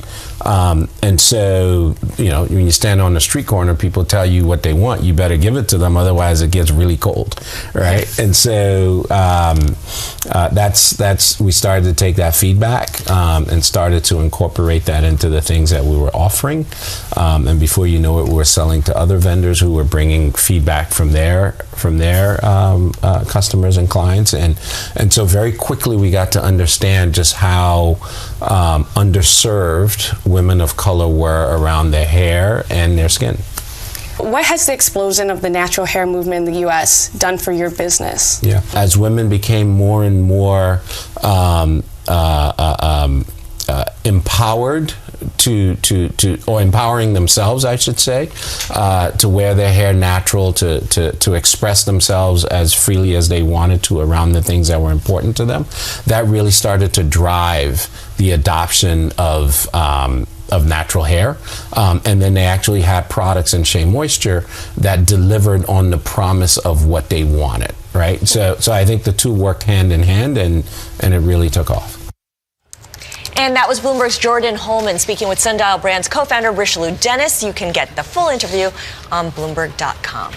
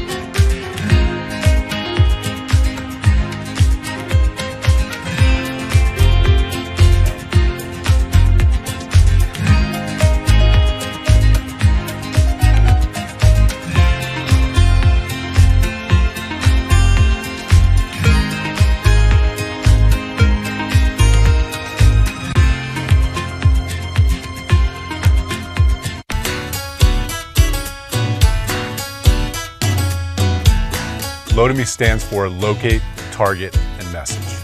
Load-Me helps advertisers collect and organize their consumer data. So if you can imagine that customers engage on the phone, on the web, in a store, through a coupon, we help collect all of that, attach it to a profile, and activate it. It's the big data story. When I started the company in 2006, I saw this unbelievable opportunity around user-generated content. It changed the paradigm for all advertisers. There had to be a platform to protect the brand and get a defined result, which is a sale. That is the genesis of Load-Me. My first year in business, we landed 9 customers on a proof of concept. I then went to venture capitalists and told them the story. And over time, I was able to raise $60 million. I woke up one day in 2011, I had a board meeting. I called our board together, I told them the trends and the data points I was seeing, and we made a decision to cut the company in half and walk away from a $30 million revenue line of business.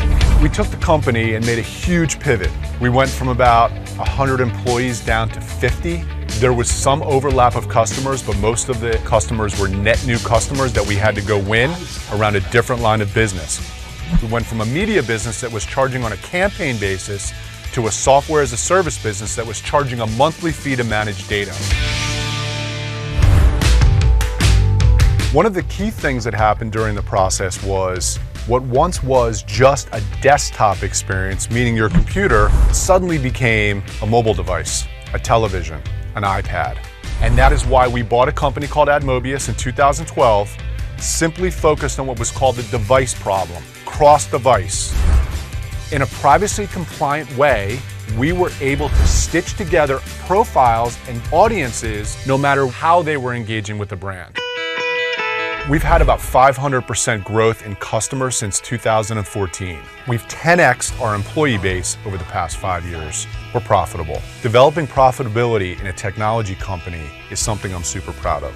Over the next 5 years, I would like to be a very large public enterprise. Almost every device and almost everything we're doing is connected to the internet. Microwaves, refrigerators, automobiles. There's information that's thrown off from that device connected to that consumer. I think there's an opportunity for a public company who is only focused on data, data solutions, and activating customer data. In a world where data is everywhere, we help our customers figure out what it all means. And that's the future of Load-Me.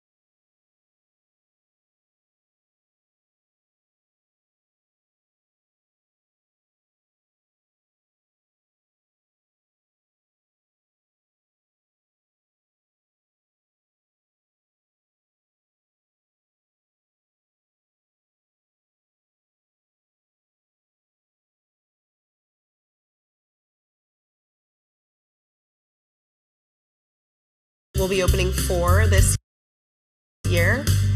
And if everything goes well, we'll open an additional 10 in 2019.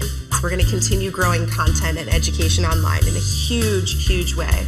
I think the real secret sauce to Full Lane is we're a highly curated portfolio. Since starting the business, we've tested between 800 to 900 brands. We have 75 brands in the store right now. It's not easy to get on our shelves. We don't carry any full brand portfolios. We carry what the best products are by the brand. It's helping in the repeat rates. It's helping in retention. We're now becoming known as the place to really, truly start your clean beauty journey.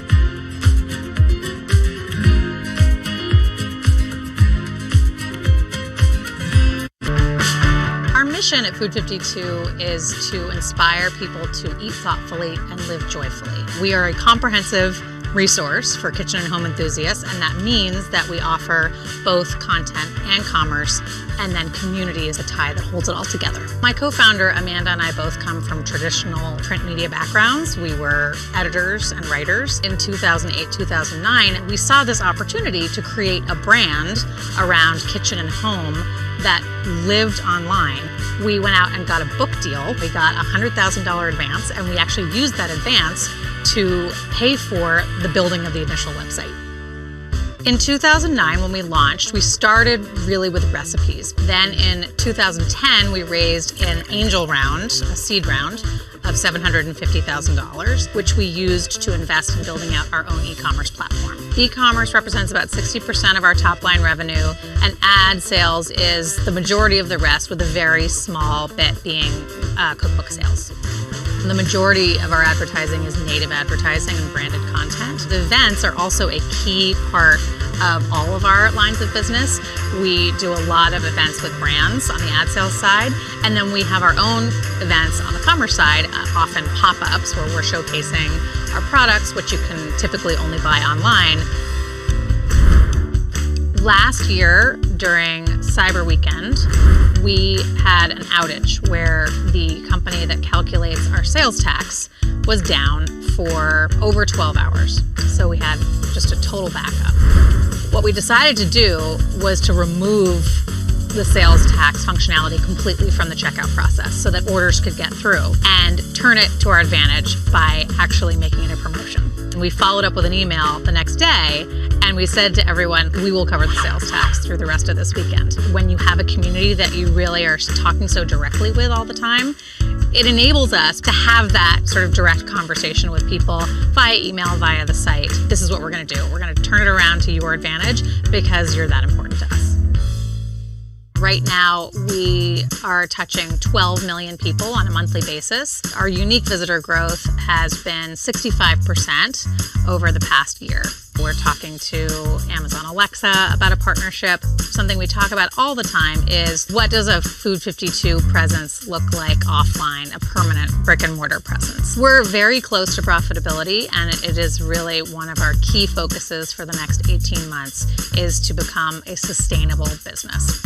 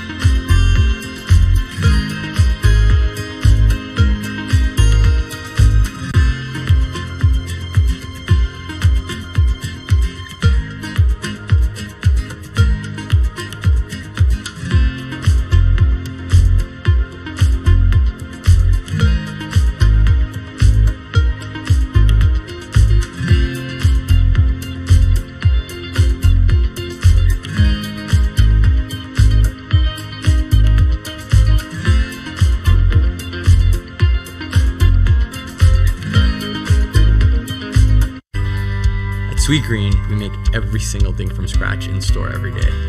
The three of us were just, what if we opened this restaurant? It was just solving a problem that we had in our own life. This problem of wanting to eat something that was healthy, affordable, convenient, and really stood for something that we believed in. We started the company by going out to anyone we could ask, and we raised about $300,000. 40 people contributed to that very first restaurant. That means the average check was somewhere between $5,000 and $10,000. The place we found to open was tiny. And what that did was it really forced us to simplify everything. And that philosophy has really stuck with us throughout the whole history of the company. It wasn't that sales took off in a crazy way right away, but it was like the people who knew about us loved us. Very soon after we opened the first one, we started exploring the idea of a second and a third one. Our first 7 restaurants, we stayed in the DC area. We had these huge ambitions, but we knew we had to get things right before we scaled it. We've had to raise a lot of capital along the way because we build restaurants, but we never really took on any sort of institutional funding or any big investors. It was about 4 years ago, one of our customers and friends approached us about investing a lot more money. It was a guy named Steve Case.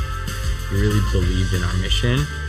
That kind of funding allowed us to invest in people, invest in the community, invest in the systems and infrastructure, allowed us to build a brand. We invested in mobile technology and also rebuilt our restaurants in a responsive way. You can pick up your phone or go online and within just a few clicks, order it, have it on a shelf ready, and come pick it up and be out of there. That was really hard.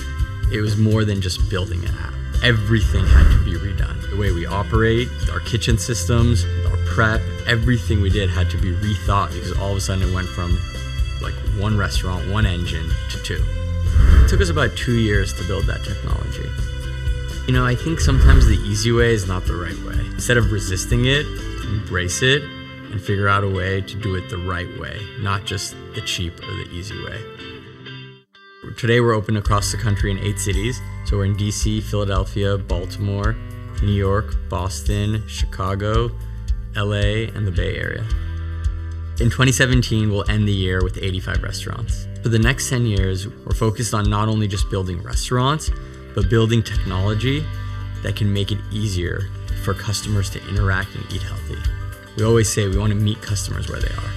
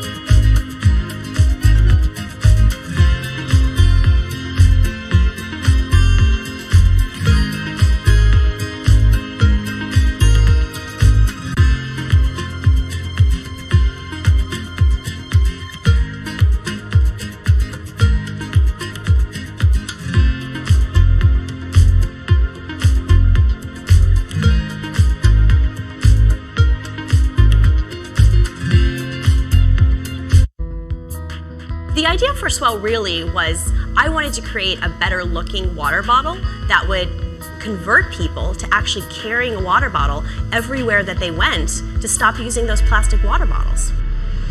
I started Swell with my own personal savings. I invested $30,000. I worked with a team of industrial engineers. The Swell bottle is triple-walled stainless steel with a layer of copper on the inside. It's almost indestructible. The first year when I started Swell, I went to 17 trade shows myself. I stood in a lot of booths and I talked to a lot of customers. They would tell me, could you make it in this other color? Or could you make it in a bigger size? Because we would like to take wine to the park. Really, that first year was just a learning lab. It's been a real wild ride. We went from 3 million in sales to 10 to 50, 50 to 100, really fast. We are now in 65 countries.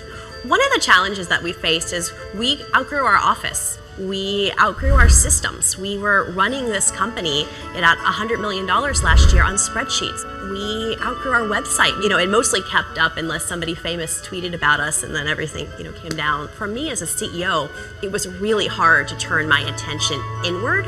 It's been hard for me to not take every marketing opportunity, every sales opportunity, every innovation opportunity. We had to put a lot of things on pause while we built the infrastructure. We're building up the leadership team, we're moving the office, we're moving the warehouse, we're moving the website. We can be $1 billion company because we've got the systems. Last year in 2016, I had the idea to launch a new line for Swell. It's called Sip by Swell. We originally launched in Target stores nationwide. It's a little bit less expensive. It was part of my idea that creates something new for a different type of customer. Our customers love to collect them. We found that the average customer that has a Swell at home has 5.5 bottles at home. Still today, we're a self-funded company and we don't have any outside investors. I don't have a board. I don't have any metrics. I don't have anyone telling me I need to hit any numbers. We might not always be privately owned. We don't necessarily need the capital, but I'm always interested in potential advice and expertise. How could we potentially partner with someone that could help us grow bigger, faster, stronger? I'm not saying that anything's coming, but you never know. I still see people with plastic water bottles. However, I have to say, I think the balance of seeing the plastic versus seeing Swells is starting to change. We still have some education to do, but I'm feeling pretty good about the progress.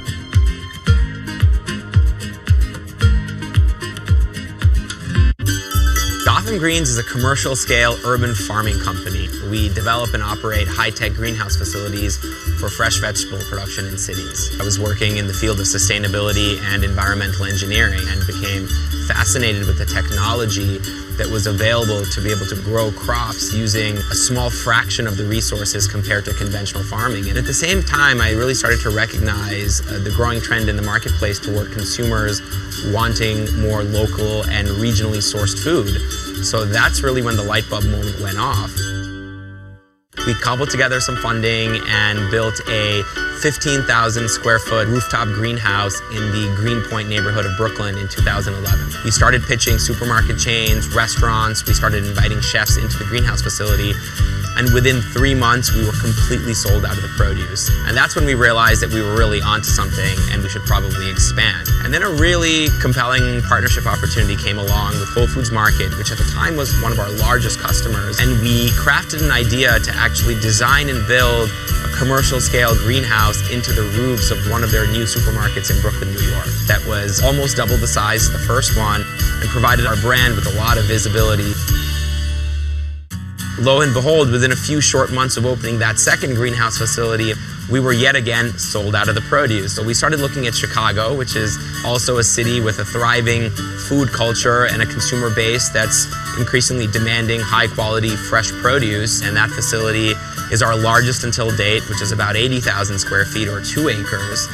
That produces the equivalent of about 50 acres of conventional field farming. This form of farming, which is known as controlled environment agriculture, is really a combination of horticultural science as well as environmental engineering. It was a challenge to find people with this very unique skill set.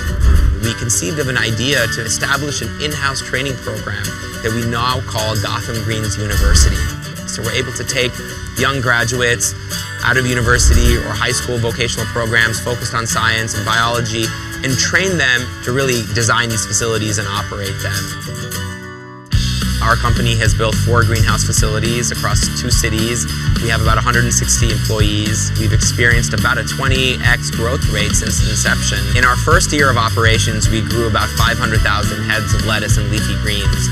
And last year, we grew over 20 million heads of lettuce and leafy greens. I believe the future will have us expanding to other cities across the United States, expanding into new products, new product development. Our motto is to be able to harvest and deliver within 24 hours to be able to provide consumers with the freshest possible product and the best tasting product.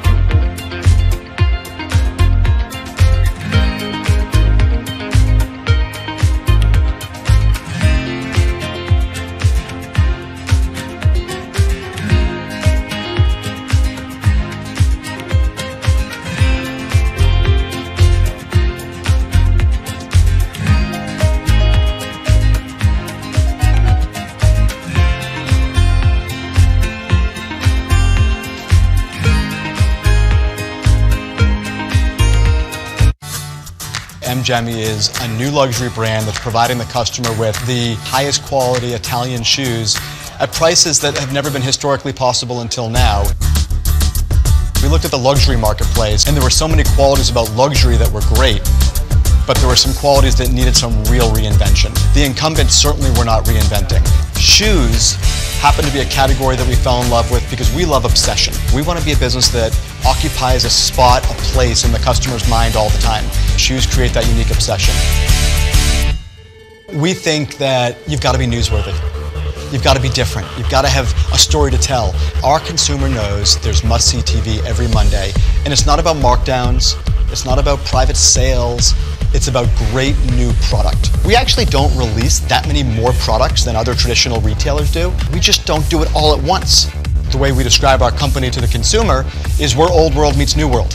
We identified very early on in the business creation a team in Italy that I had some history with that we could in essence acqui-hire. It was a group in Italy, in Florence, that had been in the shoe manufacturing business for generations. There was a whole bunch of challenges in taking the old, historical Italian shoe manufacturing industry and putting this new engine on top of it. Unlike most fashion brands that produce things 4 times a year where you have these big spikes, we're providing them with this constant demand, keeping their factories moving all of the time. We had to get them to start producing products at the pace that we wanted them produced. The only way to solve that was to learn. They've done a pretty good job of learning through our data. They've done a pretty good job of learning through our forecasting what opportunities they can receive by moving faster than they've ever moved before. They've been pretty open to listening about ways to improve their demand forecasting and ways to improve their speed of production, but they're not so open to listening to better ways to make shoes, that's for sure. Probably rightly so. We opened our first store in Soho. 80% of those customers who bought in the store first buy their second purchase online. If you're buying things with the frequency that our consumers buying them, the luxury of multi-channel drives to their purchase pattern. 50% of our buyers come back and buy a second time. Once they buy a second time, on average, they average 4 purchases within a year. We're also seeing consistent 100% growth year over year in total sales, and margin continuing to improve in each of those years. So the goal is not go as fast as you can go and grow as fast as you can grow. The goal is with really good controlled growth, ensure that you can double your business for a number of years.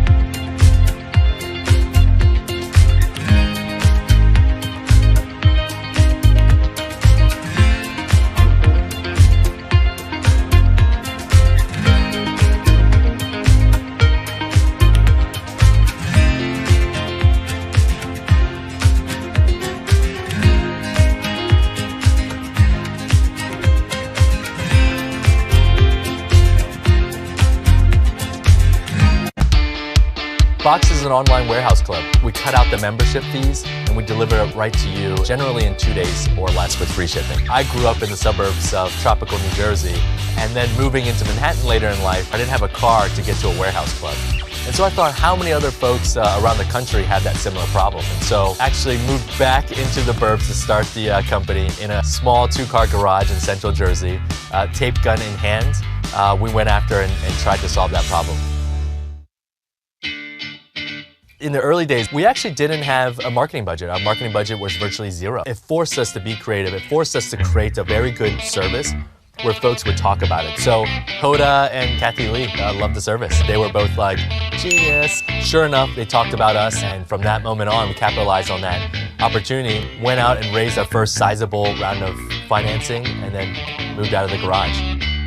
A gigantic challenge that we had actually came up when we started expanding our footprint throughout the US. It kind of forced us to make a decision, are we short-term or are we long-term? Treating people right is actually a short-term detriment, meaning that it's so easy to take away benefits or say, hey, we'll pay minimum wage because you see an instant pop on your financial statements. I don't believe that's a long-term good way to drive the business. We took the long-term approach. No matter if you work in a fulfillment center and it's your first day, or you're the chief marketing officer of the company, we're all one team. We need to treat everyone fairly. In the short run, there might not be a line for increased morale and increased sense of team. But over the long run, I truly believe that will pay huge dividends. To this day, we picked that road and has become who we are. Folks have chosen to spend their money with us in pretty large amounts because we do the right thing. Now, our fulfillment footprint is 4 locations throughout the United States, 4 fulfillment centers, 3 offices, and a life spent on an airplane for me these days. Last year was our 3rd full year in business, and we went from virtually 0 in our first year to over 9 figures in that 3rd full year. So it's always been a dream of ours, and especially mine, to push the button at the New York Stock Exchange. We've identified an area where there's a real dearth, a real lack of solutions. And for us, it's about staying focused, not trying to be the everything store, doing wholesale and doing warehouse clubs and doing it right.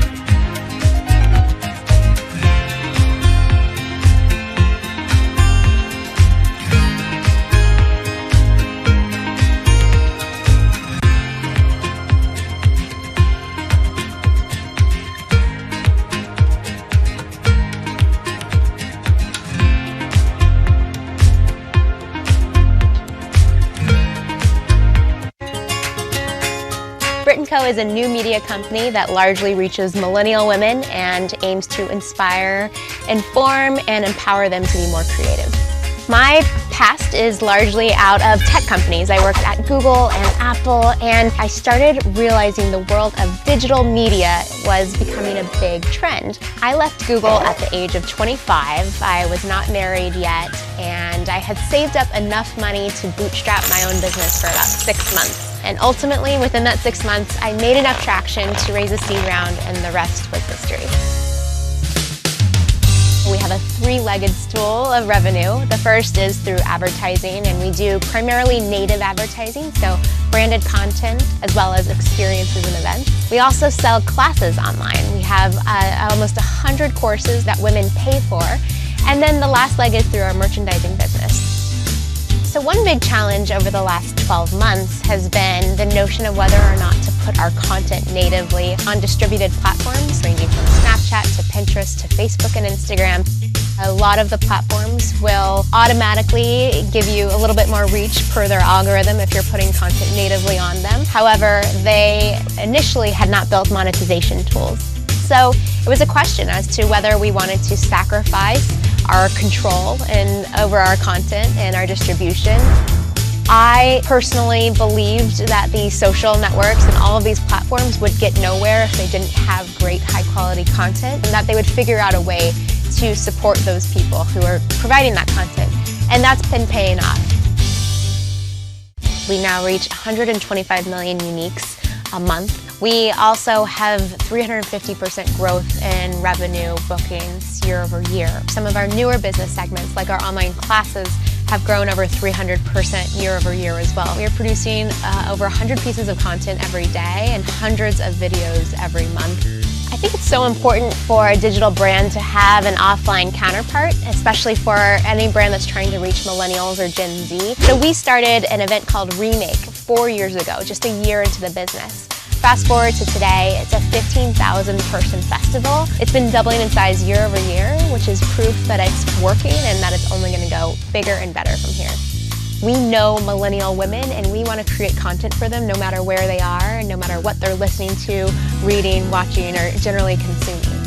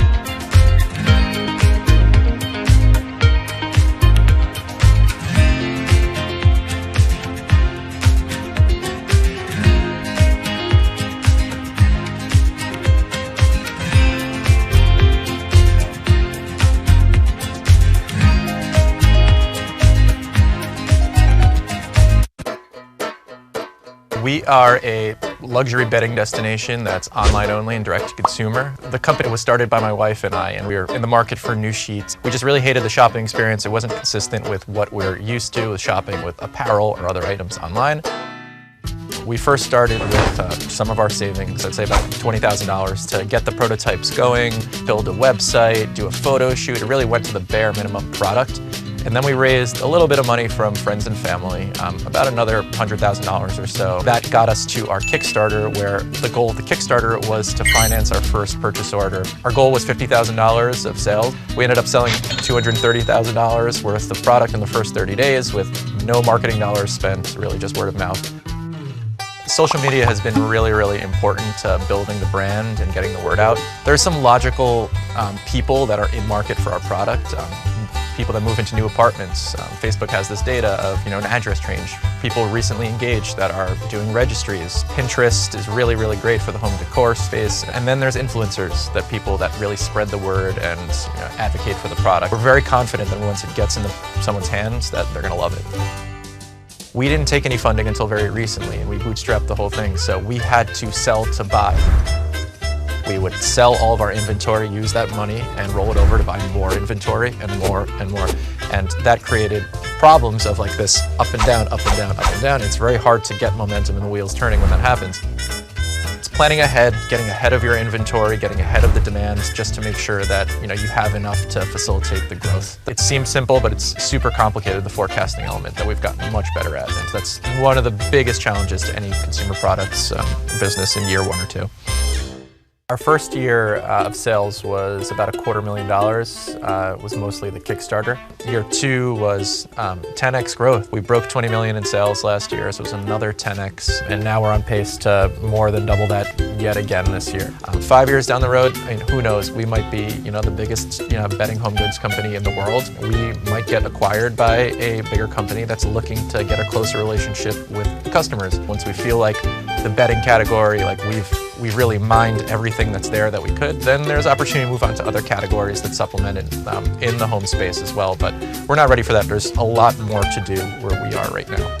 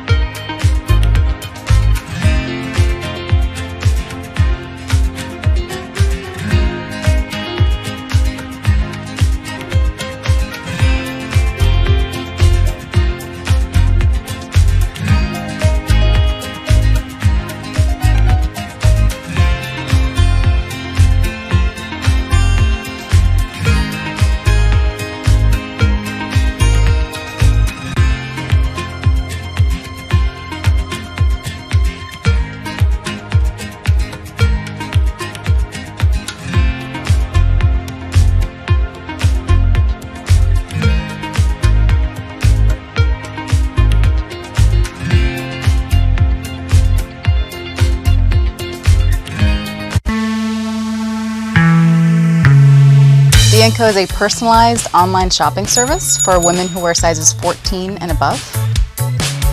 Plus-size women in the U.S. make up about 67% of the population in the U.S. and pretty shockingly make up only 17% of apparel spend in the U.S. Dia was founded on the simple mission of really creating equality for her as a customer and therefore really bringing her to the table for the first time within fashion.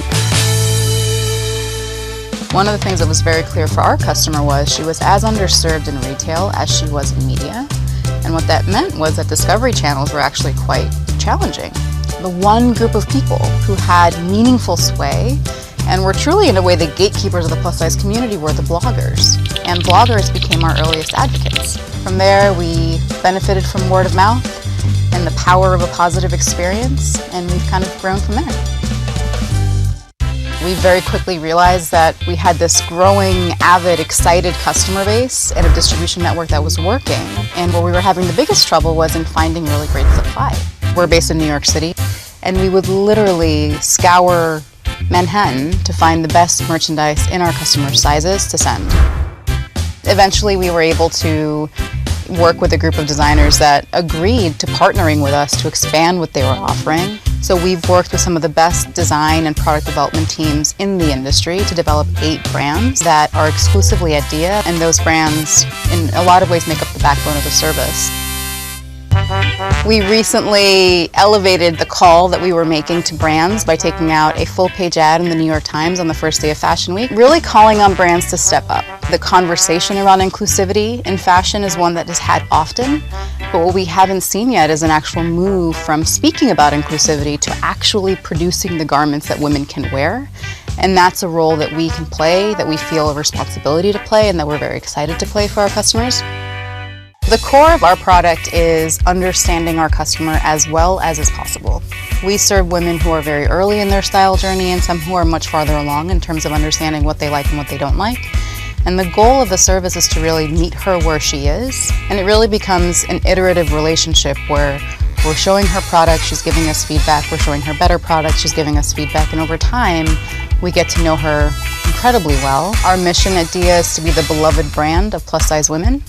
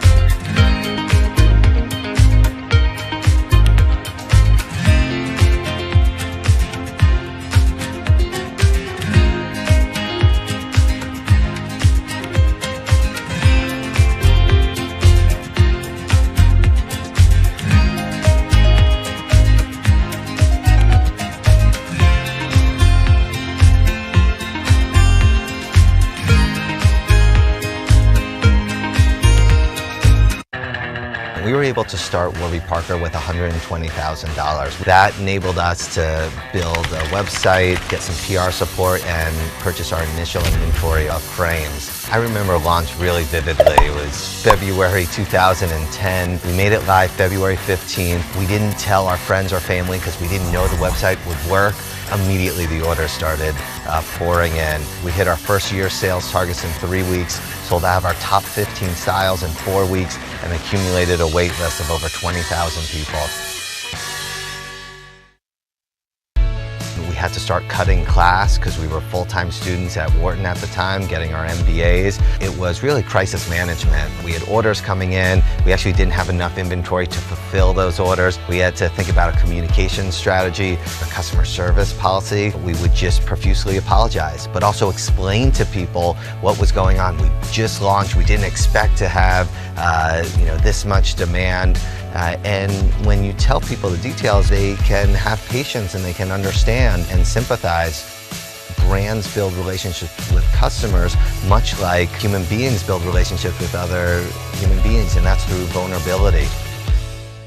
Our first store was actually my apartment. We laid out the glasses on the dining room table, and that was our first foray into learning about the bricks and mortar world. So we did a pop-up, we bought an old yellow school bus, ripped out the interior and turned it into a mobile store, went to over 15 cities across the country. In each city we would be in roughly 3 locations, so we could tell you which intersection performed best for us. So suddenly we had a roadmap for where to open stores. We now have 46 stores across the country. It's really been an important part of Warby Parker's growth.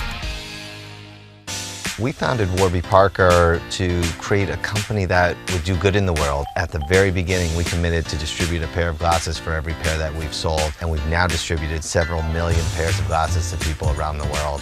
We've always believed in aggressive but sustainable growth. There's this mentality of move fast and break things. We believe in moving fast, but move fast deliberately, and when you break things, let's make sure it's not catastrophic. By staying focused and reducing complexity as much as possible, you can actually grow faster, longer. We're trying to build a company that's going to be around for the next 100 years.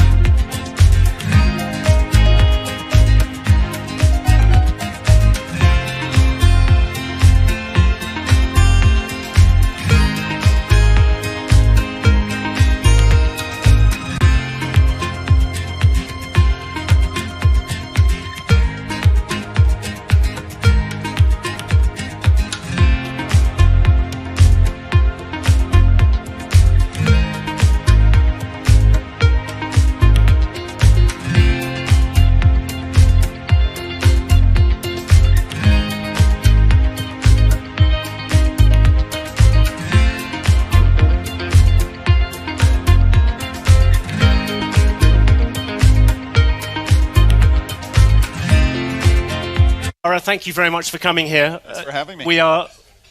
I've always been relieved ever since you were appointed, because at least until your appointment, I seem to have the most unpronounceable name. But now we will keep it as Dara and John. This conference is called The Year Ahead, but in your case, you are close to 6 months into the job. And I wondered what you saw in terms of the year ahead at Uber as your biggest challenge. What's the thing that you think about most when it comes to 2018? We definitely have our share of challenges at Uber. And for me, where I want to get Uber to the year ahead is a year of normalcy.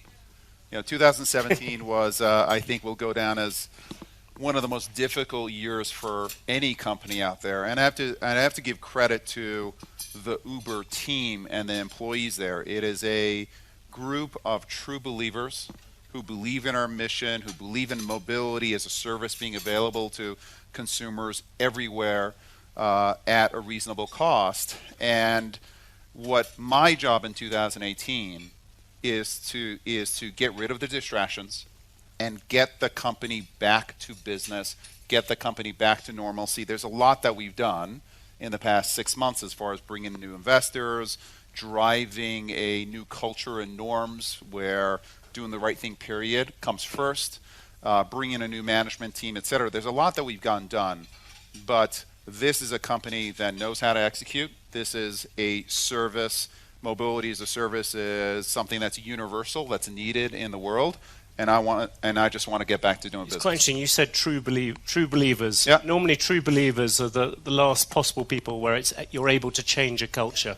Can you explain a bit about that? Well, I think that they understand that mobility as a service, bringing the cost of transportation down, making transportation services available to anyone and everyone on a local basis, and partnering with cities to be a solution to traffic, to pollution, etc. That is a mission that they all believe in.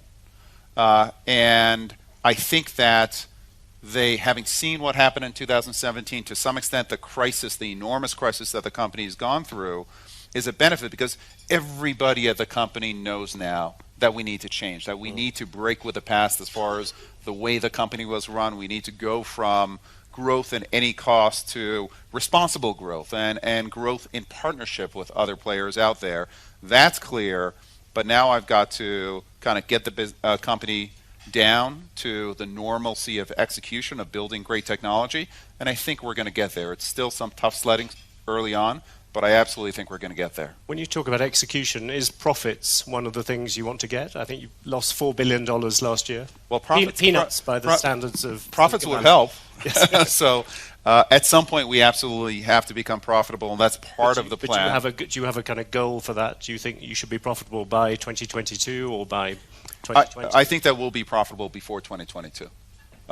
This is the business itself. Do you want to come back a bit closer, 2020? Yeah, listen, it's not going to, I don't want to name a specific year, but this is a business that the core business, the ride-sharing business, can be profitable within 3 years.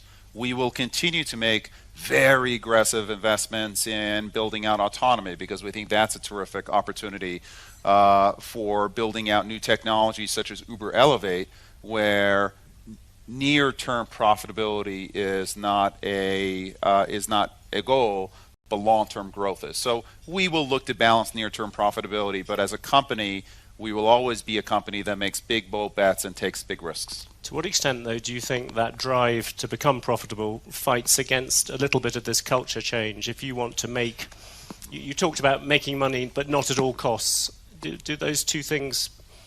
Well, I don't think that profitability and culture are their issue. It's the company in the past was willing to make trade-offs as it related to how it did business, and I think was guilty of hubris, was guilty of thinking that they knew better than others, and I think that what we know now clearly is that breakneck growth can hide cultural issues.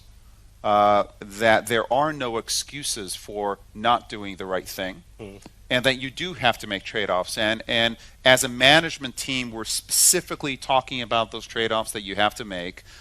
We have to be a little more patient sometimes, because working with governments, regulators, etc., sometimes takes longer, but in the end, you build a more lasting business.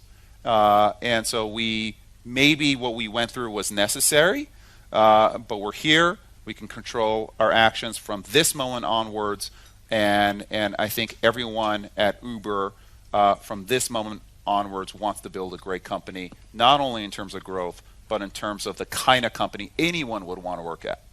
Can I ask you one thing which you have got as sort of hangover from last year, which is all the regulatory problems, and particularly all the cases against you? I think there are 6 criminal probes or whatever going on. The lawyers are lining up outside the door. Which one do you sort of think? Which one do you fear most? I suppose out of these different things.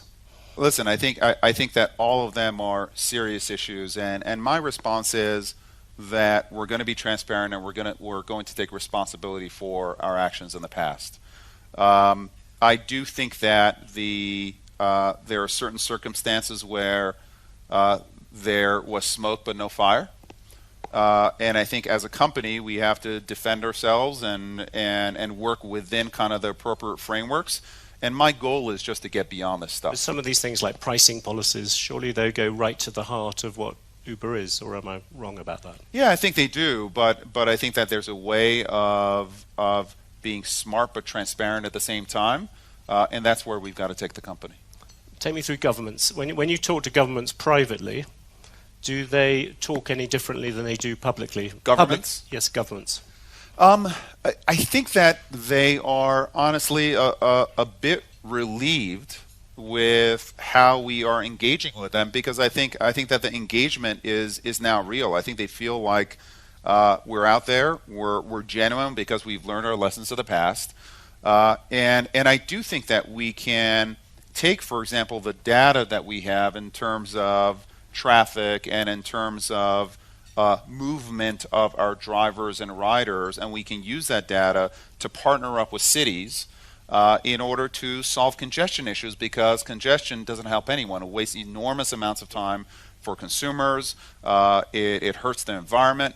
And I think that we are aligned with cities, for example, to partner with them in a fundamental way to solve these problems. And I do think that when these are conversations that a number of regulators and cities have wanted to have with us for many years, and I think we are really engaging with them at a depth that I think is going to create a real win-win going forward. Do you think you were too confrontational on this before? Yeah, I do. I think that the company was pushing growth. And listen, any innovator, to some extent, the innovation is about questioning past kind of present practices. It's about breaking things, the Facebook breaking things. We just went a step and a half too far. And what I want to keep, hopefully, is the best of both worlds, which is this spirit of innovation, the spirit of can-do, etc., but the responsibility of partnership. We don't know better than you. We're actually going to work with you, of actually having dialogue and respect for our city partners, for regulators, and then continuing to take risks and continuing to do daring things. And I think we can accomplish that. Imagine this audience here is a collection of mayors or a collection of city officials, and you want to depict, this is the Year Ahead conference, depict what the years ahead in this thing are going to be like. How far is driverless cars going to go? You talked just a few days ago about the idea of there being flying cars in 10 years' time. Can you just give a description of what you think transport is going to look like? Well, I think that we think there are 3 keys to transport and where the industry is going: autonomous, electric, and shared. And I think all 3 are necessary in order to get to the next level of city planning, etc. There are many cities where up to a fifth of the space taken in these cities is taken by parking and storing these cars. And so I do think that you need autonomous, you need electric, and you need shared. And I do think it's going to take some time. True autonomy for every single use case is some ways away. What we bring to bear is our developing autonomy, and we will have autonomous cars on the road, I believe, within the next 18 months, not as a kind of a test case, but as a real case out there. And over a period of time, we're going to bring autonomous transportation and feather it in with the non-autonomous transportation with drivers. What does feathering in mean? Feathering in means to a layman like feathering me? Crashing. Yeah, feathering in means if you're, for example, in Phoenix, and you make a request to go from A to B, which is what you do with Uber. There will be 95% of cases where we may not have everything mapped perfectly, or the weather may not be the right weather, or there may be an accident on the road, or you may not have 2 or 3 ways of getting from A to B, where you may say, you know what, that's not an autonomous use case. We're going to send a driver to pick that person up. For 5% of cases, everything is going to fall into place. And we will send an autonomous car. The user will be able to pick, do you want, there's an autonomous car, yes or no, and we'll be able to service that A for B.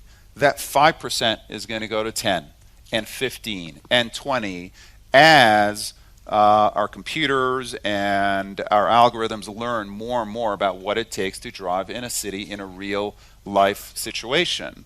And every minute of every day, that driver, that computer is going to get better and know Phoenix better and better and better.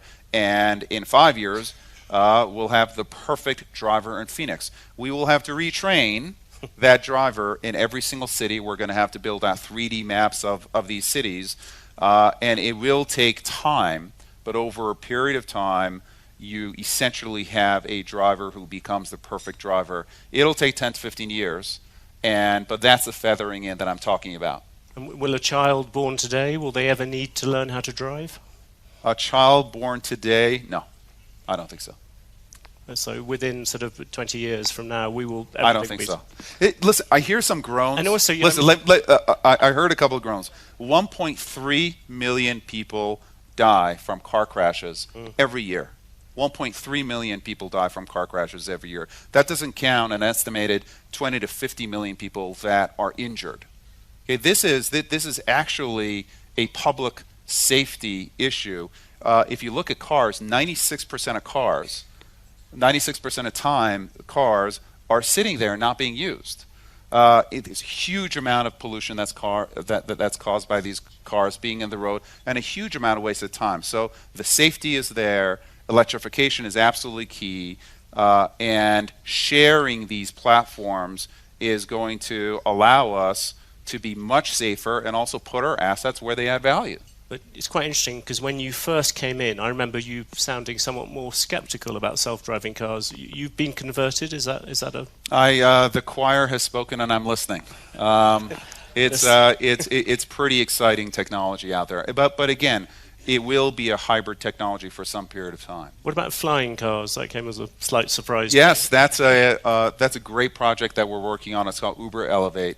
And it is actually about battery technology. It would have helped a lot of people here. I know. I wish that I was available. We'll launch it here if we can. But battery technology is allowing us to have multiple rotors on planes, or helicopters, if you want to call them that. These rotors that are much smaller will be much quieter than helicopters are. Much quieter, much safer. If you add sharing into the equation, you can actually get the economics of going from A to B. We think within 5 to 7 years to a place where normal people would think about taking these flying cars. That'll be the beginning, and then it's about scaling. And we're working with a number of partners right now. Do you think the regulation on flying cars? I've heard some proponents of it argue that it might be easier than it has been on driverless cars, because driverless cars you have to deal with existing roads, existing everything. Flying cars, essentially, you're going into unconquered space. I think that mayors that are forward-thinking understand that traffic and pollution are a real issue, and I think flying cars can be a significant solution to traffic issues in cities. And these cars, to start with, they're going to be very specific. They'll be kind of highways in the air. There'll be very specific routes that these flying cars go on. They're not going to be able to take you to your backyard and land in your backyard. There'll be these skyports.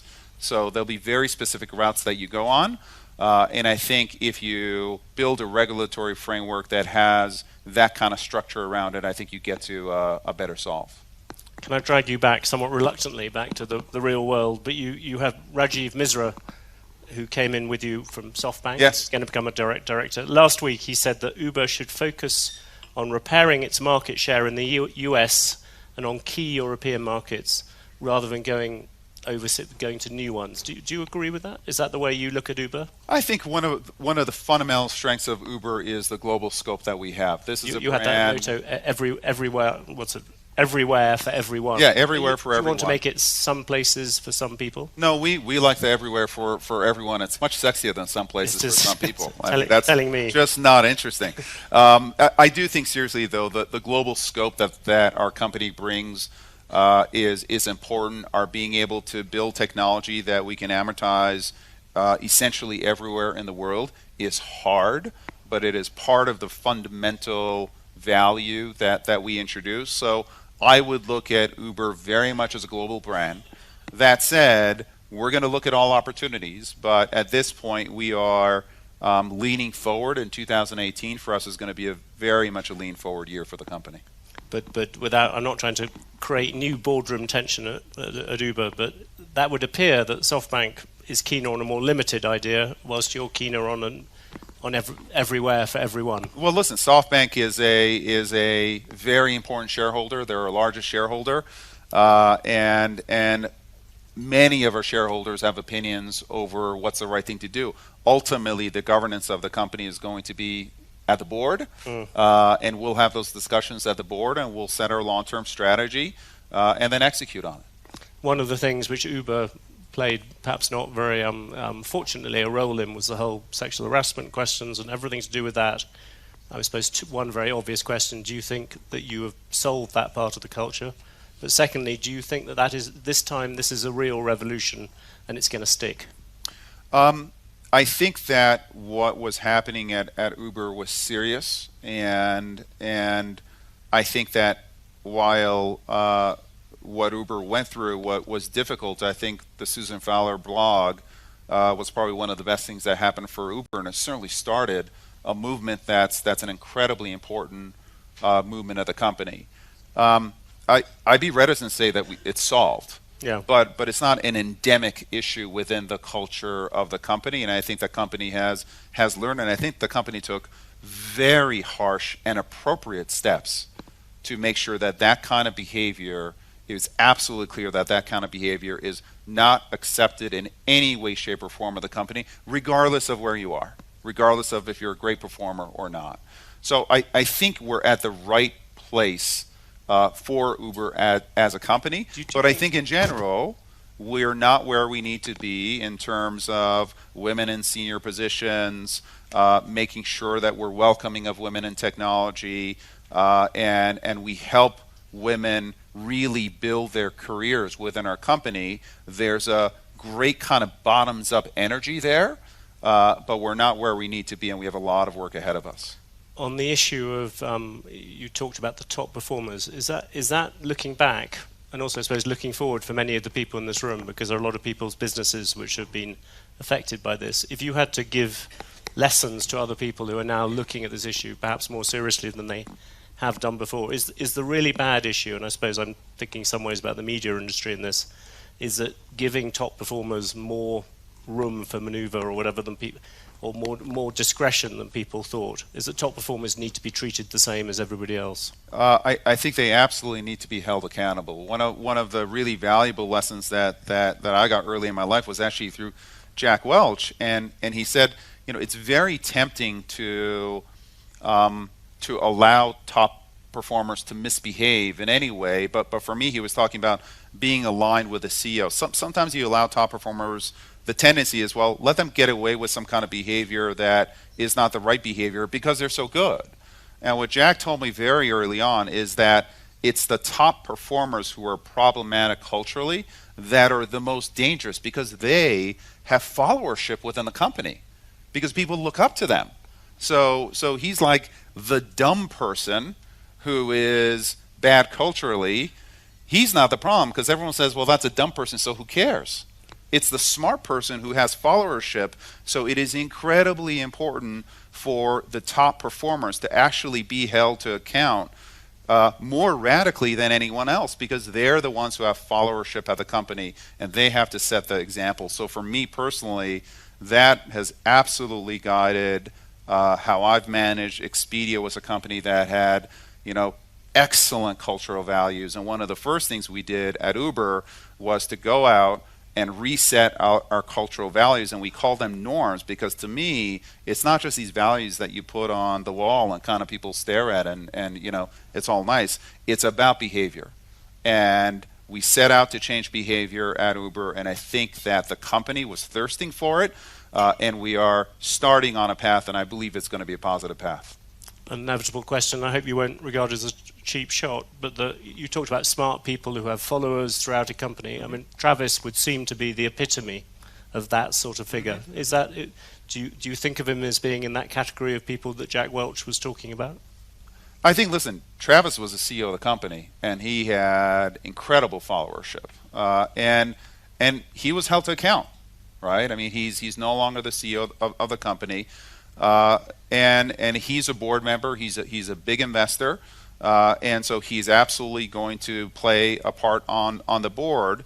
But we've also been very clear as a company that we do have to make a break with the past, with how we behaved as a company, and to some extent with the new CEO being a very different kind of a CEO. So in the end, you have to be held accountable, and I think that Travis was held accountable, and at this point, he's a board member and a constructive one at that. If you look around the world now, where do you see the next competitors to Uber? You've obviously got Lyft breathing down your neck. Yes. Where else do they come from? Well, I think that as you move into a world of autonomy, the position of the car manufacturers, the position of, for example, Google, who's developing Waymo and Waymo autonomous technology, you're going to get a lot of players interested in the space. And a lot of people think about Uber and ride sharing as a significant enterprise, and it is. But the fact is that we account for less than 1% of miles driven on the road now. When autonomy comes in, that number over the next 10 years is going to be closer, I believe, to 15 to 20%. So because we're not yet a true alternative to car ownership, and I believe that as you bring autonomous and you bring the price of mobility down and make it available to everybody, everywhere, then we become a real alternative to car ownership, and that really opens up the market for us, but it also opens us up to many more competitors. And is Google at the forefront of those competitors at the moment? Google is one of many. I think that they've developed very strong autonomous technology. But what we think, which is exceptional, is having autonomous technology and the network under one roof, which allows us to use autonomous in a very practical way, nearer than you think.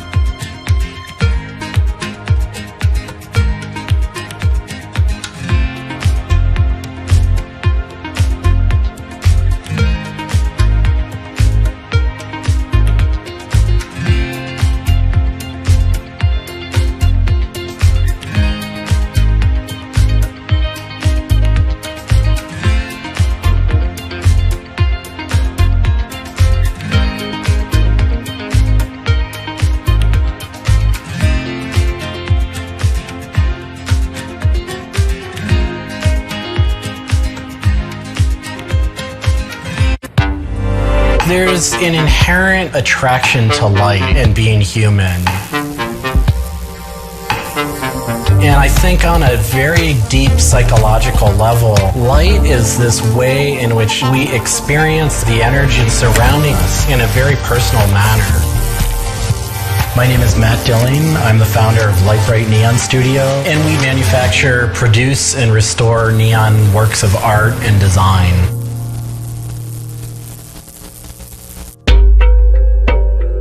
Origins of the creative content of a lot of the work at Light Bright comes from a variety of sources. Sometimes people come with a napkin sketch, some people come with an Adobe Illustrator file, and we have a whole design team who then we kind of work together to help create layouts of what it might look like. Scale it up and create a paper template using a pen plotter. And that paper template actually becomes our guide for what we're going to bend the neon to. We take from the office into the glass shop. We pick out the right size tubing with the right color for the right size project. From there, we heat up the glass tubing. The torches heat the glass well in excess of 1,000 degrees in order for it to get into its molten state. We heat up and bend the glass tubing to match the template. One of our chandeliers has over 100 different bends in it. So each one of those bends has to be marked for a heated up bend. We also have to allow the glass to cool between the bends so that the next area can be worked on and heated up in its own unique fashion. It turns into spaghetti, and then we have to make sure that that spaghetti lines back up and cools to the template.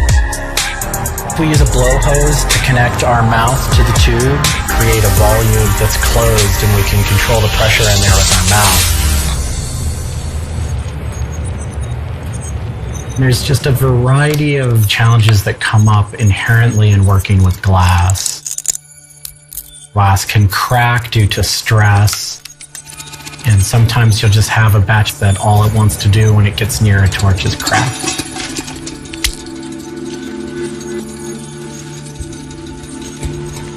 After we've bent various components, we have to go in using the crossfire or the hand torch and actually weld all of those pieces together. The last step on that is then to weld on electrodes onto either end. Each one of those steps is very, very specific. I draw inspiration from so many different experiences. It's hard to come up with one thing that's particular, but one of the ways that I really am able to connect with the creative is to float. Floating is a similar experience to meditation, to psychedelics. Going into a blackened room and laying out in a body of water and salt that's heated to your body temperature, and it allows for all sort of external stimulation to fall away. And your internal world really begins to bubble up and manifest. You really get to experience a different relationship to your mind.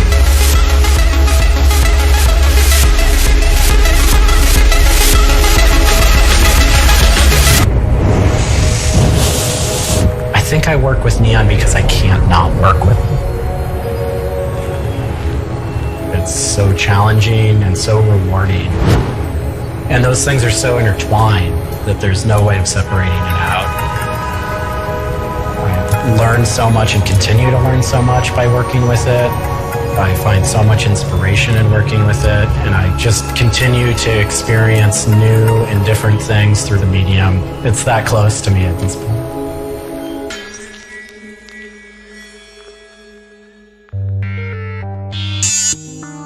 Once the neon tube is completed, we have to hook it up to our manifold for bombarding. The manifold is opened, a vacuum is drawn. We check the tube for leaks with our Tesla coil. We close the tube back off, and we heat it up using a very large and powerful transformer.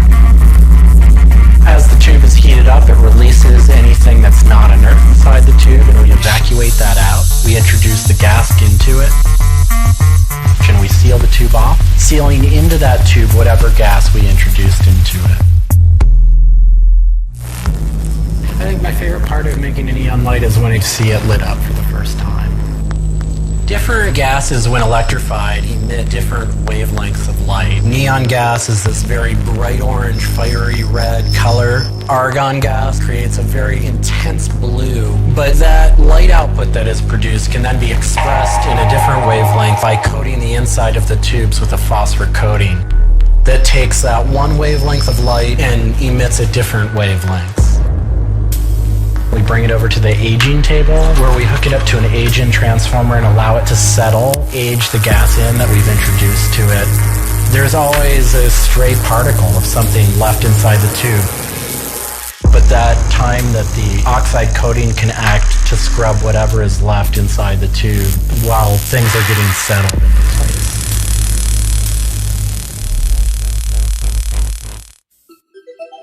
Once the tubes are aged in, we move on to our process of assembling two halves of the fixture together in a jig, gluing up the center of the fixture to its spindle. Once the adhesive dried, we would connect the wires from the fixture together into a transformer, and we turn on power and it lights up.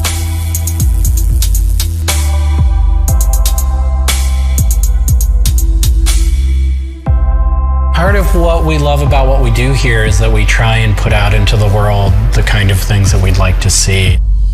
I still am surprised when it lights up. I'm still excited when I get to see it illuminated. There's an ineffable quality to it. To me, is this insight into the inner workings of the universe. It literally is. It's a way of looking at what is surrounding us in the cosmos in a new light.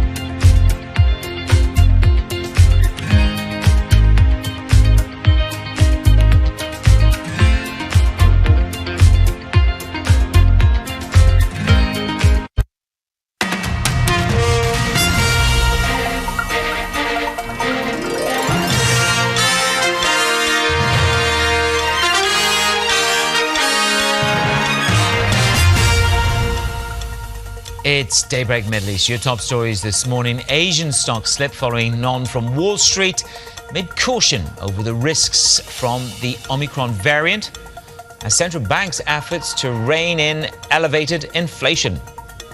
Boris Johnson repeatedly declines to rule out imposing further restrictions before Christmas, and Goldman Sachs tells its London employees to work from home if they can. A double warning from the Saudi energy minister. Prince Abdulaziz bin Salman tells traders to be wary of shorting oil and says global crude production could drop by 30% by the end of the decade. UBS has its French tax fraud penalty slashed to less than half the initial amount. We have the details as it goes 9 a.m. across the Emirates. Warm welcome to the show. I'm Menace Cranny in Dubai. There is Fed fever, and it's fervent because the risk is that dot plot could see the biggest repricing in the history of the dot plot. I love that. It's so powerful on the front of DAYB Go. But US equity futures are bouncing back. They got battered into the close last night. Where do you want to hide? Do you want big tech in your portfolio in 2022? Brett McGonigal says, no, you want to be long SPACs. But I want to show you where the risk came off the table last night. Tesla. Elon Musk sold $900 million worth of stock. Is that part of the narrative as to why Tesla got demolished yesterday, down just under 5%? It could be part of the narrative, but there is a broader tech sweep on the downside. Nvidia, Apple, sub $3 trillion in terms of its valuation again. So, by the way, let's be careful. JP Morgan raised the price target on Apple. Apple is up 24% from October. The Nasdaq's up 10%. But there is one volatile market. It's Bitcoin. This is just a little bit of personification. We're bouncing this morning. Let me just get you a Bitcoin price. We are up over the 47,000 marker, and the 200-day moving average, by the way, on Bitcoin is 46,720. So we're at $47,030 at the moment.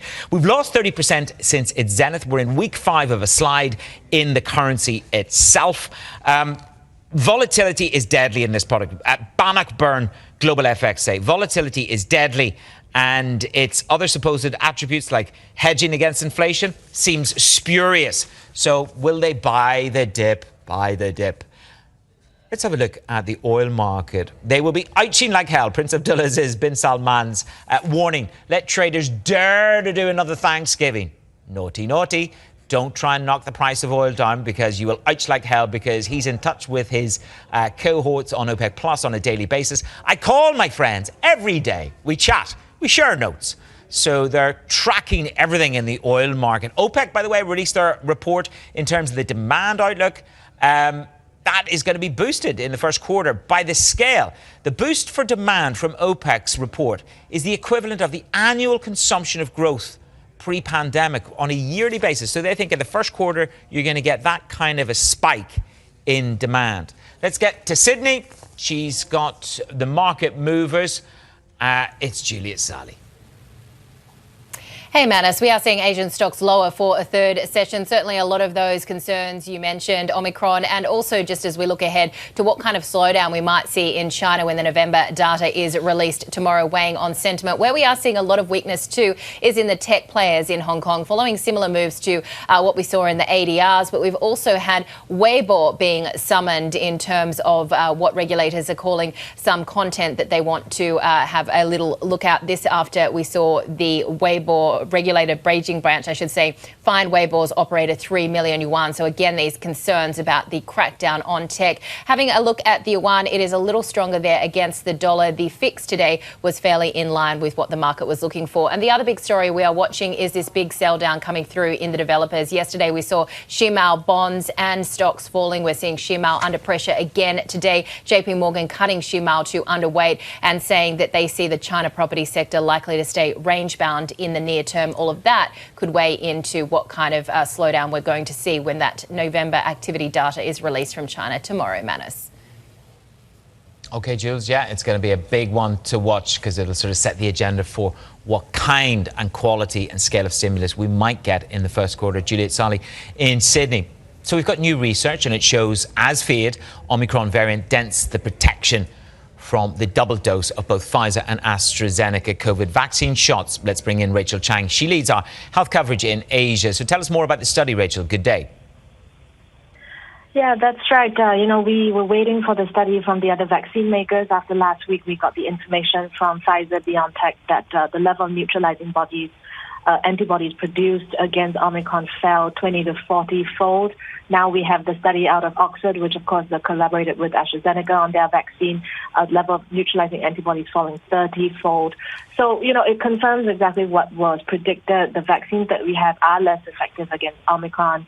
What the big question right now really is this hopeful, optimistic scenario that Omicron doesn't cause as much serious disease, that it's more transmissible, vaccines are less effective, but perhaps we're not going to see hospitalization and fatalities go up as quickly. That's sort of the best case scenario everybody's hoping for right now. Well, meanwhile, of course, we've got Boris Johnson, and he's not ruling out additional COVID restrictions. This is what he had to say. I've been at great pains to stress to the public that we have to watch where the pandemic is going, and we take whatever steps are necessary to protect public health. Best thing we can do to protect ourselves, protect our country, and ensure that we have as normal a Christmas as possible is to get boosted now. At the same time, you've got Goldman Sachs telling their staff in London, their employees, look, work from home if you can. The question, Rachel, is, of course, this is London. It's one city. But is that narrative playing out globally, work from home, a demonstrative shift back to where we were in 2020? Yeah, absolutely. I mean, I think there is a sense of disappointment, that, kind of once again, a year later, there is work from home again. There's all these restrictions coming through. People are getting cautious again. Maybe it's another COVID Christmas. At the same time, I think the situation is not as bad as a year ago, right? We do have substantial vaccine coverage. Governments, health systems, even genomic surveillance are all at a much more advanced level now that we've gone through 2 years of this pandemic. Omicron is not yet circulating at the level that Delta is. So we do know the current vaccines are still very effective at preventing severe disease and death against Delta. And so if people go forward and get their boosters, they should be sufficiently protected against Omicron as well. So it's a bit disappointing. It's sort of 2 steps back, 1 step forward, 2 steps back sort of situation. But, it's not as bad as a year ago. And I think people should hopefully keep that in mind. Okay, Rachel, thank you very much. Yeah, our adaptability and adeptness never ceases to amaze. Our Asia Health coverage team leader there. To UBS, a record penalty for tax fraud. It's been slashed by more than 50% at a Paris appeals court. The bank will now have to pay around $2 billion for helping wealthy French clients to stash undeclared funds in Swiss accounts. Our finance editor, Adam Hay, has the details. Adam, a huge fine, but it's certainly not as bad as what was initially feared a number of years ago on the first number. Well, that's it, Manus, and I suppose that's in a sense why you saw the reaction that you did in the stock price on Monday. You saw a 2-3% rally when the initial headlines came out. That did kind of dissipate as you went through the session. But ultimately, the Swiss bank has still been found guilty of both not just promoting illegal banking services, but also the money laundering. So you still have that essence of what that means for its reputation. But, of course, the fee itself and the fine itself is significantly lower than what people had originally thought. And, it is a material difference, obviously, to what people had banked in. So, that's, I think, why you saw that kind of relief rally in the stock. The question now becomes, what the bank does from here. I think therein lies the point. When we were with Nabila a little bit earlier on, this was something that Axel Weber really wanted to put to bed before the end of his tenure. But it doesn't sound like the lawyers are going to give up at UBS. What is it you think that perhaps irks them the most? Because there's damages, but there's also a certain proportion of money that the French authorities will sequestrate. Well, indeed, and as you mentioned, Axel Weber, yes, he is outgoing, but he's not finished yet. And having set this as one of his priorities, it doesn't look like a legal team that's willing to just, roll over and accept what's being ruled by the court on Monday. So you would expect, although they've been clear in their wording. Dennis Chandler, the lawyer for UBS that spoke yesterday, said, listen, on the appeal, we got this down to 3.75 million euros from the 3.7 billion euros originally. And the court did consider that there wasn't any proof on the amounts of taxes evaded. But, there's a lot that still rests in terms of how the legal team there can go back and potential recourse to try and find other avenues, and in a sense it is a big win for them in that respect. But this might not be the end of the story. It's one to watch probably pretty closely in the coming months. Okay, pretty big shift there. Adam, thank you so much. Our finance editor, Adam Haig, on the very latest from UBS. Let's get your first word headlines from around the world. Juliet Sully is with me in Sydney. Hey, Manus, a top White House official has criticised China for, quote, aggressive actions in Asia. Secretary of State Antony Blinken is on a 3-day tour of the region. He's seeking to bolster ties with Southeast Asian countries in a counterweight to Beijing. In a speech in Jakarta earlier, Blinken highlighted US efforts around infrastructure and vaccines while calling for more integration with allies and security partners. Claiming open seas as their own. Distorting open markets through subsidies to its state-run companies. Denying the exports or revoking deals for countries whose policies it does not agree with, engaging in illegal, unreported, and unregulated fishing activities. Countries across the region want this behavior to change. We do too. Operations for Manchester United's first team have temporarily closed down as England's Premier League battles a COVID outbreak through its ranks. The team's match against Brentford, scheduled for Tuesday, had already been cancelled. 42 Premier League players and officials have tested positive for COVID-19 in the past 7 days, which is a record for a single week. India's consumer prices surged close to 5% in November, a level still within the central bank's target band of 2 to 6%. However, rising food and fuel costs risk further boosting inflation, which is already the second fastest in Asia. Last week, the Reserve Bank of India left interest rates on hold but said price pressures may persist in the near term.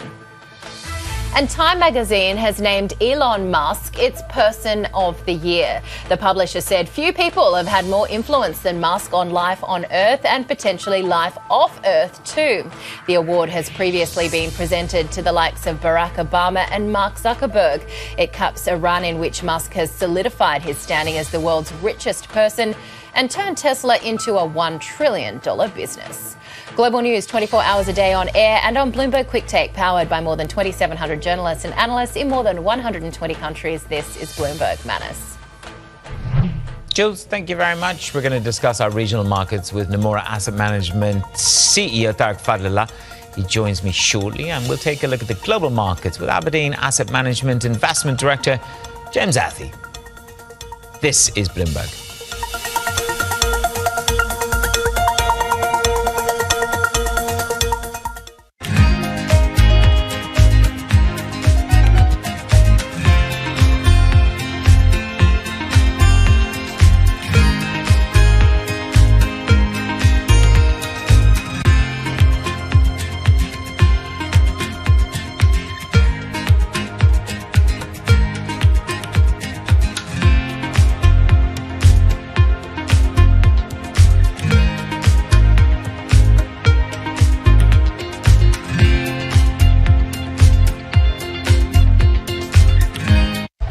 Perspective. A recent headline, you got Kellogg's Cereal Union says the latest agreement that they had was rejected. Deere had to finally make a union contract. How concerned are you about the longshoreman contract and union negotiations right now? Well, we're some time away from that. The contract expires on the 30th of June next year, and both sides have told me that they'll sit down to the table and begin negotiating in May. These are always important discussions, and usually when the spotlight is on our industry. But there'll be some issues around wages. The industry is making a lot of money. The longshore folks would like to see that. Now, I don't speak for either side, but training and development of the workforce will also be key as robotics and automation are front and center. The workers cannot be left behind. Yeah, but to that point, I mean, do you feel like the balance, though, has shifted? I mean, for so long, workers had a lot less negotiating power. Do you feel like the pendulum's shifting? The International Longshore and Warehouse Union, which does work across 29 West Coast ports, is very strong and a democratic organization.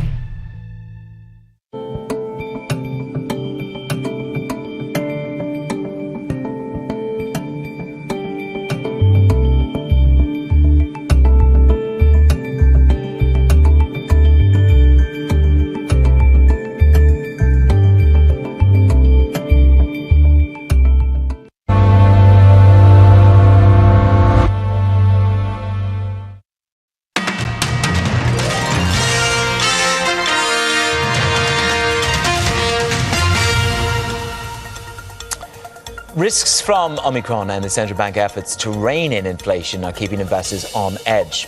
The economists see an accelerated tapering. The schedule will come from the Fed, while the Bank of England Governor Andrew Bailey doesn't see the new virus putting too much pressure on markets. I don't think that we are in a situation where there is sort of, stress around the corner in terms of markets. That doesn't mean to say markets won't move, because markets have moved, quite a lot in the last few months, and there has been a lot of news in that sense. But I wouldn't say that in the moment I think it's going to be a big stress event. James Athey is with Aberdeen Asset Management Investment Director. Now, James Athey, I know you. I'm just looking here. British markets, UK markets, they're broken, illiquidity, unhelpful communication. Let me take the other side of that trade. I think this is Bailey buying himself some two-way risk so that he can perhaps hold the hawkish narrative and a bit of a tilt this week. What do you say to that? Potentially. I'm not sure he necessarily needs to invoke Omicron if that's really what he's attempting to achieve. I mean, realistically, the communication into and out of the November meeting suggests that the bank is quite happy to guide the market in one direction and then do something completely different. Once again, with all of these monetary policy decisions, I think it behooves us to take a step back and give some context. And the fact of the matter is that monetary policy has the same stance essentially today when the economy is growing at, somewhere between 3 and 6%. Inflation is somewhere between 4 and 6%. And we have the same monetary stance today as we did in the teeth of the pandemic in 2020, when GDP was falling by tens of percent in a very short period of time. So on that basis alone, I struggle to see the credibility in fretting about a potentially 15 basis point hike from 10 basis points to 25. Well, look, herein lies the point. You can say, why are we fretting about a 15 basis point hike? I would agree with you, okay? But the market in sterling, there is a build-up of activism in terms of the CFTC positioning, James. We're as short on the pound as we've been since the Brexit vote. So the market has quite a demonstrative view on sterling as an asset. Do you? Long term, I still think sterling's cheap. Is probably a good place to start. I think in the short term, again, the uncertainty that's been injected into markets, and particularly into the front end in the UK, has allowed for investors to begin to take a position. I mean, essentially, a lot of those positions will be against the dollar, and I think you really need to truly have a broad view on a particular currency. I think you need to look at it across a number of crosses, because the dollar tends to dominate. If the dollar's rallying, it rallies against most currencies most of the time. So a lot of the falling cable that may be being forecast or expected, a lot of that relates to the dollar strength that's been expected, and that's a function of the hawkish term we've seen from the Fed, the fact that the dollar can perform at both ends of the smile. But long term, I think sterling is cheap. Short term, it is a risk-facing currency. There is some commodity exposure in there. And of course, the front end of the UK has been rallying. So I'm not too surprised to see sterling under a bit of pressure here. But at 86 or so versus the euro, I still think it's incredibly cheap. OK, that's the sterling call. We do have to deal with the new Bloomberg survey. We've spoken to 106. This came off at 5 a.m. this morning. They talk about the biggest downside risk going into next year, James. I'm going to paraphrase aggressively for you.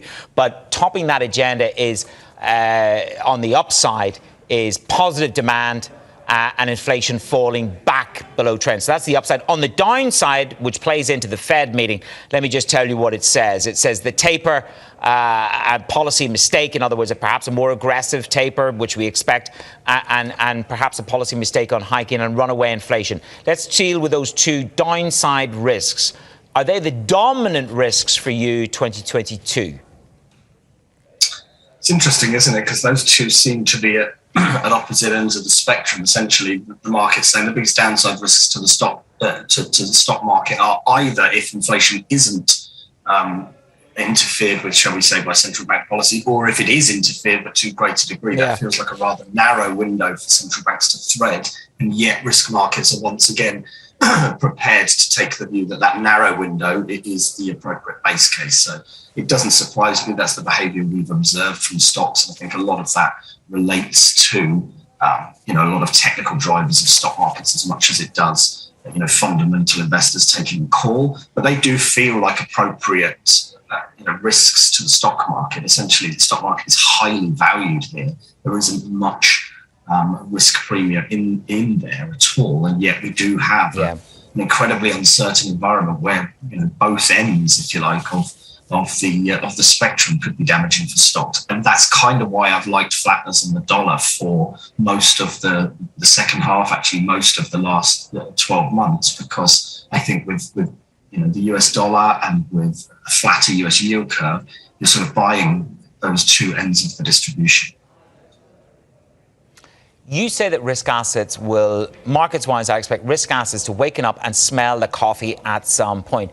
VIX ramped, MOV ramped and came off the boil. How do you look at risk at the moment? What is it that you think is going to make us waken up and smell the coffee? If only I knew, Manus. I mean, good grief, people such as myself that observe the equity markets with caution and at sometimes disdain, we end up with egg on our face a lot of the time, because what we're seeing really is kind of weaponized momentum, weaponized gamma, the weaponization of many technical drivers of stock markets, and that relates to the VIX and implied volatility, and volatility as Charlie McGilligan and Nomura would say, volatility as the exposure toggle, which is to say, when volatility is low, investors can have more money to work in the stock market and vice versa. And therefore, there is an inherent link between volatility and buying or selling flow. And that's to some degree able to sustain the equity market even when there's bad news out there, until you reach some indeterminate point whereby that relationship is cracked and you then have a fully invested equity market with a lot of sellers. I have no idea what the likely trigger will be. I don't think we're ever able to identify triggers. I think what we say here is that we look for vulnerabilities, not triggers, because triggers are really only apparent in the rearview mirror. We only know that a specific event was ultimately the trigger for a major equity unwind once it's happened. So it's difficult to know in advance. What I will say is there are plenty of vulnerabilities out there. And again, going back to those downside risks for stocks, it feels to me that the bulk of the probability distribution for future outcomes is taken up by things which are not great for the stock market. Certainly not when it's as fully valued as it is today. Do you know how I know it's all a bit tricky at the moment, James? I just logged on to the couple of pension funds, and I don't do that very often during the year. So when I log on and it looks like a good number, I go, oh, hey, and then it usually doesn't go very well. James, thank you very much. James Athey, Aberdeen Asset Management Investment Director, for being with me this morning. What could possibly go wrong in 2022? Let's think what could go right. Things to be cheerful for and grateful for on Bloomberg.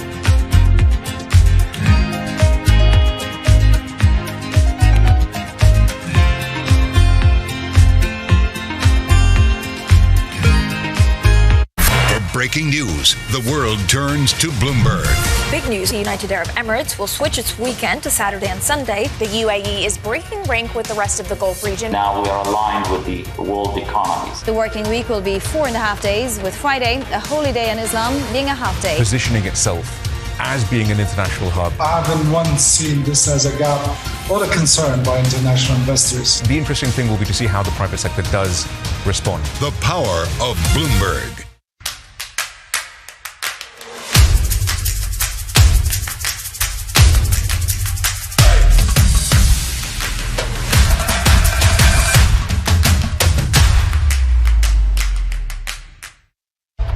On on the supply chain, are you starting to see things improve? And if you are, where specifically, sir? Well, this year we have been mostly affected by the semiconductor situation, and we believe that the quarter three was the quarter that was most affected. I think that it's hard to put your head around any narrative. Let's just be honest. We've had sort of a shift in, are we in some sort of stagflation fears moment? People were talking about that all day yesterday.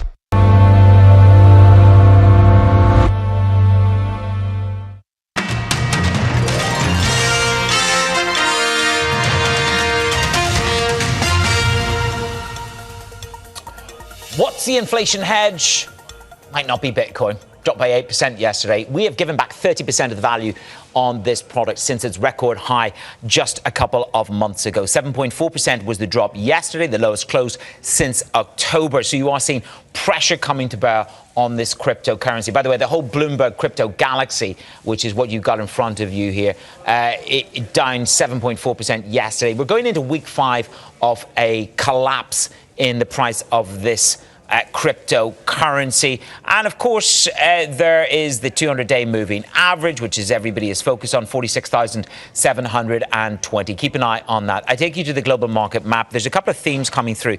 Australian business optimism is rolling over and dropping. But look at this. It is the Australian government bonds where you're seeing perhaps some of the biggest moves, down 7 basis points. Why is that? You're seeing COVID cases rise in Australia, in one of the most populous states. You are seeing a real concern about Asia and China in regards to Omicron. So this is just having an impact. Where do you go to for liquidity in the bond market at this time of day? It probably is to the Australian bond market. Aluminium up just under 2%. Why? Well, because we understand that the US may well be pitching a truce on aluminium and steel tariffs as implemented by the Trump administration back in 2018. Asian stocks are lower. If you do have to go into work from home in Japan, are you going to get as much support from the government? Japanese stocks down 1/8 of 1% at the moment on the Nikkei. So you are just seeing 28,400 on that index, and Chinese stocks down 0.4 of 1%. For me, the big move is on the Aussie bonds this morning. US Treasuries slightly yesterday. They're just clawing their way back on the 2-year notes at 0.64%. This is Bloomberg.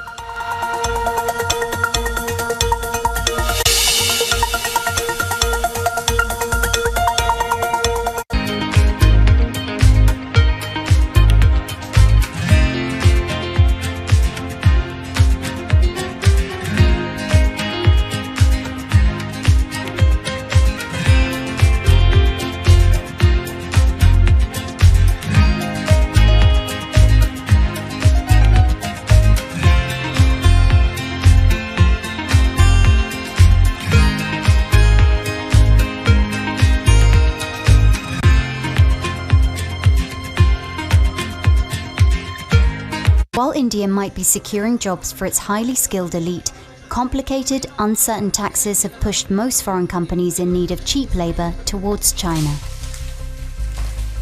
That's costing the economy an estimated $140 billion a year. They've been saying they're open to the rest of the world, but there are still a lot of protectionist barriers on doing business with India. To follow in China's footsteps and reach the government's goal of being a $5 trillion economy by 2025, India needs to create a model which succeeds both at home and abroad.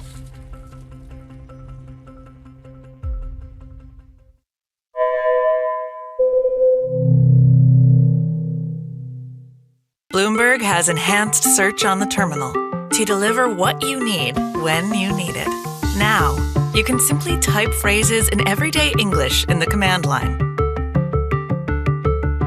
Compare financials. Find people. Analyze markets. You can enter phrases or ask questions. What do you want to know today? Ask a question or visit SearchGo to find answers now. It's really a reminder, isn't it, just how sensitive the markets are to any commentary about trade. We did see some pressure on the yuan, we did see some pressure on the futures. That is now being reversed.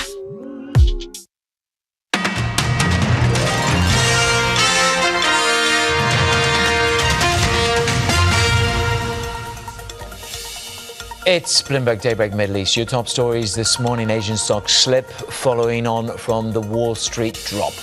Caution over risks from Omicron variant as well as central banks' efforts to rein in elevated inflation. Boris Johnson repeatedly declines to rule out imposing further restrictions before Christmas. And Goldman Sachs tells its employees, work from home if you can. A double warning from the Saudi oil minister. Prince Abdulaziz bin Salman tells traders to be wary about shorting oil and says global crude production could drop 30% by the end of the decade. UBS has its French tax fraud penalty slashed to less than 50% of the initial amount. Markets are moving. It is the property stocks that are bearing the pain. Juliet Sally is in Sydney. Jules, take us through the Asian session. Good day. Yeah, a lot of headwinds for the China market today, Manus, and that is really impacting the overall regional benchmark index here lower for a third session as we see weakness across the key indexes that we follow, and of course a little bit of caution ahead of what is a very busy week for central banks too. We're also watching this sell down coming through in tech players, similar to what you saw in the ADRs in the US. We've also had Weibo find as well for some content. When it comes to those property stocks, though, that you were mentioning, we're getting some broker downgrades on this space. JP Morgan has cut Shimao to underweight. This as we saw Shimao bonds and stocks fall yesterday on these concerns that are now weighing through into the rest of the property sector. You've seen Evergrande in Hong Kong as well test record lows today. JP Morgan now saying that the property sector could stay range bound in the near term. And of course, all of this could impact how we see the slowdown in China's growth. And that will be reflected in the November activity data released tomorrow, Manus. Yeah, I mean, that's, I think, going to be very pivotal to the whole stimulus debate, Jules, isn't it, in terms of China for 2022. Yeah. The impact of the detection of China's first Omicron case, how is that playing out, do you think, the most? As you can imagine, not very well. We know that this is a COVID zero nation. We have seen, according to the Global Times, a case of Omicron in Tianjin, and that is weighing through into a number of the reopening theme trades. When you look at the Bloomberg gauge of Macau casinos, it has tested record lows today. We're seeing weakness in the likes of Luk Fook, the luxury jeweler, also the airlines, and also Heidi Lau, the hot pot operator. So seeing quite a bit of weakness coming through here, and this coming just as we were starting to see Hong Kong lay out plans to open to the mainland for quarantine-free travel. Manus.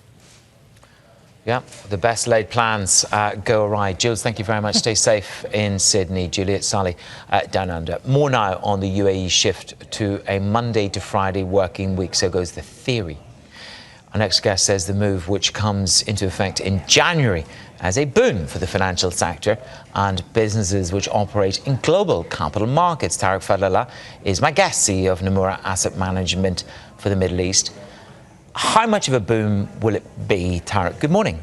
Good morning, Manus. Look, over the last few years, the UAE has been on an accelerated path to greater and greater reform. And in my view, this is the clearest indication that the country is pivoting from the region, from being a regional commercial hub to being an international business center. And if you want to be an international business center, you need to have a financial sector that is in sync with the rest of the world. So many companies that wanted to make payments on a Friday, for example, couldn't because the banking sector wasn't open on a Friday. So I think a lot of international companies that operated here prior to this latest announcement could work Fridays, but the financial sector could not. And that's really the key difference with the change in the working week. And look, there's no doubt about it, and there's been a social evolution. I'm not going to use the word revolution because some people would say it's incremental, merely leveling up to the levels of marriage, relationships, etc. But I do get the sense that we're at a very pivotal moment in terms of shifting the social dynamic here from this administration as well. More moves to come, do you think, in 2022? Yes, absolutely. I mean, the track record of the UAE authorities has been reformed since, the early 2000s. The last couple of years, we've seen an accelerated shift, and I think that will continue. In terms of the positioning, I know that you sent through a chart. I think we have it, which is about exposure to this region. We've got a raft of IPOs in Dubai. We've had Abu Dhabi adding to liquidity. But what surprised me was foreigners have been conspicuous by their absence from ownership. You've run the numbers. Why? From the GCC markets? That's a very good question, Manus. Look, the GCC now accounts for over 5.5% of the MSCI Emerging Market Index. This year, actually since the beginning of the COVID pandemic, we've seen a net purchase of about $10 billion into the Saudi Arabian markets. That's not a lot of money to go into what has been a relatively buoyant stock market. The Saudi market's up, 27-28% this year. And so, the reasons, maybe there's a little bit of skepticism about the reform program in Saudi Arabia. Maybe there's an aversion to hydrocarbon economies. Maybe valuation plays into that. So there are a number of factors, but what I can tell you is that most active emerging market fund managers are underweight Saudi Arabia, and that potentially can be dangerous for their performance. And what about to the UAE in terms of that? There's a renewed momentum there. Do you think they're underweight in the UAE as well? Yes, I think they are, especially Dubai. I think Dubai, has been a disappointing market in recent years. And until we start to see one or two successful IPOs, it'll be difficult for investors to buy into this theme again. Well, there you go. We need a capital markets forum for all the IPO CEOs. There's an invitation for you all. Join Bloomberg. I can corral you all in a room with Tarek. Tarek can ask the hard questions. I'll just smile. Now, I've written down some Fs. There's fervent Fed fever. I won't give you the other one. It's fermenting. But in the eye of a faster taper, the possibility of 2 hikes. I mean, some people are talking about perhaps the most dramatic move in the dot plot that we've ever seen. But lots of people tell me not to look at the dot plot. I don't know. Which bond market will be the most robust in the face of a fervent Fed? Well, I mean, the region will perform very well. Even in a tightening cycle? Even in a tightening cycle. So if you look at the bond markets in the region, generally the long bonds, they have tended to trade very nicely in the last few weeks. There's been almost no impact from this tapering talk on yields. The short end has come up a little, as you would expect, but the bond market itself is really well contained. In fact, there's a very interesting chart which Ziad Dawood at Bloomberg has done, showing the resilience of the economies in the region to Fed hike relative to other emerging markets. And I think that really speaks to the fact that we've got low relative exposure to debt to GDP.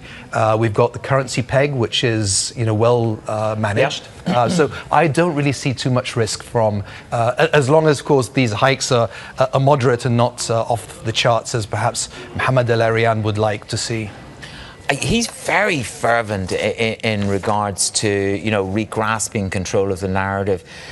Nomura, had Jordan Rochester, your colleague, on last week on the European side. I mean, what's your view in terms of, are we going to see the biggest move in the dot plot history of the dot plot history? No. I mean, I think Chairman Powell has shown himself to be a dove. To put it mildly, he's trying to talk up the hike cycle, if you like, to prepare the markets, but I very much doubt that we'll see anything more than a slightly accelerated taper announced at the next meeting. Okay, Tarek, thank you so much. Tarek Fadlallah, bringing back the dove for Jay Powell. Tarek Fadlallah, CEO of Nomura Asset Management. My guest this morning on Middle East Markets. Breaking news coming through. Acquisitions aplenty. This is CSL. They're confirming they are in talks to buy a pharma company in Switzerland, Vifor. So CSL agrees to buy Vifor. The equity value of the trade is $11.7 billion.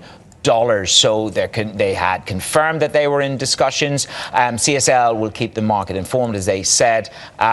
And we had Vifor move by 14% on the back of this speculation yesterday. So the trade is done, the deal is in, and you're going to see perhaps a little bit more M&A coming through. So we just see that top line coming through across the Bloomberg this morning. Plenty more ahead. This is Bloomberg.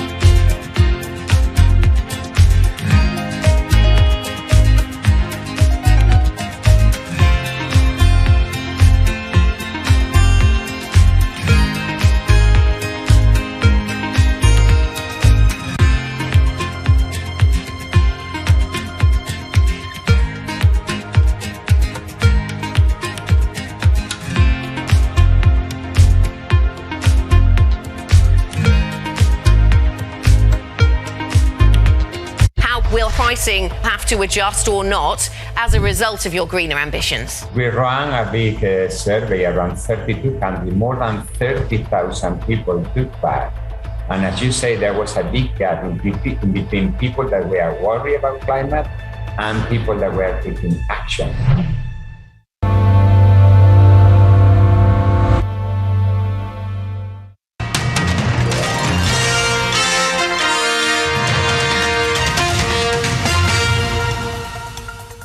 US coronavirus cases have now topped 50 million. That's as countries across the world brace for what Boris Johnson has called an Omicron tidal wave. Joshua Shefstein from the Johns Hopkins Bloomberg School of Public Health once again stressed the importance of getting a third vaccine for full protection.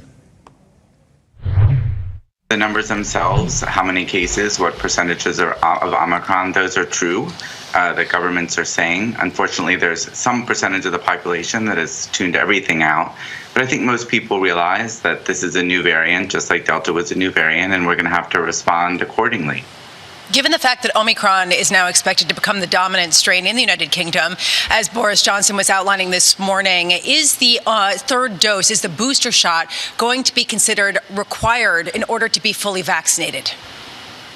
I think that is becoming a distinct possibility, with each study that comes out suggesting actually good news, which is with 3 shots of the mRNA vaccine, people have a reasonable degree of protection from Omicron. This is not the case of complete escape from the vaccines, but that third dose seems to really help, and that may, in fact, change some of the policies about what's considered fully vaccinated. So far, companies have really led, private companies, when it comes to setting policy. You see in the United States, a survey of companies actually shows that nearly 2/3 of all of them are going to mandate vaccines for their workers, whether or not there is any sort of overarching law about that or policy. How have you seen the discussion changing among private corporations to get that third shot, the booster, as part of the requirement? Well, I think the recognition right now is that to have a safe workplace, which people want, you really can't, open up to Omicron, and doing things that are necessary to prevent this virus from getting into the workplace, spreading in the workplace, really wreaking havoc on all the plans that companies have is, a priority, to doing something to prevent that. So I think that companies are looking at the data just like public health officials are looking at the data, and it wouldn't surprise me if they start requiring the third shot. I mean, the third shot is very safe, and it protects against Omicron, so it's pretty logical that we could get there. You talk about wreaking havoc in terms of the workplace, wreaking havoc on travel plans ahead of the holidays as well. And I'm seeing, of course, Prime Minister Johnson saying that the UK has a ready supply of COVID lateral flow tests. It's interesting from a cultural perspective, coming into the UK, everyone is testing every single day using these lateral flow tests that are being given out on the street or you're into your nearest pharmacy. How is testing distinguishing itself, as I'm looking at airlines fighting back against more PCR testing because of the length of wait and the hoops you have to jump and the price tag? What other testing could they do?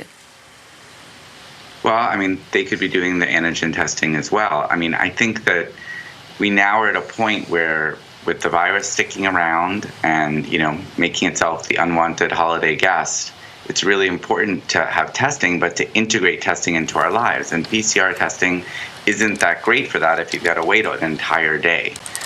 Because even if you were negative, something could have happened in the interim.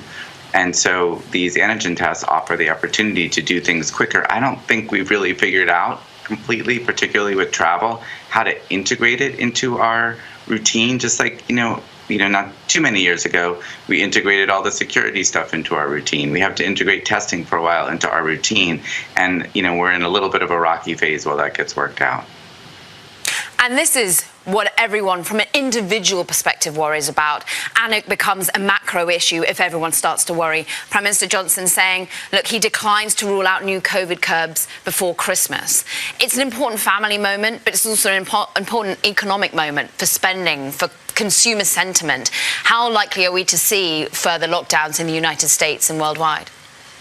I don't think we're likely to see, full lockdowns unless we have a situation where there's just an incredible surge in hospitalizations. And, we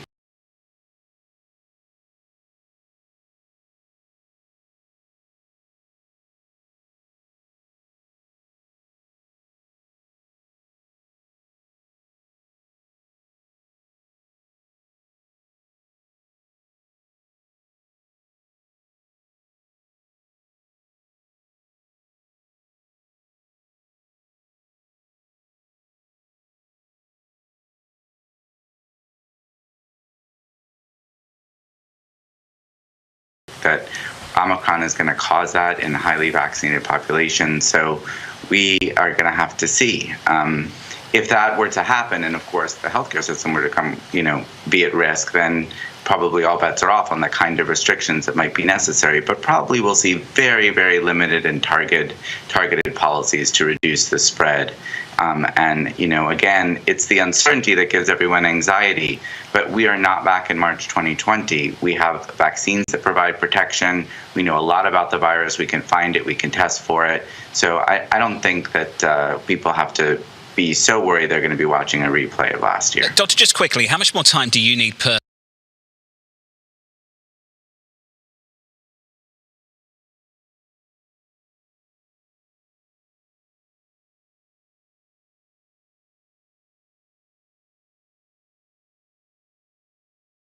personally to conclude that this is less deadly than previous variants? Well, it really, there are a lot of different views out there. I think a very strong argument is we need to see how it behaves in different populations. And so I think when you see, for example, London, when it really does become, the dominant variant, looking at what happens to hospitalizations, I think will give a really good view for the United States what the likely outcome is. A highly vaccinated population, getting Omicron spreading around, does that really make people very sick? And we'll find out soon. The Johns Hopkins Bloomberg School of Public Health, supported by Michael R. Bloomberg, the founder of Bloomberg LP and Bloomberg Philanthropies. Now, you were anxious about Kaiser and Evergrande last week. Well, Shimao is the current fallen angel, dropping by 14.83%. This is the Chinese property developer. You had trading halted in the bonds yesterday 6 times. I mean, this stock is under pressure. Again, concern around the ability to pay debts. Equity holders under pressure. Let me show you what's going on with the bond market. The 2025 bonds falling by over 50%. Now, this is the 13th biggest developer in China. And it's certainly one of the largest property debt issuers in China, with about $10 billion in bond issuance in total. Let's have a look at the GTV. You can see there, literally like a brick wall, you're seeing the debt get slammed. So again, this is what's putting some pressure across the developer area in China. The connected party deal, it's a red flag for JP Morgan, the analysts say. So keep an eye on those two particular moves.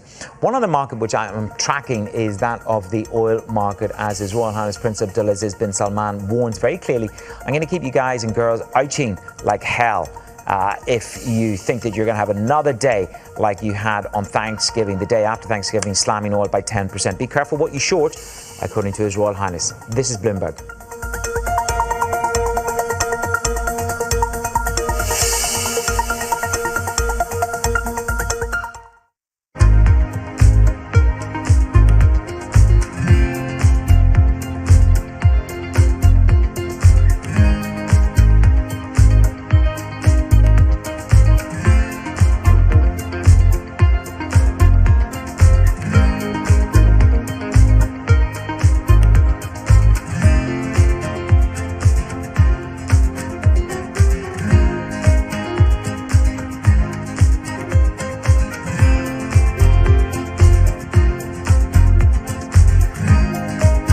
Mercedes-Benz is on a path towards CO2 neutral mobility. So we have flicked the switch there, and really we're going to step by step electrify everything. And what does that mean? Combustion engines get electrified. Every Friday with 30 minutes dedicated to fixed income, I'm Jonathan Ferro. This is Bloomberg Real Yield. Access the financial world on demand.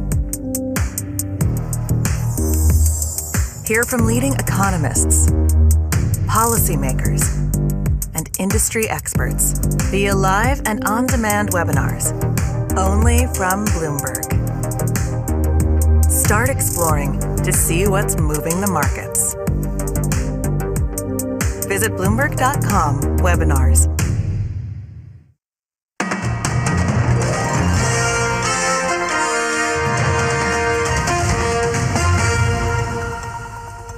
it was supposed to be the inflation hedge of 2021. Well, it's down 30% from its high now. That's not to say that it's not an inflation hedge. Who am I to question the veracity of those claims? But what you are looking at is the Bloomberg Galaxy crypto index, and that is under pressure. Bitcoin itself has fallen, as you can see, by just under 30% now, 29.46. I mean, we're splitting hairs. So you are seeing week 5 of a slide in Bitcoin. There is a concern around the liquidity being reduced from the Fed. There's a permeation of this risk off in the crypto space. It's not just Bitcoin which has come under pressure. The likes of Ethereum dropped over 7% yesterday. Litecoin was down just under 3%. So there is a definite repricing on the crypto narrative. I like what Bannock Byrne Global Forex had to say, that this was supposed to be a maturing asset. Volatility in this product is deadly. And the other attributes, it was supposed to be an inflation hedge. That seems spurious, in the words of Bannock Byrne Foreign Exchange. So let's keep an eye. I mean, I will say Bitcoin, it is off that 200-day moving average of 46,720. So just keep an eye on that and in terms of the rest of the moves. Okay, let's talk about Binance, because they've actually withdrawn their request to open a cryptocurrency exchange in Singapore, ending their efforts that started last year to win the approval from authorities. The CEO spoke exclusively to Bloomberg Television about his plans in the UK and as well as the need for broader regulation of the crypto industry. We're not that disappointed. This is the original plan. So we just invested in a local regulated exchange called HG. We usually call it HGX. So this is, then we'll have 2 duplicate things in the run for a small market. So Singapore is a very advanced market and is very pro-crypto. We just didn't think we need both applications there, and it's kind of heavy. So we invested in HGX, and we're going to use that as our, hopefully in the future, as our Singapore service. So so it's not a huge surprise. I think many of the people are misunderstanding the situation. They see a withdrawal from Binance, they get all worried. We're not leaving Singapore. We're still very much invested in Singapore. And Singapore is still one of the leading countries in the world for crypto and blockchain. All right, so you told me something similar when you were winding down the Binance UK, and now you've said to the Sunday Telegraph that you're building your UK arm up again. What are your plans in Great Britain? So for UK, so we are in the process of reapplying for the license there. UK, we tried a few different things, and then we are in the process of applying for the applications again. So so UK, everything's on track. This things sometimes go through some what you call volatilities or changes in plans, but we're proceeding full speed ahead of UK. We also have a large UK team now. Well, not large, but we have a UK team based in UK. We're renting an office there.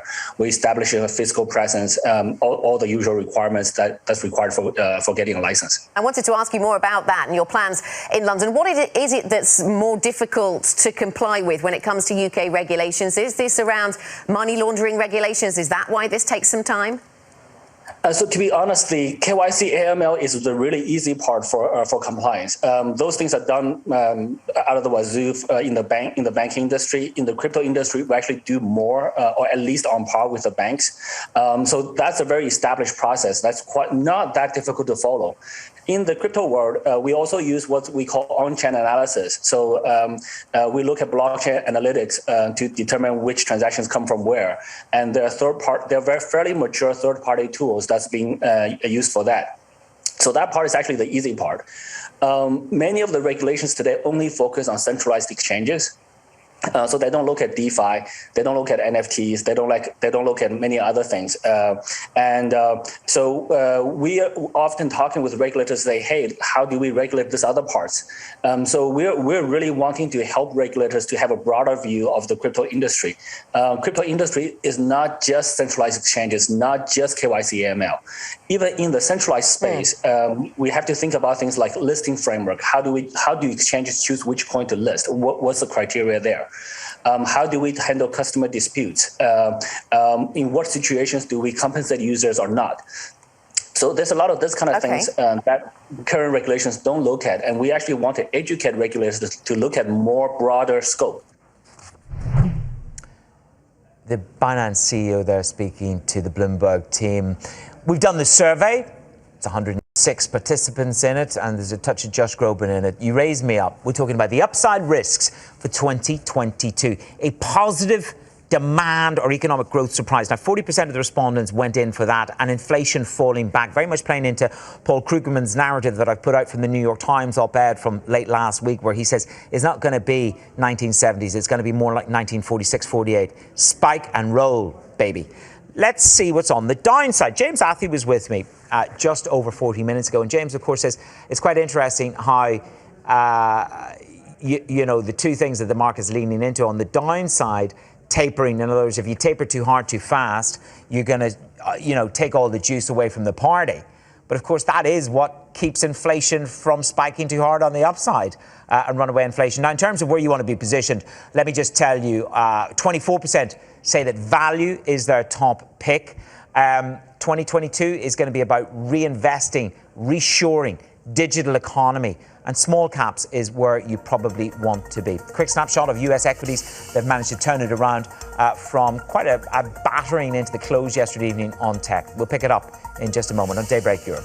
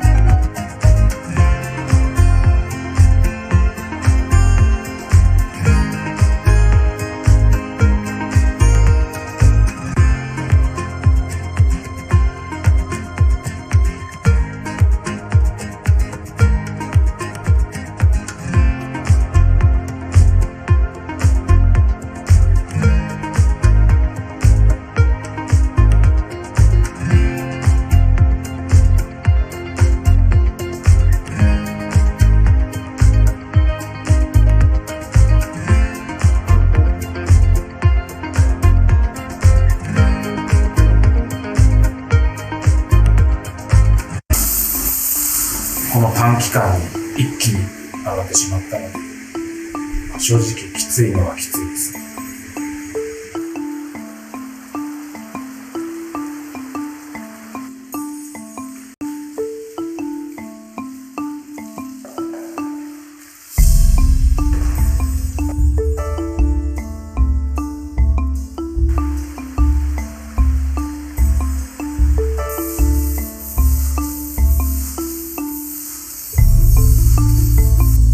先から灯油の単価が上がるよと連絡があったのが10月の初め頃。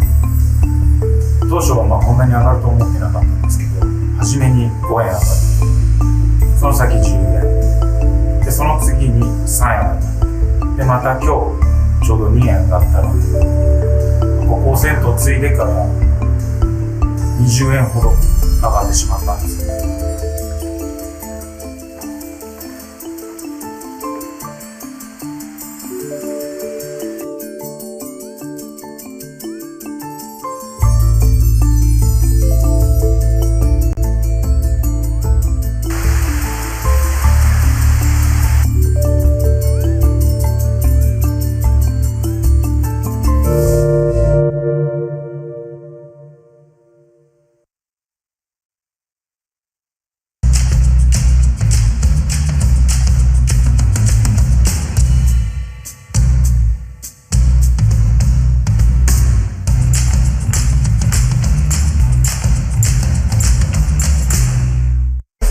That over the past few weeks has made it clear it wants to go higher. It got a little spooked by the idea that geopolitical tensions are rising.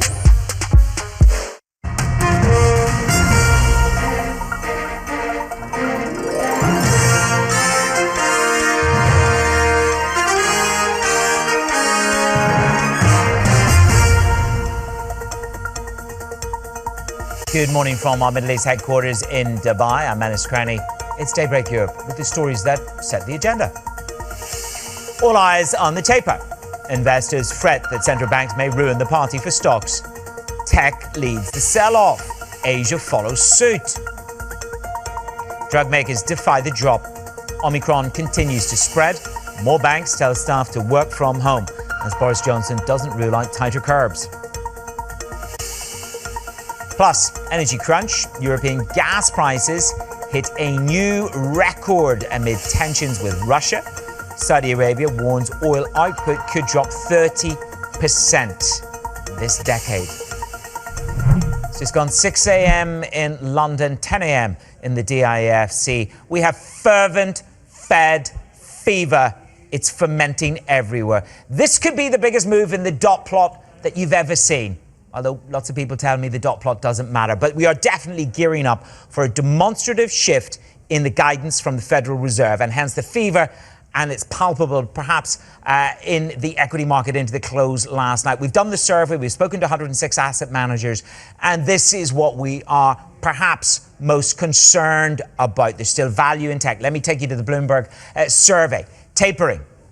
Take away my punch bowl. Take away my free money. Take away the nadir of negative interest rates and one away inflation. This is what we are most concerned about for next year. But it's interesting how this is what concerns us most, but yet if you roll it over and you have a look at what it is that we're most optimistic about, it is about growth and it is about inflation rolling over. So if we're most worried about runaway inflation, but yet you want the Fed to taper faster and maybe get yourself ready for a couple of rate hikes to deal with inflation, this is where the conundrum begins to come in. The two of them don't exactly add up. So that is the state of play with the Bloomberg survey that we've done in terms of the concerns going into 2022. There's a lot can happen between now and then, not least from the Fed, not least from Christine Lagarde and from the Bank of England. The governor there says Omicron is not going to be a major issue for the market. Markets are in Asia concerned about the discovery of Omicron in China, the rising cases in Australia. Let's take a look. MSCI Asia down for the day,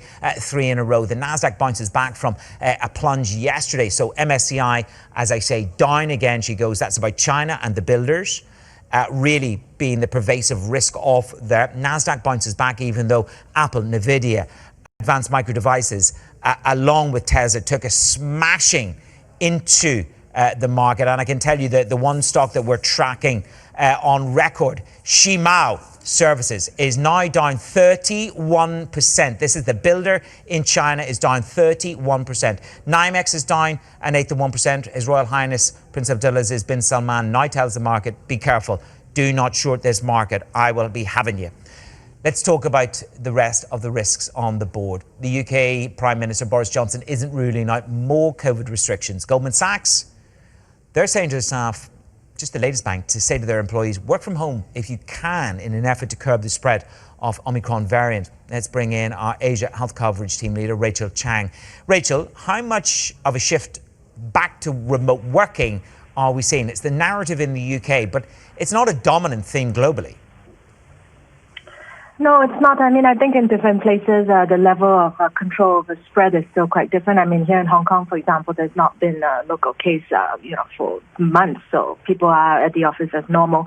But I think what we're seeing in the U.S. and Europe really is quite a disappointing reversion, back to what things were like a year ago in the winter of 2020. I think there was so much excitement after the vaccine rollouts that people were going to go back to work, people were going to normalize. Goldman Sachs, for example, one of the most aggressive banks, calling for trading floors to be full again, for people to come back and, soak up the culture the way they used to. And so, what Omicron represents is a bit of that kind of sliding backwards in where we are in the pandemic, which is quite disappointing for people as they're now enduring the second COVID Christmas up ahead. Rachel, thank you very much. Just under 40% returning to the office in the 10 largest US businesses. Rachel Chang, our Asia Health Coverage team leader with the very latest. Now, as I showed you at the start, Asian stocks, they're under pressure for a third session. And I can tell you that Shimao stock is now down 31%, the most on record. Keep an eye on that move. The Chinese property and tech sector is under pressure. Juliet Sally's standing by. She's in Sydney. I mean, it moved. The last time I did an announcement on that, it was a couple of minutes ago, it was down 14%. What did you do?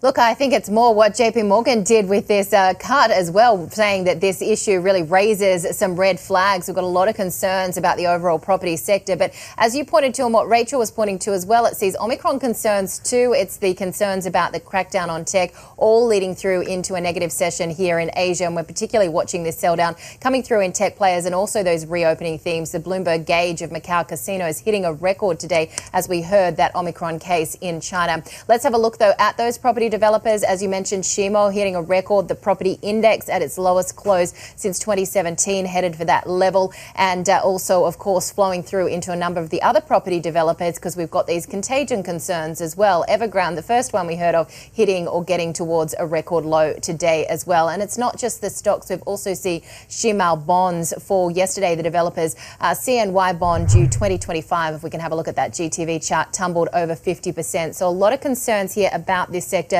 the flow-on effect, what it's going to mean about the downturn in the property sector weighing through into Chinese economic growth. And JP Morgan saying that the Shimao deal is a red flag amid liquidity concerns, cutting Shimao to underweight. Manus. Jules, thank you very much. Juliet Solly there on the very latest on China and the Asian market session. To UBS in Switzerland, a clutch of its former bankers have had their punishments cut by an appeals court in Paris. The bank accused of helping to launder money that French residents hadn't declared to the taxman. Let's bring in a finance editor, Adam. Hey, Adam, the big story is more about the penalty on the bank, isn't it? Talk me through just the scale of what's been delivered relative to what we expected, first of all. Yeah, well, let's start with those numbers first, Manus, because if you cast your mind back to a few years ago, we were expecting a fine of significantly more than what we ended up with, which was, if indeed this is the end of this, and that's, to the tune of $2 billion. And as you saw in the stock price, you had a nice relief there to investors thinking that this was really significantly less than what they had been expecting. And also the idea that, going forward, clearly you still have the reputational issue around the fact that there were some, really quite serious banking service and money laundering issues here. You've had a far smaller penalty than a lot of investors were thinking. And what that means is that potentially going into next year, you have a bit more room for, this is what analysts are saying, a little bit more wiggle room to give some of that back to investors in other ways. So maybe there's a chance here that, buybacks or that kind of capital return gets back to shareholders when they update investors in February next year. So that's really the next step. But the lawyers for UBS clearly haven't said this is the end. They're looking at this and they continue to kind of find ways that they may ultimately be able to that this wouldn't be the final number. So it's one to watch in the coming months. This may not be the end of this long-running saga for UBS. Adam, thank you very much. Adam Hay there with the latest on UBS over the past 2 days, down just under 1%. Juliet Solly is in Sydney with the first word headlines. Jules. Manus, European diplomats warning again that time is running out to revive the nuclear deal between Iran and world powers. Envoys from France, Germany and the UK say they're frustrated by Iran's refusal to budge on new demands offered during the 7th round of negotiations in Vienna. The allies suggest Tehran's rapidly advancing atomic work will soon make the agreement obsolete. The UK has promised to open hundreds more vaccination sites in the coming days as it tries to ramp up booster shots amid a surge in Omicron cases. Prime Minister Boris Johnson says the new variant is now likely to account for the majority of cases in London. This as a growing number of lawmakers from Johnson's party have pledged to vote against COVID restrictions in the House of Commons later today. Well, Hong Kong is easing travel to China with quarantine-free rules for limited business trips to the mainland. California, meanwhile, reimposing an indoor mask mandate as Omicron spreads. US cases have now topped 50 million, meaning about 15% of the population has tested positive for the virus. Time magazine has named Elon Musk its Person of the Year. The publisher said few people have had more influence than Musk on life on Earth and potentially life off Earth too. The award has previously been presented to the likes of Barack Obama and Mark Zuckerberg. It caps a run in which Musk has solidified his standing as the world's richest person and turned Tesla into a $1 trillion business. Global news 24 hours a day on air and on Bloomberg Quick Take, powered by more than 2,700 journalists and analysts in more than 120 countries. This is Bloomberg. Manus. Jules, thank you very much. $1 trillion, Jules. Just think what we could do with that. Coming up on the show, it's a massive week for monetary policy. The decisions from 20 central banks. We've been telling you we're going to assess the biggest downside risks for stocks for next year. This is Bloomberg.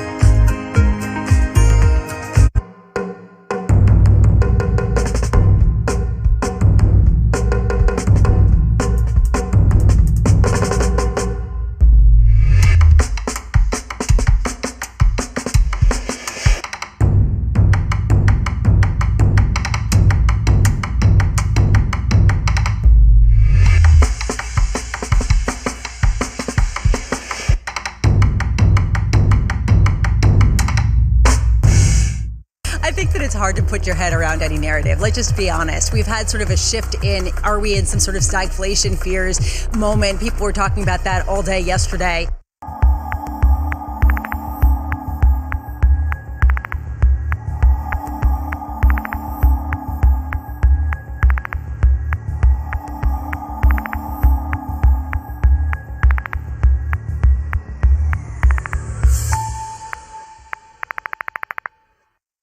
Right now, about half of U.S. households invest. We'd like to get that number up to 95+%. Investing should be as ubiquitous as shopping online. It should just be something that people do.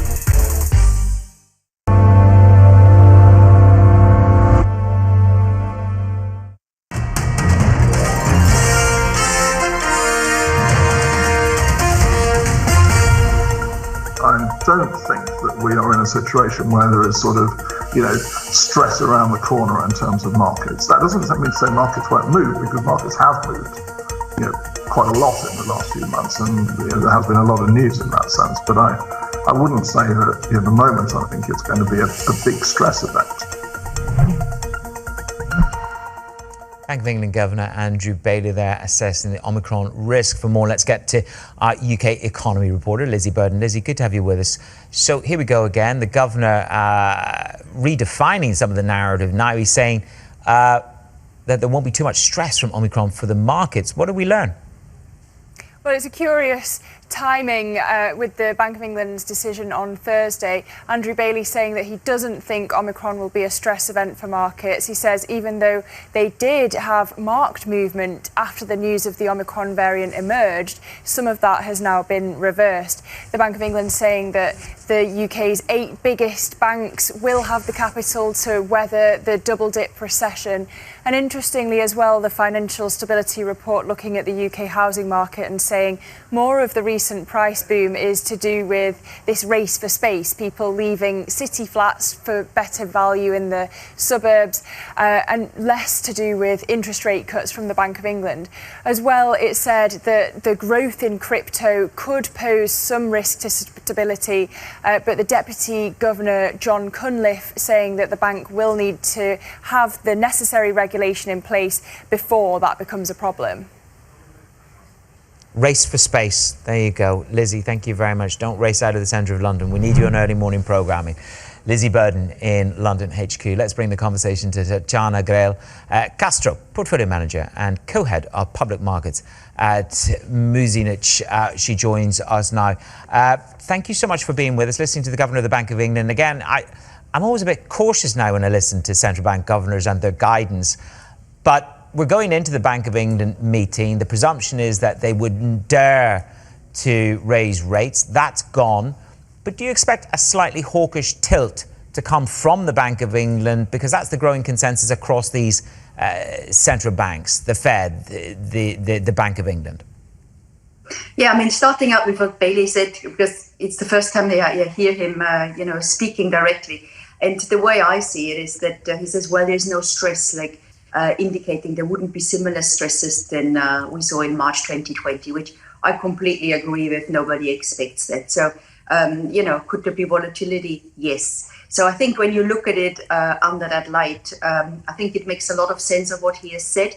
Does it give away what they're likely to do on Thursday? Probably not. And I think the market is pretty much evenly split. There is a 15 basis points rate hike. There is none. And there is one coming in February. I would go probably with the rate hike being delayed and not happening now just before Christmas. But we'll have to see. As you indicated, sort of they misled us and then disappointed us 6 weeks ago. So let's see what will happen this time. The unreliable boyfriend moniker comes back to mind. We're showing the Bloomberg survey that we've done in terms of the risk. But I want to bring you what Paul Krugman said late on December the 10th, and he talked about inflation. He said it's going to be much more like a minor league version of the 46-48 inflation spike. Price stability quickly and more or less painlessly re-emerged once the spending surge is over. Do you see a painless pass-through or carry-through next year coming off the top of this inflation, Tatjana, or do you see something more enduring, and how do you prepare for that? I'm more on the enduring side. And why is that? Because, yes, COVID has caused some of it and some of the supply side issues, especially coming out of China, because they have been cracking down on COVID, very strongly. But there are so many other factors at play here. So, for instance, we have seen the tornado in Kentucky, but we have seen many climate change related issues that then causing a rise in food prices, for instance, a rise in fertilizer prices because of higher gas and coal prices, and the transition away from the fossil fuel energy related, carbon emissions, away from that. And clearly that transition will cause also more stubborn inflation. So and then also the demand, I think what we see is, as we see prices going up, it can cause some of the demand to heighten. When people say, well, I know it's going to be tough to get that product. Let me get it now, because I know next time, if I do it in 6 months' time, it will just be even more expensive. So I think there can be some of the self-fulfilling aspect on demand itself. So I see it more enduring. We'll have to see, how high will it be? Will it stay around, 3-4%? It's not going to go up, I don't believe, in the higher single digits or double digits as we have seen 40 plus years ago. You expect a meaningful correction in equities. How soon, and which equity markets will correct perhaps the fastest? Well, I mean, I believe that generally the outlook is relatively positive on the equity market. So there's an expectation that this will continue to go higher. Real rates remain low or negative. So, there's still this supportive backdrop, and nobody expects the economy to falter next year. But what we can see, and, if I just want to put sort of the counter argument, where the rate of growth is likely to slow. And so, given that we have sort of this artificially high growth rate in 2021, so statistically, it is expected to slow down. And oftentimes, it's not the absolute level of growth. It's actually the rate of growth changing, and here the expectation to slow down that can cause negative volatility. And so that's one thing where I believe the market is not really prepared for that sort of outcome potentially. I'm not saying it's necessarily happening, but I don't think the market would be positioned for that. And then clearly, that could cause maybe for further volatility. Tatjana, I know that you've reduced your exposure to China. I look at the news flow this morning. Last week it was about Evergrande. It's a sort of a perennial of late. Today it's about Ximao down. A record shift in both the equity and the bond market. Is this property, I suppose, implosions that you're seeing, or spectacular almost explosions going off these depth charges, is this why you don't want exposure to China, or have you got zero exposure? Talk me through what would it take to get you back? Okay, so yes, we had quite a significant exposure to China up to about 18 months ago, and then we steadily reduced it. One of the reasons was that actually China came less often to the international bond market, so there was a few opportunities to replace it. Then who remembers that? But end of 2019, was it 20? Sorry, there was the sanctions were imposed that actually then only came into effect this year, but we had to prepare for that. So they were sellings that we had to do because of the US sanctions on China, so that reduced it significantly. And then when it came to the Chinese property market, so for the funds that I'm responsible for, we are not really taking that sort of risk. So we never were involved in the Chinese property market, but because clearly, generally the market was concerned about that sector for a very long time. And I think I read about a few weeks ago that if you were to take all of the German and French population and you would assume that they all live in 3-person households, then all of the French and German population could move into China apartments without sort of replacing anybody. So there's an enormous overhang of empty apartments already. And so this is where we see why the Chinese government is so keen on slowing down the property speculation, because, and they say, property are for homes and not speculation. So we do see that this will rumble in the background, so to speak, for quite a long time. It is a huge issue that they're starting to address. And so it seems too early to go back into it. Clearly the last few weeks when there was a big turnaround, you felt, do you miss out a little bit? But we didn't get tempted, luckily. And yesterday we were proven right, really, in waiting it out for the time being. Okay, don't get tempted. Falling knives usually have a very good reason, Tatjana. We're going to catch up with Tatjana Grell Castro from Musnek and Co stays with us. We're going to talk ECB. This is Bloomberg.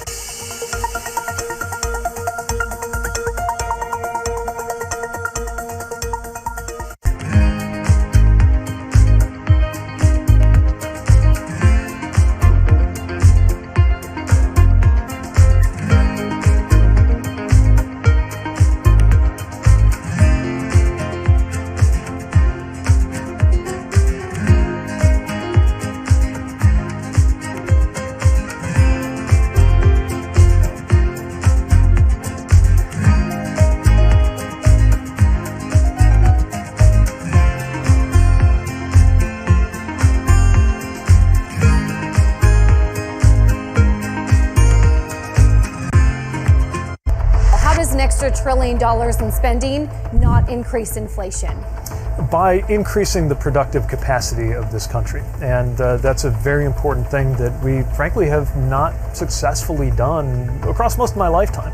I've been waiting for this legislation for months since I became Transportation Secretary, but various presidents have been hoping to reach this day for decades, and it hasn't happened for all kinds of reasons. The American public has been rightly impatient. Now we're getting it done, both making up for lost time and laying a better foundation for the future. Let me also point out to the fact that Part 2 of the President's agenda, what I like to call the big deal, but Part 2 of that, the Build Back Better Act, has even more that will help beat back inflation by lowering some of the costs that Americans feel most acutely, the cost of childcare, the cost of healthcare, the cost of housing, the cost of prescription drugs, bringing those down while also making sure that we ease some of those labor market issues we have by making it easier for working parents to afford to go back to work.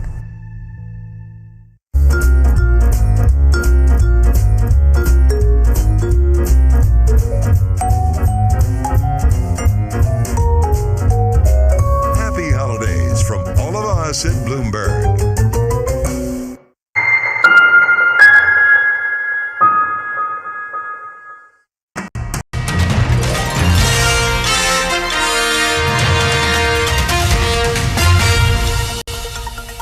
It's Daybreak Europe. I'm Manus Cranny in Dubai. Some of the major central banks will meet this week. The Bank of England, the ECB and the Federal Reserve, along with 17 others. Tatjana Grell-Castro has a lot at play with her bond funds from Muzhnich and Co. You're riding this risk wave. I'm deeply surprised that 10-year government bond yields aren't higher. Is that because the market assumes perhaps recession risk, slower growth? Or is it just underpricing the scale of the move from the Fed? Yeah, some of it means, I believe, that it is actually technical. So clearly the ECB does whatever it can to sound very dovish, and so that is partly reflected. But then when you look at the amount of standing as free float, because clearly we know the Bundesbank owns a chunk, the Chinese central bank owns a chunk, mostly the Chinese, across Asia, but that is a big owner. And then also the German Finanzagentur, so the German Treasury owns a lot. So the banks own a lot, and they have to own even more over year end. So that means there's very, very little free float, roughly 20, 30%. And so that really pressures the repo market. And so there's a lot of technical and seasonal pressure on the Bund for the end of the year. So I wouldn't be surprised if come next year, actually that alleviates a little bit, by no means all, by some of it. And so that allows the Bund to move a little bit more freely and is more reflective of fundamentals and what the market is actually thinking. And just very briefly, the risk that the ECB is late to the party, late to the tightening party, how real a risk is that, Tatjana? Briefly. I think it's a big risk. And that is because clearly inflation is much higher than they think. We'll expect the ECB owns inflation forecast to be updated. And so then if they say they don't want to listen to the actual data, but only to their own forecasts, there's a risk that those forecasts are actually indicating higher inflation concerns. And so what will that then do to, their outlook on the quantitative easing, and then also very importantly on their first rate hike? Tatjana, thank you so much. Let's see what the news flow brings us over the next couple of days. Good luck with the volatility on all the portfolios. Tatjana Grell-Castro, Portfolio Manager, Co-Head of Public Markets at Muzhnich and Co. Coming up, there's an energy crunch. European gas prices are hitting records. This is Bloomberg.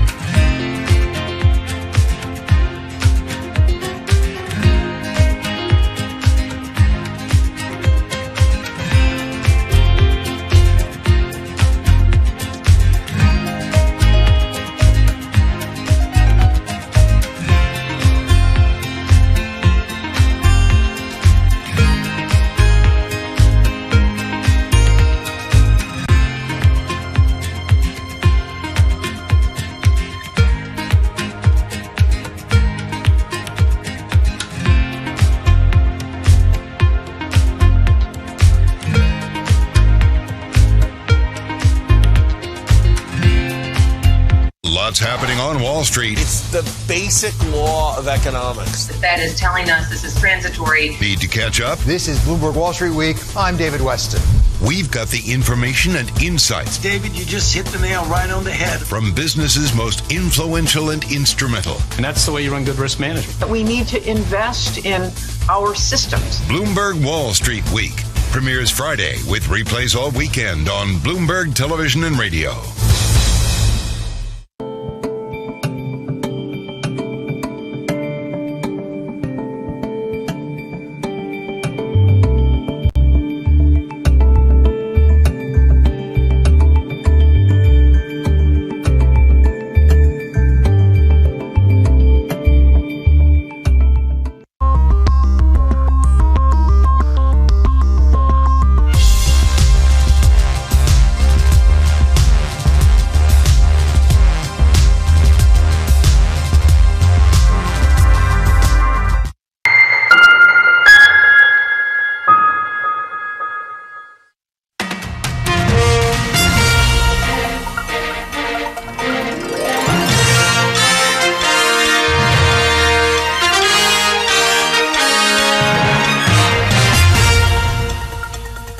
It's Bloomberg Daybreak Europe. I'm Manus Cranny. These are the headlines that will set your agenda. All eyes on the taper. Investors fret that central banks may ruin the party for 2022, and stocks tech leads the sell-off. Asia follows suit. Drug makers defy the drop as Omicron continues to spread. More banks tell staff to work from home as Boris Johnson doesn't rule out tighter curbs. Plus, energy crunch. European gas prices hit a new record amid tensions with Russia. Saudi Arabia warns oil output could drop 30% this decade. Well, welcome to the show. We're dealing with what could spoil the party next year and the guardians of the galaxy and risk. Those are central bankers, by the way. There is a fervent Fed fever that is fermenting in the very belly of risk takers, and this is what we are most worried about, that a taper of policy could be a mistake, too much, too fast, too soon, too aggressive. But then, of course, runaway inflation. But if you don't taper and potentially hike rates more aggressively, you probably will have runaway inflation. So one doesn't automatically correlate to the other. On the upside, let's have a roll of the dice. To the upside, this is what we've got. Boom, boom, boom. Positive demand. Certainly OPEC Plus see that in the oil demand side. You're going to see the scale of demand for oil in the first quarter. It's going to be the equivalent of an annual demand bump. So could you see that kind of global demand? Will the supply chains become so unplugged? And will inflation fall back dramatically? Paul Krugman thinks so. It's not it's going to be more 1940s versus 1970s. And I wasn't even around during either of those. Let's have a look at risk. Asia's down. There's a case of Omicron in China. Zero tolerance policy certainly plays heavily on the Asian equity session. Asian stocks are down over 1% versus the Nasdaq up 0.1% as you saw Apple, Nvidia, Advanced Micro Devices and Tesla down 6-7% yesterday in the late part of the trading day. Tech took a bath. It bounces back this morning. Crude crawls back to the green. That destroys Paul Wallace's story on oil. He was all set up for oil is down, but it's bounced back. And Bitcoin, maybe I can still get a hedge. Maybe I can get the pension fund into a bit of Bitcoin ETF. Let me have your thoughts on IB. All advice welcome. And we got a bit more advice from the Saudi Arabian energy minister. He warned the traders yesterday, don't short oil, saying OPEC Plus would react to any fall in prices. A salary warning. Actually, I've got a scratch in my back. It's there all year from Prince Abdulaziz bin Salman. What did he say yesterday in Riyadh? He just wants to keep everybody ouching like hell. He was very articulate about how oil traders should not short oil unless they want to end up ouching like hell. One of his main messages to them was that the OPEC Plus meeting from early December is very much still in session. As we know, OPEC decided at that meeting to increase production next month by 400,000 barrels a day. But it, in a sort of a twist, it kept the meeting in session, meaning allowing it to reconvene very, very quickly to change course and not increase production next month if market conditions warrant that. So his message to traders was essentially, watch out, we could change tack for next month. I don't think he worries about the phone bill, but he calls his friends every day and we chat and we share notes. And that's very much the style of this prince who's in charge of the oil ministry, and we understand that to be his style. But then I look at OPEC, and OPEC have put out their demand schedule, what they think is going to happen in the first quarter. And if you take the demand boom that they think you're going to see and the ad from OPEC, do you still end up with this big surplus?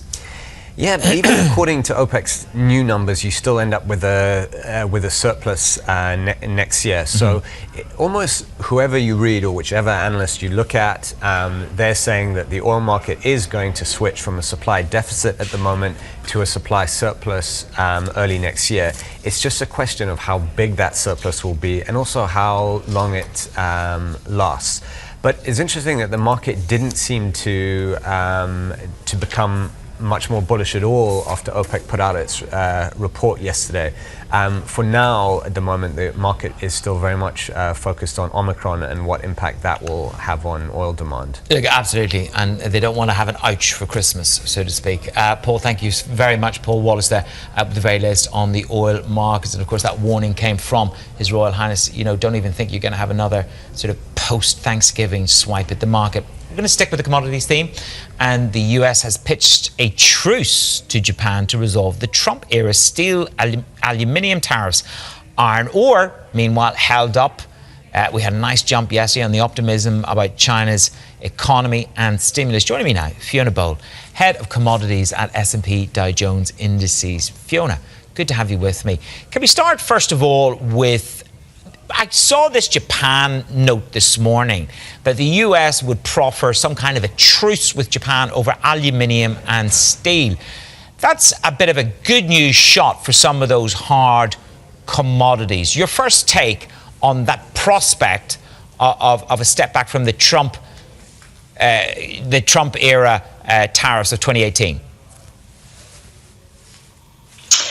Any news that suggests we're going back to free trade is really positive on the demand side for things like steel and the other industrial metals. So I think it's got to be seen as a positive, but it's combined with the issues that we're seeing with demand in China, whether that be on the property side or the zero tolerance that they're taking to COVID.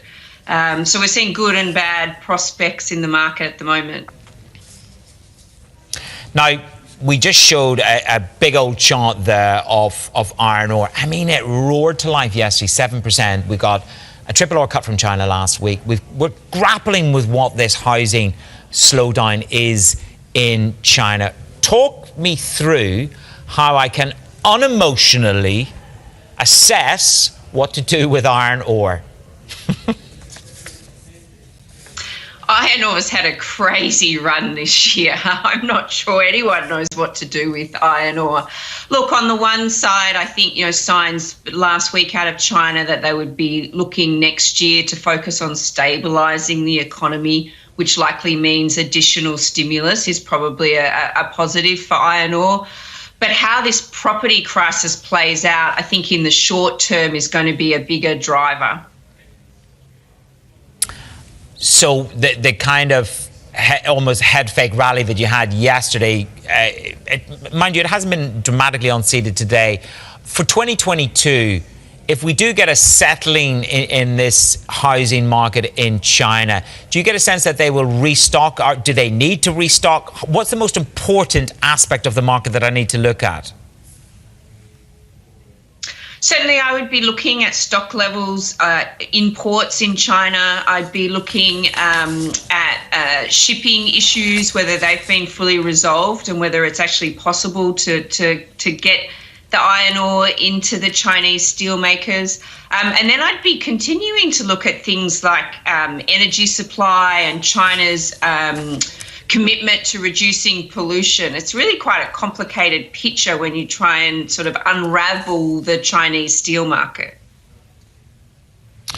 The one market that really is boiling over, Fiona, is in Europe. I was looking at a couple of charts. I know that we haven't. We've got natural gas stockpiles in Europe really rolling over and coming down. We've got a cold weather snap coming. And I've got record high prices in Germany, 200 euros per megawatt hour. I've got gas ramping by 10%, carbon ramping again. How tight and how fragile is the European energy complex?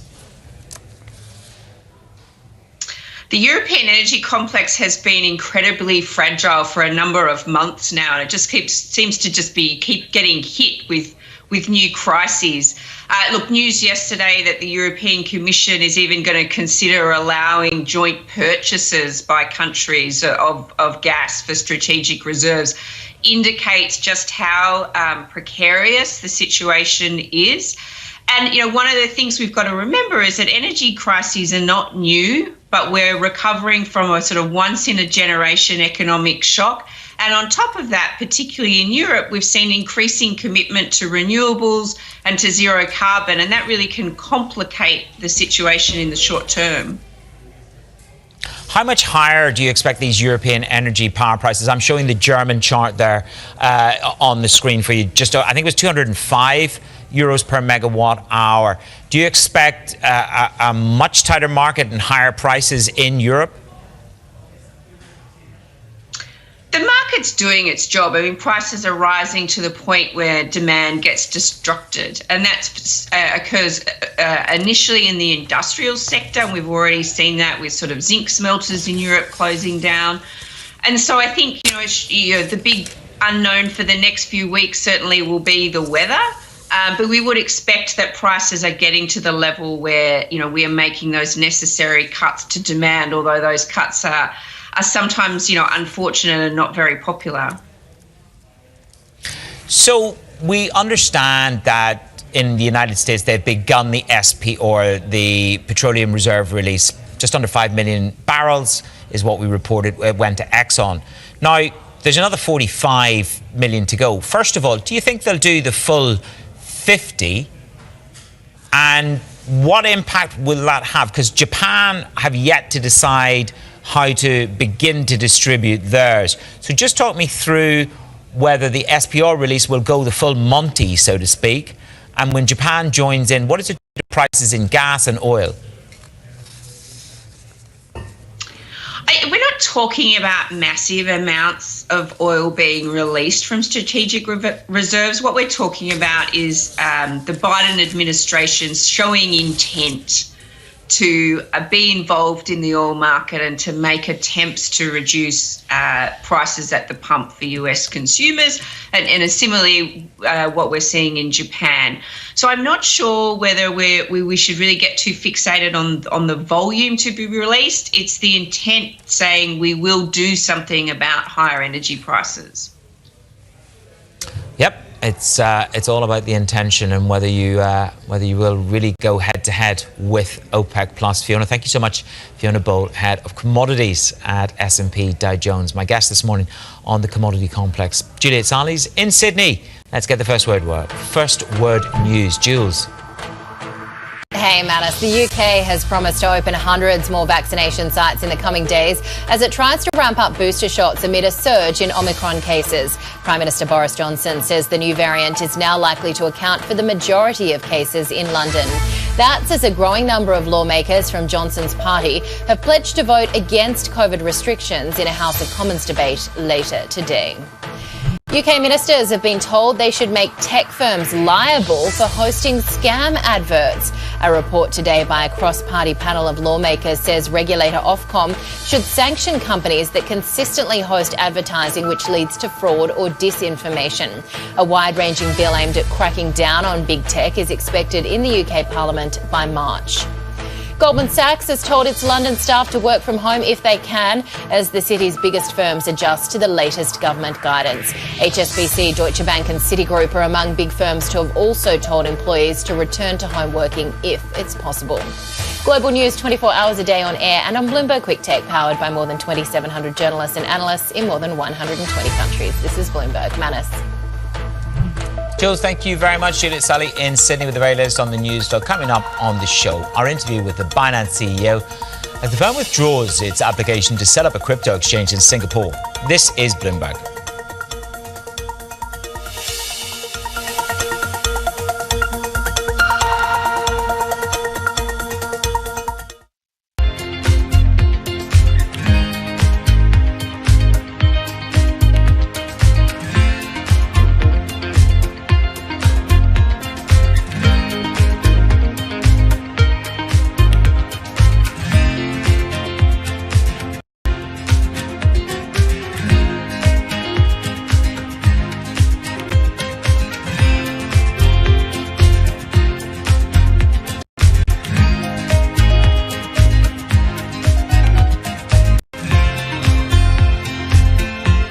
What do we know and what don't we know? Because there's a lot of speculation, a lot of anecdotes circulating right now. Omicron definitely has the characteristics to create us concern for many reasons. But also we have been preparing for a moment like that for months right now. And I feel comfortable that the playbook will work. So what is the playbook? One, it is to understand more about this virus. The second, of course, will be to protect against infections. And the third is to treat. Let's take it one after the other to understand. I think there are a few things that are not very clear yet with Omicron. One, it is the clinical manifestation of this new variant. Is it creating more severe disease or not? Is it transmitted easier or not? Is it going to younger or older people? All of these are things that as we see clinical cases coming out and the numbers are getting bigger, that's something that we will know in a few weeks. I think what we've seen during this period of time is that communicating via video is not a fad. We are using it in all aspects of our lives, for work, for learning, for communicating, for staying in touch. It's really a reminder, isn't it, just how sensitive the markets are to any commentary about trade. We did see some pressure on the yuan, we did see some pressure on the futures. That is now being reversed.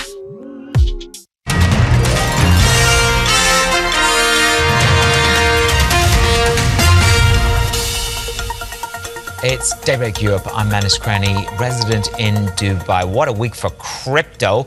You're looking at Bitcoin, Ether, the Bloomberg Galaxy Index, all having come under pressure. I mean, we've gone from zero really to zero. We've gone the Bloomberg Crypto Galaxy Index just off the lows of October. But this is the fifth week of a slide in Bitcoin. And you are encroaching. We've now gone through, ring a bell, somebody.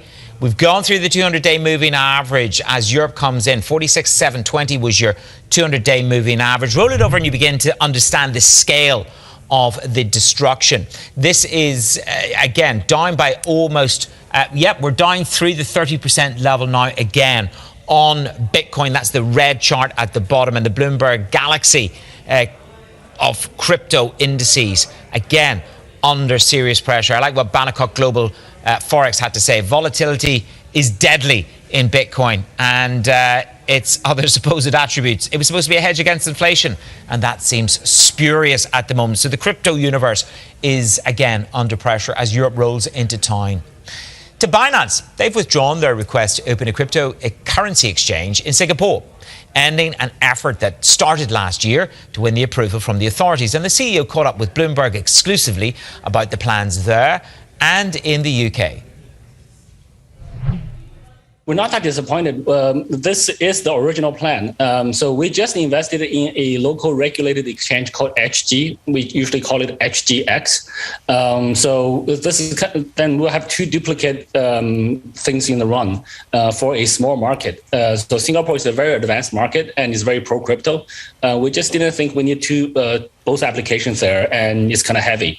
So we invested in HGX, and we're gonna use that as our hopefully in the future as our Singapore service. So so it's not a huge surprise. I think many of the people are misunderstanding the situation. They see a withdrawal from Binance, they get all worried. We're not leaving Singapore. We're still very much invested in Singapore. And Singapore is still one of the leading countries in the world for crypto and blockchain. All right, so you told me something similar when you were winding down the Binance UK, and now you've said to the Sunday Telegraph that you're building your UK arm up again. What are your plans in Great Britain?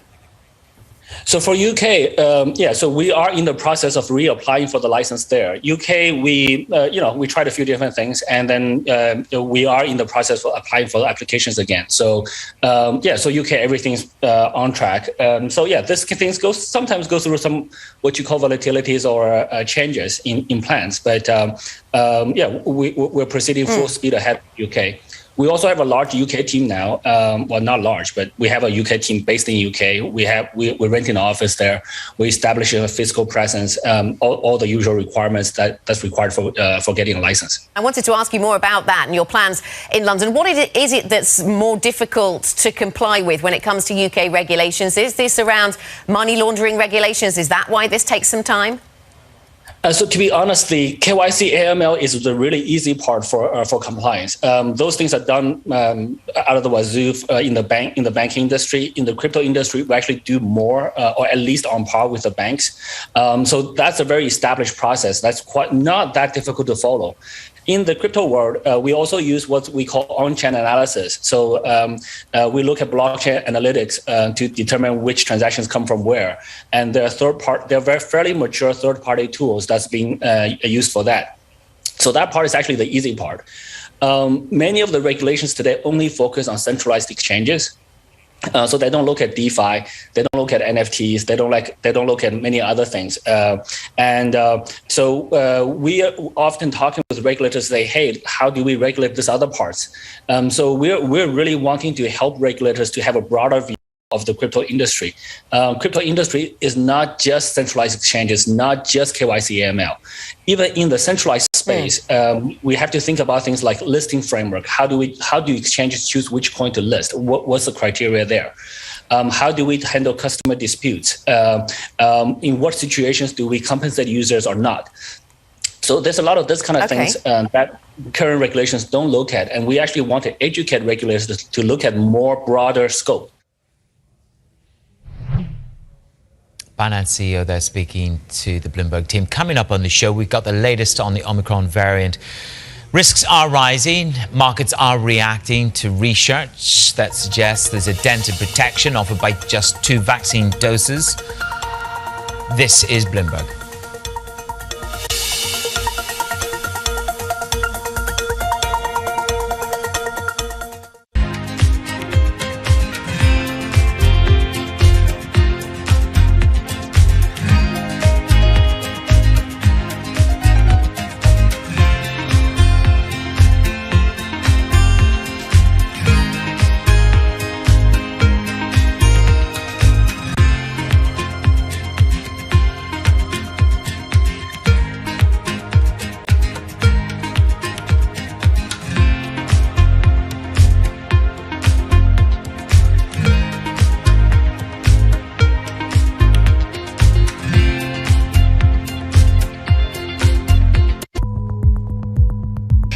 Interesting new world. The world is changing. For us, it's not about being first, it's about being the best. While everyone is zigging, we're zagging. We feel like we can maybe help people out more. We have an enormous number of big ideas. I don't think it's the great resignation. I think it's the great reshuffle, and people are reflecting on what do they want and how do they want to work and how do they want to live their lives.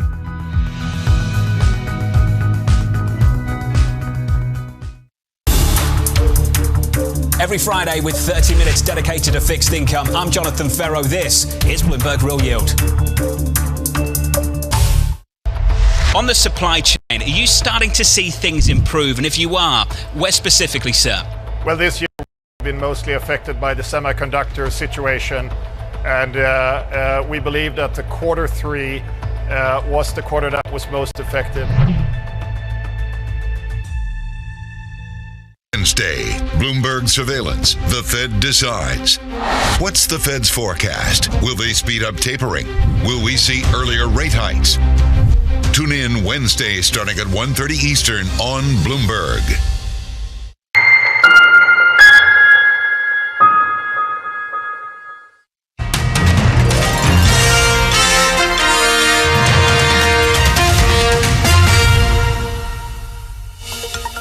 Daybreak Europe with me, Manus Krani in Dubai. Let's get the very latest on Omicron.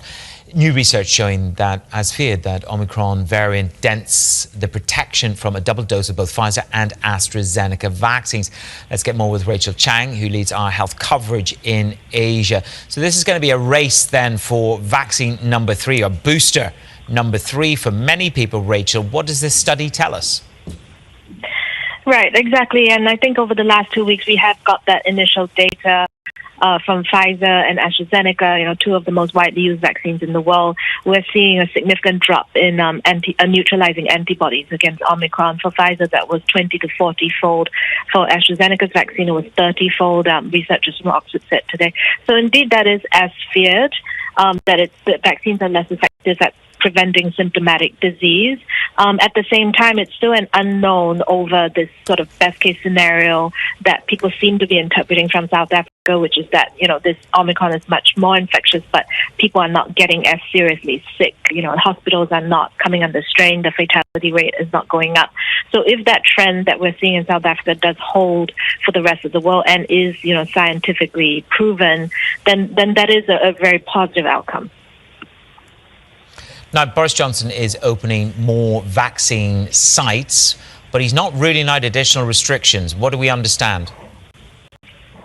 Right, and I think that speaks to the uncertainty really right now with Omicron. We do know it's 4 times more transmissible than Delta, which is really quite scary. But at the same time, nobody really has the appetite for turning back the clock and going through another COVID Christmas, another winter like in 2020.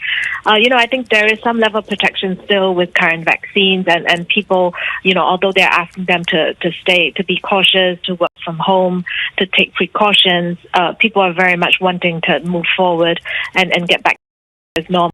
And that's sort of the balance that he's trying to strike here. And meanwhile, of course, Goldman Sachs, just the latest bank asking their employees to work from home. That hasn't evolved to a global edict yet? Or where are we on the balance in work from home globally? Right. I think we're seeing that, in places like Asia, for example, with very strict travel curbs, the local transmission is very much controlled, barely any infections. Over here in Hong Kong, 0 infections. And so, work from home is a thing of the past. People are being very normal. But in Europe and the US, I think it's that uncertainty creeping in again, right? After a spring and a fall that was very much normalized. Summer travel season, people gathering again. Now Omicron just brings back all of that uncertainty. If it is, does cause as much serious disease as Delta, I think we're going to see in the new year people really staying home once again. That level of activity just dipped down. But right now there's just no certainty around how big that threat is. Okay, thank you so much, Rachel. We'll keep an eye on that. Just 40% back at the normal desk. Quick snapshot of GMM. The US and olive branch to Japan over trade boosts aluminium prices. Looking at the bond market. Bonds.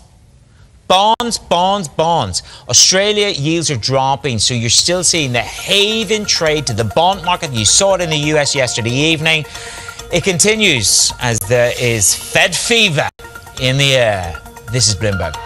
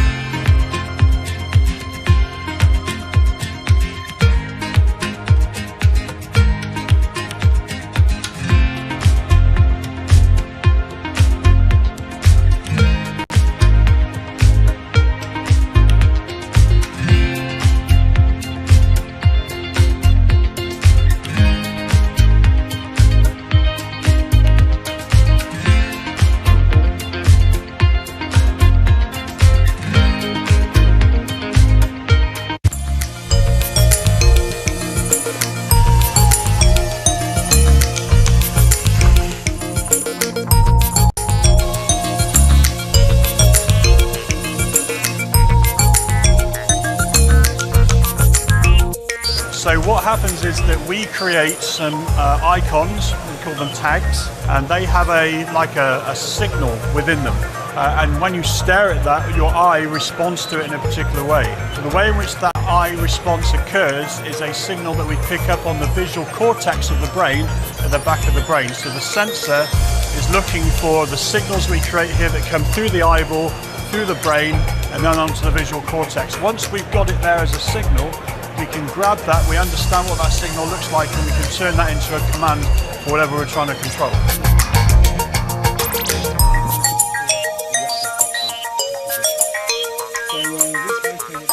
There's multiple places where we think this technology can be applied. perhaps in, I don't know, driving or commanding unmanned ground vehicles or unmanned naval vessels, perhaps providing menu selection and control within a control room environment, maybe in a nuclear power station. All those kind of things are perhaps in the bailiwick of this technology.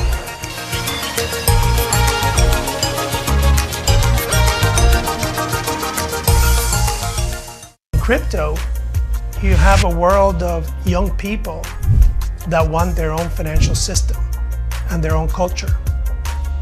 And it is very powerful, and I'm a big believer in it. This is a market that over the past few weeks has made it clear it wants to go higher. It got a little spooked by the idea that geopolitical tensions are rising.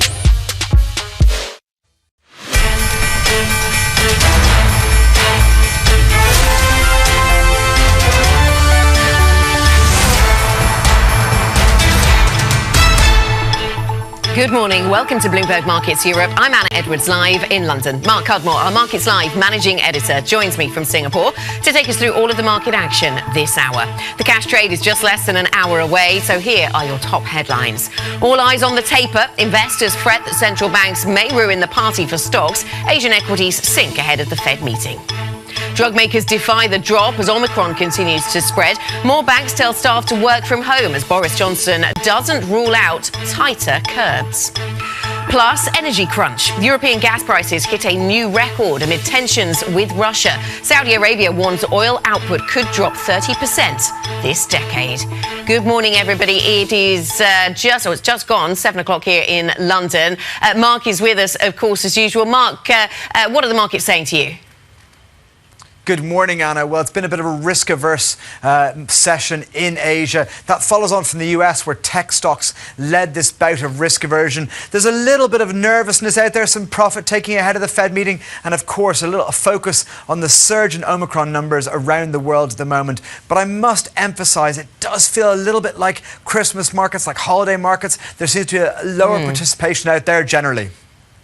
Yeah, absolutely. It does feel a little bit of a sort of pause day, doesn't it, before we get to the set-piece events from various central banks around the world. Let's get to some breaking news, though, on the UK labour market, Mark, because that could be of interest. The unemployment rate of 4.2%, that is entirely as expected. The estimate was for 4.2%. Interesting to look at the wage picture, though, coming in a little bit punchy. So the 3-month wages, excluding bonuses, rising 4.3% year on year. The estimate was an increase of 4%, so just a touch ahead there. They're also saying that UK employment rose by 149,000 in the 3 months ending October. The estimate was actually for more jobs to be created. You wonder about the tight labour market story and that narrative, and whether that is holding back the labour market at all at this point. It is a busy week for the UK story. Of course, we get inflation data this week as well, and we have the Bank of England rate decision, which was seen as so live up until very recently, up until Omicron, and then maybe things have changed. But we'll still see. There's still going to be a lot of questions to ask around what the UK does. Has the UK missed the boat here on rate hikes, or could it still come forward with the rate hike this week, or indeed in February? Let's get to the futures picture then. Just under an hour away from the start of the European equity trading session. And yesterday we saw weakness across the Atlantic, so weakness in Europe, weakness in the United States. In the US, we saw tech stocks being hit in particular, but not far from recent records, of course, in the US after that selling of yesterday. Futures do look more positive, as you see here, the European futures picture pointing just a touch to the upside. The US futures picture also pointing a little higher. NASDAQ futures, though, incidentally, yes, they were the really weak spot yesterday, especially later in the session, and we don't see them taking the lead in the rebound today. So NASDAQ futures seen up by 0.1%. Mark, what does the GMM say to you with the Asia session I see down by 0.6%? So it seems that whether you're nervous about Omicron or whether you're nervous about Fed tighter policy or central bank tighter policy, there are reasons investors in Asia finding. That's absolutely right, Anna. When you first glance at the GMM, it looks like a bit of a confusing picture. A lot of greens and reds mixed around, but actually the risk aversion picture is much clearer when you give it a bit of attention. So first of all, on the stocks column, ignore Turkey. This is only rising because the currency market is in free fall. This is sadly a broken market. It's actually a little bit depressing. This still appears in G20. It shows that this economy has fallen. But this equity market's going to keep on surging just as the currency collapses. Essentially, it is down equity markets across the board. Bonds, you're seeing yields come lower across the board. Again, risk aversion. And again, if you go to the commodities column, the one anomaly there, so everything's falling in commodities apart from gas prices. And that's why we're nervous. The inflation problem is not going away. The concern about the buildup of military from Russia on the Ukraine border is concerning people. And look at this, Russian futures down as well. So this means the inflation picture is still very much front and centre. We saw that in the wages data out of the UK there. And that's why people are nervous going to this Fed, that no matter what happens about Omicron, the Fed is going to have to sound hawkish. So I think the picture on this GMM, even though it's a low participation day, is quite risk averse. OK, so the risk-averse picture being painted there by the GMN. Let's start the clock then, Mark, and get into some detail on these markets. I mean, the tech sell-off yesterday, what do you make of that? I know some of our colleagues here through the Asia session looking at that and feeling quite worried about what this suggests that tech stocks will do as we head towards the end of the year. Yeah, look, I think I was surprised that they kind of managed to bounce back a bit from the early December high. They haven't quite reached those levels again yet. We haven't quite made a new record high. But I think the price action